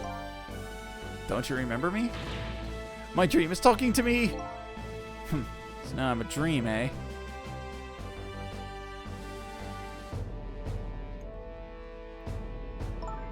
Mr. Minister, we know about your daughter. She was kidnapped, wasn't she? And if the execution doesn't take place tonight, you won't see her again. Yeah! Your medicine! Your meds! And so he died again. Oh, what am I going to do? The death row prisoner has escaped. If he isn't executed tonight, my daughter, my Amelie. But what if that execution isn't the right thing to do? Yeah. Come on, Lynn. If you keep pressing him like that again, he's gonna die. Again. What can I do then?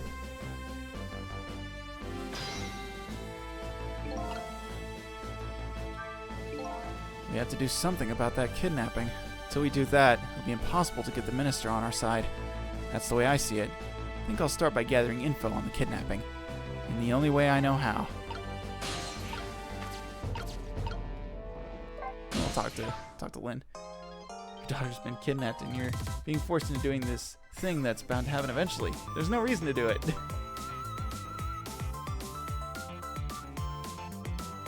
Yeah, it's like, why not? Tell him to screw off. Fuck you. I'm not gonna do it. Don't you think there's something fishy about this kidnapping thing? Fishy? I mean, the demand is to carry out an execution that was already set to be carried out. It's just like the minister said, there's no need for such a kidnapping. Huh, you might be right. Are you talking to somebody again? No, there's no such thing, no such thing. Be a realist. I'll never believe in them. Not in the existence of ghosts, not in this escape from the prison, and not in this kidnapping. This realist is running away from several very real facts. At high speed, too. Anyway, let me try and find out more about this kidnapping. After all, I know where the kidnappers are. Oh, that's right, you have their telephone number. I think I'll go see what these kidnappers look like. We meet again, Mr. Minister. What? I've never seen you before. In any case, I'm a very busy man. If you're a dream, please don't bother me when I'm awake. I'm not a dream. Looks like it's just a waste of time trying to talk to this guy. I think you're right. Stubborn, Justice Minister. Please stop speaking ill of me inside my own head.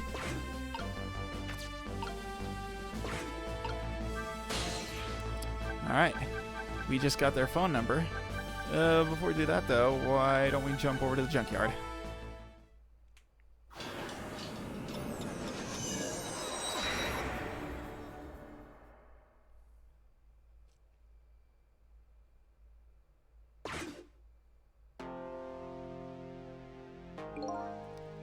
What's the matter, Ray? Taking a break? I'm embarrassed to admit this, but I'm apparently starting to lose my strength. What? Let me ask you one favor first, if you don't mind. There's a small creature who needs your powers. You're talking about the little lady, aren't you? She holds a clue to that which you seek. I encourage you to lend her your strength. How do you know all this? You'll find out soon enough. I know you can do it. Hurry along now. There's no time to waste. Okay, I'm going. I don't know if Ray's going to be able to hold out much longer.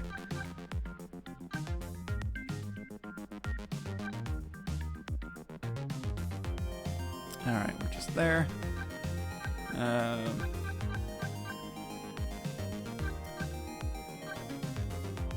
Let's just go here. Yeah, I'm gonna say for 30 more minutes, but then I want like 40. I want to at least hit a chapter break first before I call it. Which I think is soon. I really should pay the kidnappers' hideout a visit. After all, if we want the Justice Minister to come around, we have to solve this problem first. I feel like I'm slowly moving away from my own mystery, but I'm not the kind of guy who can abandon a little lady in trouble. So I guess I'm in this for a little while longer.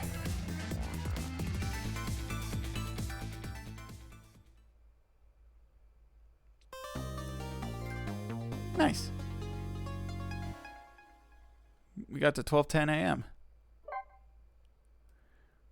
Which is about as close to what time it is where you're at. Save your data. Yes, saving. Save complete. No. Alright, and that's going to do it for today, I think. Put my controller down. Yeah. Alright.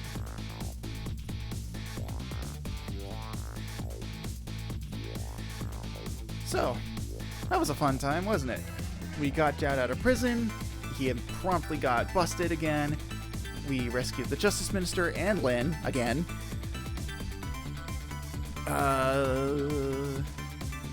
And yeah, now we're going to go raid the kidnappers' hideout, and we're going to find out if they have the minister's daughter or if they're bluffing.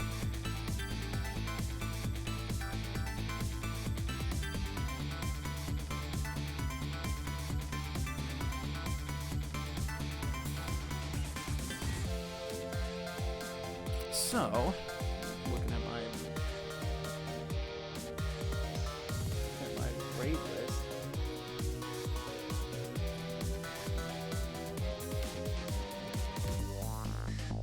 Oh, there's actually a few other people playing Ghost Trick right now. Tight. Might just do that. Yeah. Been a great time. It has. It was. I'm slowly losing my grip on doing character voices, though. I'm starting to realize. But that's all right. I think just not having to focus on doing extreme voices is probably better. It's for the best, I think. But that ends this session. I don't know if I'll be doing this tomorrow, or if we'll be doing something else, because I'm trying to get to the end of all these playthroughs, because I know we're about halfway through Superstar Saga, I think. Maybe half. I think we're almost halfway through Superstar Saga. And we just finished chapter 10. Did we finish chapter 10? I don't know what chapter we're on here. I forget. I could just look at the chapter select. Hold on. 1, 2, 3, 4, 5, 6, 7, 8, 9, 10. Okay, so we're on chapter 10. We're getting close. So there are about 6 or 7 more chapters.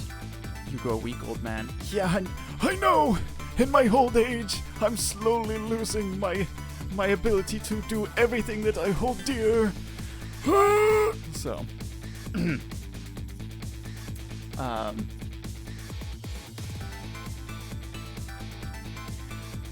yeah.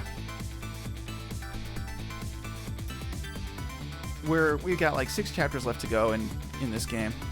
And Superstar Saga we're halfway through. And in Pokemon we still have like a decent ways to go, I think. I know I'm not, because I said we're not doing the post game in Crystal. But from what I remember, we still have 2 more of the Johto gyms to go. Yeah, we still have 2 more of the Johto gyms. We've got the Rocket side plot to do. And the League, which is going to take some doing. So it's like we still have like a healthy dose of like stuff to do in all the games. And I really want them done because I just want to draw on stream. And I would just be like, I'm putting everything on a hiatus. I'm going to just do that, but I hate not finishing stuff. So I at least want to try and at least finish some of it.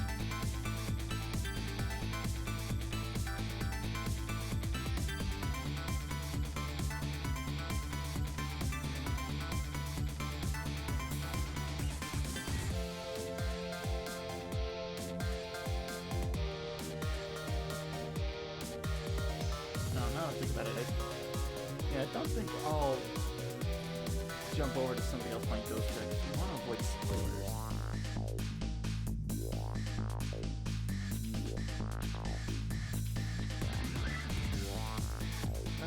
Let's see.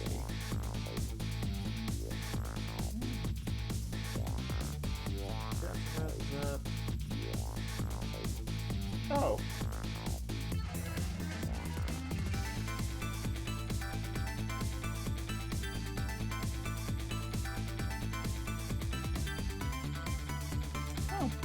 Bjorn is doing some drawings. She's drawing Sonic stuff. So I think we'll just go and do that. Why not? We'll just send the love her way. Then I'm gonna go get something to eat because I am starving. So thank you for joining me on this day. We will stream tomorrow, same time. And we'll do gaming on that day, which is tomorrow. And it'll be, just one of the 3. This, Pokemon, or Superstar Saga. Whichever one I feel like. It'll be one of those. So, thank you so much for watching. Hopefully you have a great start to your weekend. I'm messing up my outro here. But thank you so much for joining me. It's been a great time. Hopefully I will see you tomorrow. And hopefully you have a great start to your weekend. So until then, take care. Have a great evening, day, and or morning. And hope to see you somewhere out in the multiverse. Take care. Have a good one. Bye.